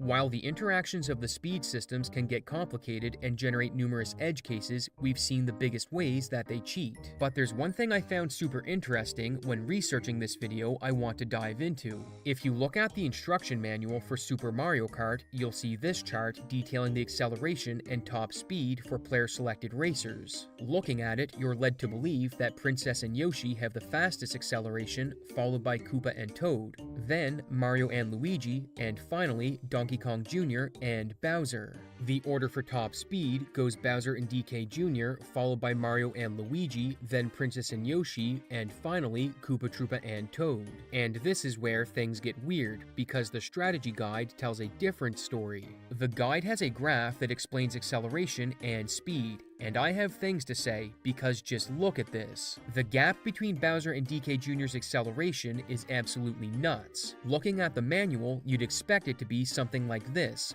not that they'd still be accelerating when the other racers are almost at top speed. When it comes to top speed, here's the rankings that the game manual gives, and here's the order that the strategy guide provides. Notice anything? Bowser and DK Jr. are at the top. But what's this? Koopa Troopa and Toad are next, then Princess and Yoshi, and Mario and Luigi are the slowest? How did they screw this up so bad? And better yet, which of these is even correct? According to Mr. L, the game manual uses the raw values from the game's code, and the strategy guide somehow uses the wrong information. So maybe Nintendo sent the wrong data to whoever made the guide, or they just created a graph and said close enough. But either way, it's hilarious that two sources give different information. And if you're wondering what a CPU's acceleration looks like, here's the graph. Gee, who would have thought that they cheat? Once a CPU is driving, there are plenty of things they can interact with, and this is where the cheating really starts to ramp up. Have you ever been driving on donut plains and one of those annoying moles jumped onto your cart? Well, guess what? CPUs are completely unaffected by them. You've probably also been crushed by a thwomp on Bowser's Castle, but if a CPU gets slammed by one, nothing will happen. They also ignore oil slicks on the GP tracks, whereas if you hit one, the game makes you spin out. With the same being true for piranha plants on Choco Island levels, CPUs straight up ignore them. If ignoring hazards wasn't bad enough, when it comes to positive interactions like speed boosts, they will take full advantage of them. But all is not lost, because terrain interactions are handled a bit differently. For humans, mud affects friction by reducing it, so your speed while touching a mud tile is lowered. But cheating CPUs aren't affected by mud tiles, and their friction remains constant. However, water is another thing entirely. If CPUs go into water, they will be slowed down, and if they fail to emerge within a set period of time, they will be picked up by Lakitu. So, we can add this interaction to the doesn't cheat column. Actually, not so fast, because there are multiple parts to a Lakitu rescue. First, Lakitu appears and descends to pick you up. Then, he moves you to the rescue spot for that checkpoint. Then, he sets you down and leaves, taking some coins as he slinks away. But this plays out a bit differently for CPUs. Initially, we thought that once they were flagged as needing a rescue, they were teleported to the rescue location, then lowered to the track. But this isn't actually the case. When using BooView, a program created by Mr. L, I noticed that the CPUs actually go through the entire sequence except for the initial pickup animation and Lakitu's exit animation where he takes some coins. So, while they still cheat a little bit, it's not as bad as was first thought. And despite not using coins, as driving over them does nothing for a CPU, they can use items, and how they use them is absolutely bonkers. The cheating starts immediately, as CPUs won't take items from the item boxes on the track. Instead, the rival system has logic, so the CPUs directly in front and directly behind the player will periodically attack. To initiate an attack, CPUs go into a cooldown state that lasts for 3 seconds, then enter a warm-up state that lasts for 1 second. During the warm-up state, the game looks at the CPU that wants to attack and makes sure its rank is consistent throughout the warm-up state. If this check is successful, the CPU then enters the attack state, where they do an RNG roll that decides if they will attack or go back to the warm-up state. If they do attack, this state exits and they go back to the cooldown state. The RNG roll they do in the attack state also has conditions for what the probability will be when attacking, as it's not the rank of the CPU that decides the probability, but the rank of the player they are targeting. Looking at this table, you'll see that each racer has different odds to attack, so if Yoshi targets a player in 5th, he has a 1 in 4 chance of being successful, whereas you're almost guaranteed to be attacked by DK Jr. regardless of what place you're in. Oddly, due to how this was coded, there isn't a 0% chance to get attacked. There's just a very low chance that every racer aside from DK Jr. will attack you while you're in 7th or 8th. And to date, none of these racers have been observed attacking a player in 7th or 8th on recorded video. This also means that when it comes to attacks, Bowser and DK Jr. are the worst rivals you can race against. But it's not just the 2 highest prio rivals that will attack you. If that were the case, you'd almost never get attacked while in a spot lower than 3rd. Instead, the game assigns the rivals in front or behind you as attackers. The CPU in front of you will only lay items on the track, unless it's Mario or Luigi, as they use stars. And leading CPUs will only start the use item sequence if they are within a small horizontal range of 16 pixels and are within 2 to 24 tiles away. This means there's a small cheat for humans, where you can drive to keep them out of this range so they'll never attack you. As for the CPU behind the player, they will only only ever throw items at you, and they'll only do so if you're in first. So, if you're in second or lower, you'll never have an item thrown your way, which leaves two things left to go over: the items themselves and the targeting system. Each racer has a single item that they'll use, all of which are able to be thrown or placed on the track, except for Mario and Luigi's Power Star. Most of these items cause you to spin out, but the Poison Shroom will shrink you, and if Mario or Luigi use a star while in front, they will actually slow down to try and force a collision. Which brings us to thrown items and the targeting system. The target points along the track aren't just used to help the CPU steer, they're also used as points for them to aim at when throwing an item. Once a CPU has decided to throw an object, it picks a target point that's 4 zones ahead of the player, then assigns an offset to that target before calculating the velocity needed to throw it. The offset has 4 different settings, so the item will always land in one of these positions relative to the target point, with the offset being decided by the current frame number when the item is thrown. However, it's not all squeaky clean. This system is actually broken on the split paths in Bowser Castle 3, with this drawing showing roughly how thrown items will violate the 4-zone rule. And that's all there is to know about how CPUs use items.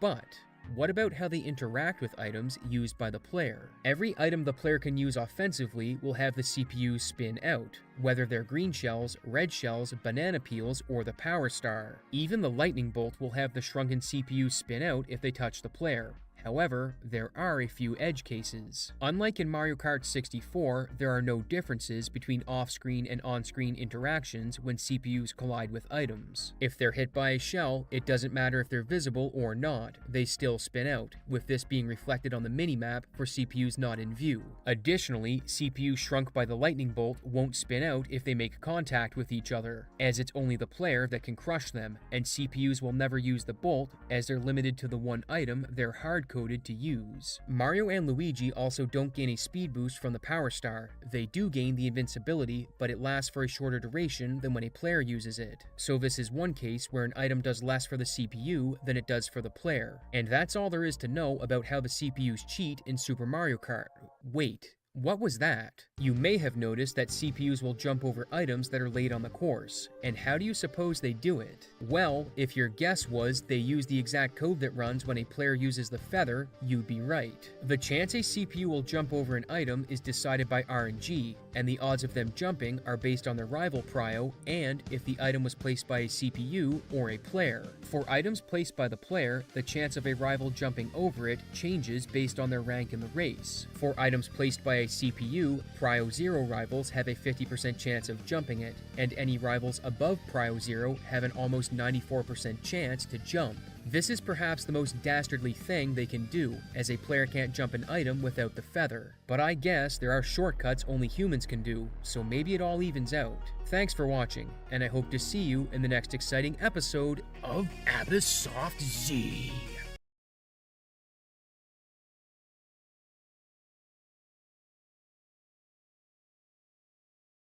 Right now at Ashley, in-store clearance items are up to 60% off. Only at Ashley. Want your cat to spend more time with you? All you need.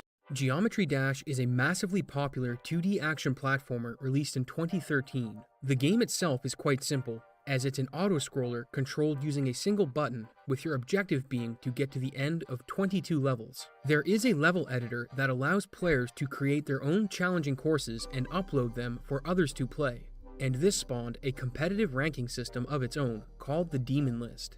However, despite being considered the best in the world, one player decided to fake almost all of his accomplishments. Today we'll figure out how he did it, how he got caught, and why he decided to fake the runs. I hope you enjoyed today's video. First, let's start by getting an understanding of the game. The goal of Geometry Dash is to get to the end of a level without dying. You only have one button that controls your character, with its basic functionality being to make you jump. And if you make contact with anything aside from flat ground, you'll get a game over and start back at the beginning. Difficulty gets added to the game from two things: timing and the main game mode changing. Timing is very easy to grasp. If we look at the first level, we see a bunch of jumps that you can't fail as long as you jump before you touch the wall or hazard. Imagine a safe zone before and after the spike, where if you jump while in the zone, you'll land fine and be able to continue. In the second level, this concept gets challenged as there's now a block after the spike, so the safe zone is greatly reduced, forcing you to take the jump early or you'll hit the block and start back at the beginning. We'll revisit this concept when we look at levels of the highest difficulty, because the second thing that adds complexity to the game is the game mode changing, as while it still remains a one-button game fundamentally, what the button does changes through the course of the game. Here are a few examples. In the first level, you're introduced to a portal that changes your character into a rocket ship, with the button functionality now having you gain altitude when pressed and lose altitude when you let go. If we look further ahead in the game, you eventually get an ability called the Wave that's similar to the rocket but works by changing your angle instead of gradually ascending or descending. The angle change is instant and allows for tighter navigation than the rocket does, which introduces another class of unique challenges. Those are some of the mechanics, but the base game only has a handful of levels. The big reason for Geometry Dash's popularity was the inclusion of a level editor that allowed users to make their own levels to challenge other players. To better appreciate high-level play, let's look at the level creation process and see how the basic mechanics translate to the highest difficulty. When you've created a level, it doesn't get uploaded to the servers immediately. First, to ensure that the level isn't impossible, it requires that it be beaten before it will get uploaded. In the old days, this required the creator to beat the level, and resulted in them letting top players log into their accounts to get a level verified. This method obviously had issues, and a more common process is to use special programs or hacks that bypass the game's verification check, and once a level has been verified, it can be rated, with the base game having a rating system that goes from 1 to 10 stars. But demon rated levels have a further breakdown. Demons are sorted into easy, medium, hard, insane, and extreme, with the top 150 extreme demons being added to a website called Pointer Crate that classifies them as main list for the top 75 and extended list for the next 75. These levels are ranked by votes from the top players, and to give you an idea of why they're so difficult, let's take a look at the current number 2 extreme demon, Avernus. You'll notice that the character and game mode change repeatedly, and with each swap, the mechanic you're actively manipulating changes as well. In the beginning, you're on the rocket, but when it flips upside down, so does the gravity affecting it, with a button press now moving it down, a common trick to throw off your muscle memory and visual expectations. This happens repeatedly, and not just with the rocket, but with the other mechanics as well. And you might think, hey, this doesn't look hard. But this is just the beginning. The game also limits your visibility and places portals that teleport you to different parts of the map, and we haven't even looked at the wave section yet. You may be wondering how this is possible, and the answer is with multiple frame-perfect inputs. Let's break it down. A frame-perfect input is exactly what it sounds like, an input that you need to complete on one specific frame. If you miss, that's it, the run's over. But that's only if you're running the game at 60 FPS. Geometry Dash V-syncs to your monitor, which means that the game synchronizes your monitor's refresh rate to help stabilize its performance.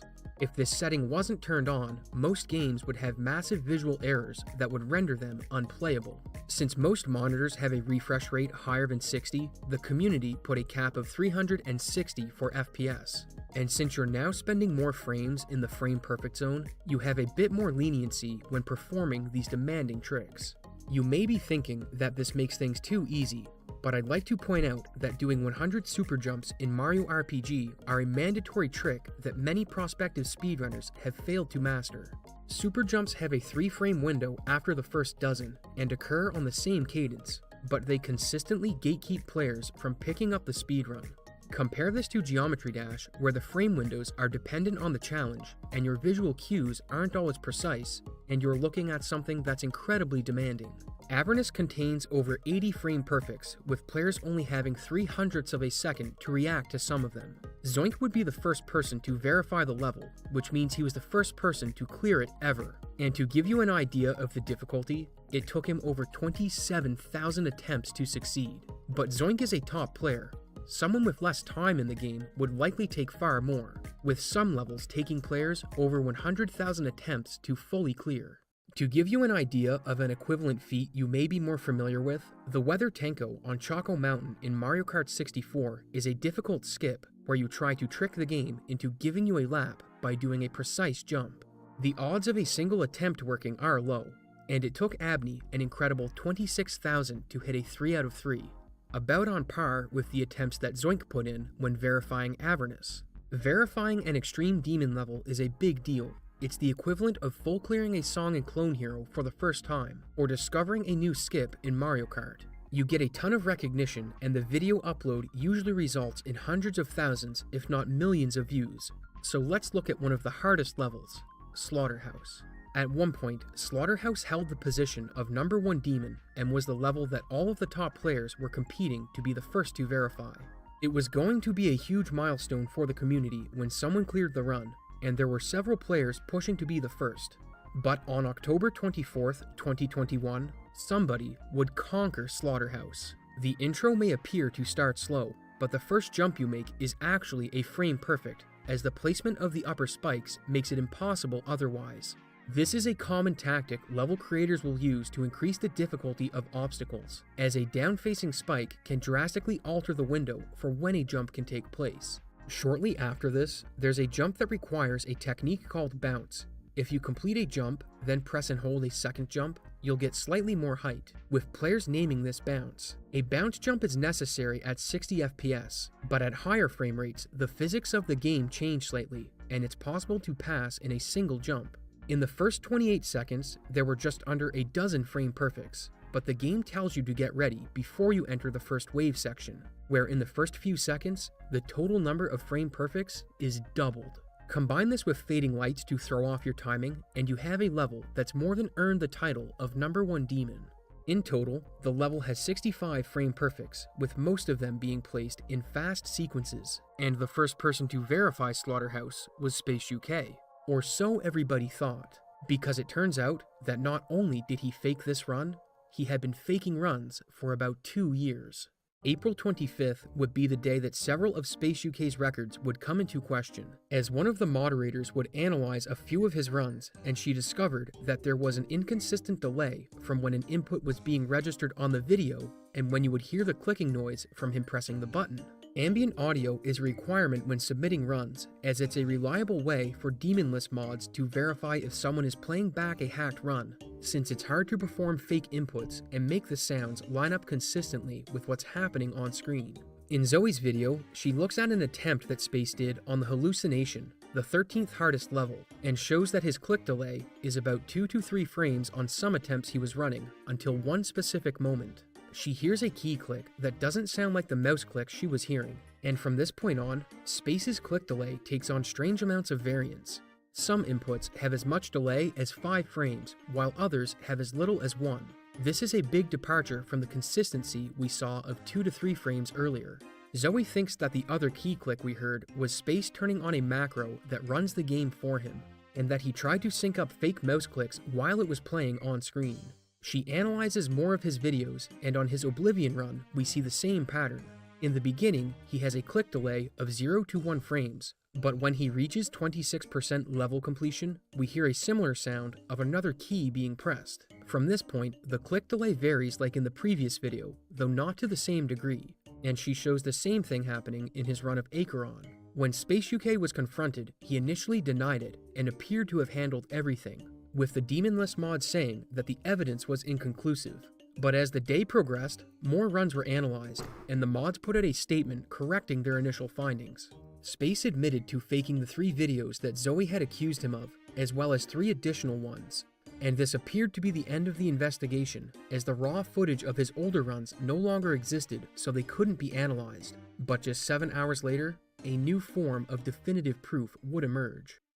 Zbot is an application that allows you to place checkpoints in a level to help practice difficult sections, but it also has the ability to create macros. By lowering the game speed, you can record your inputs on a difficult level. Then, when you complete it, you can reset your speed to 1, select the playback option, and when you go into the level, your macro is played back at regular speed. You might be wondering why this feature exists, and that's because, like a TAS, it's used to create showcases for levels, but it does come with a security feature. If you use a macro from Zbot to clear a level, there's one key but subtle distinction that will be present on the end screen. The text that says level complete will be 20% smaller, The developer included this so that fake runs couldn't be passed off as legit, and when the Demon List mod started applying this verification method to Space UK, almost every level he posted on the Demon List since 2021 had the smaller text. At this point, Space started nuking videos on his channel and his Twitter, and on the 26th of April, he would release a statement explaining why and how he did this. After he beat his first Extreme Demon, he tried to clear the Golden, and achieved a 96% completion before he full cleared it while accidentally having a cheat active that made him invincible when hitting hazards. He submitted the record anyway, and to his surprise, it was accepted, and on the next level he attempted, he got to a 97% clear before he died. He claims to have beaten it legitimately, but due to an OBS bug, there was no proof of it happening. But since he knew the cheated run of the Golden was accepted, he used Zbot to make a macro and submitted this run to the boards as well. A macro was the main method of faking runs that he used, which seems to line up with many of his videos having the end screen that using Zbot would produce. Eventually, he worked his way to being the #1 player on the rankings, along with the Slaughterhouse Verified and multiple first victors under his belt. These are a big deal, as they result in hundreds of thousands, and in some cases, millions of views, along with recognition from the greater community. At this point, I need to mention that Zoe wasn't the first person to put forward suspicion of Space UK's runs. In October of 2021, a user named Colo would upload 2 videos. The first, analyzing Space's 92% on Slaughterhouse, and a second, analyzing the audio from his verified Slaughterhouse. In the first video, he notices the same inconsistent click delay that Zoe picked up on, noting that in one section of the level, the click delay is 5 frames after the movement, while in other parts, the delay is only 1 to 2 frames. When the mini wave transitions into the big wave, the click comes 5 frames after. This is really bad, this is really suspicious.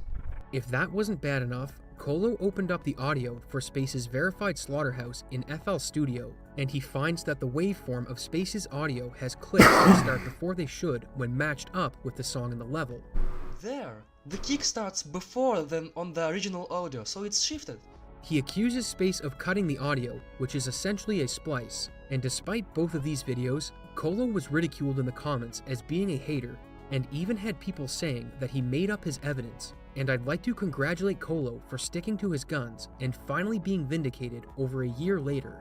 You might be wondering why Space got away with this for so long, or why nothing was done after Colo's videos, and there are a few reasons. First, he was good enough to get close to clearing these levels legitimately, as he did do attempts, so it was believable that he was capable of achieving a complete level. Second, this wasn't a case of a player that had no knowledge of the game cheating, but a player that knew the game and could play competently, which facilitated how he was able to cheat and not get caught. And third, the methods he used were so incredibly simple that nobody thought to check the records immediately. It wasn't until a mod scrutinized his runs that discrepancies started to be taken seriously. As to why Colo's videos never got any attention, there was another incident going on at the time that had the mods occupied. And given that Space was a trusted player, his videos on Slaughterhouse weren't given much attention and passed through to the leaderboards on Pointer Crate. If you're thinking the mod should have caught this earlier, I'd like to give a brief analysis of the first level he cheated, the Golden, where he played with the invincibility cheat. Give it a watch as it plays in the background, and if you found the cheated part, comment with his percentage completion below of where you think it occurs. And if you're unsure, let's break down one I was able to find with the help of a runner. Here's a still frame at 48.32% completion, and you can clearly see that the sprite is overlapping with a spike. But if you guessed this, you'd actually be wrong. The hitbox for spikes is rectangular, and the sprite's hitbox doesn't always cover its entire body, so in some cases, what you see can be deceiving. If we look at 65.61% complete, we see this picture. The sprite once again overlaps with a spike, but if we overlay the hitbox for the spike, and then overlay the hitbox for the sprite, we see a small but definitive overlap.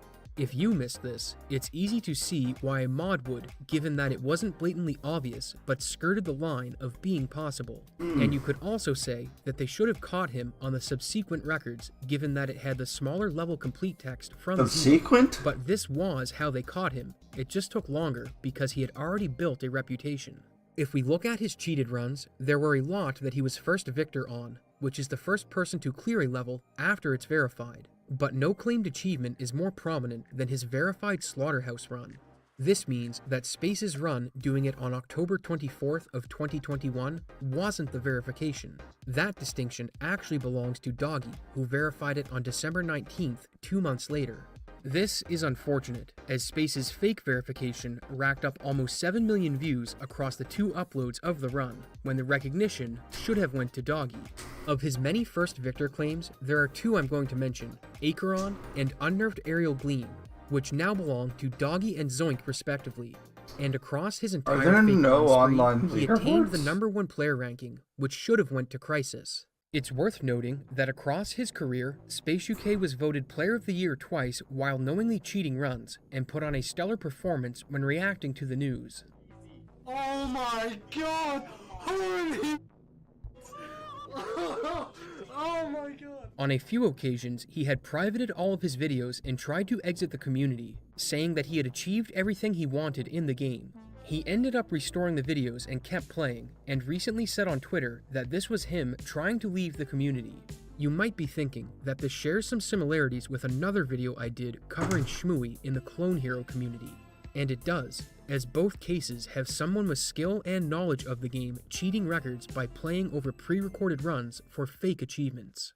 I feel genuinely bad for the players he robbed of legitimate accomplishment, and highly encourage you to check out Doggy, Zoink, Crisis, and the others listed below, as they're great players that deserve the attention. Thanks for watching, and I hope to see you in the next video.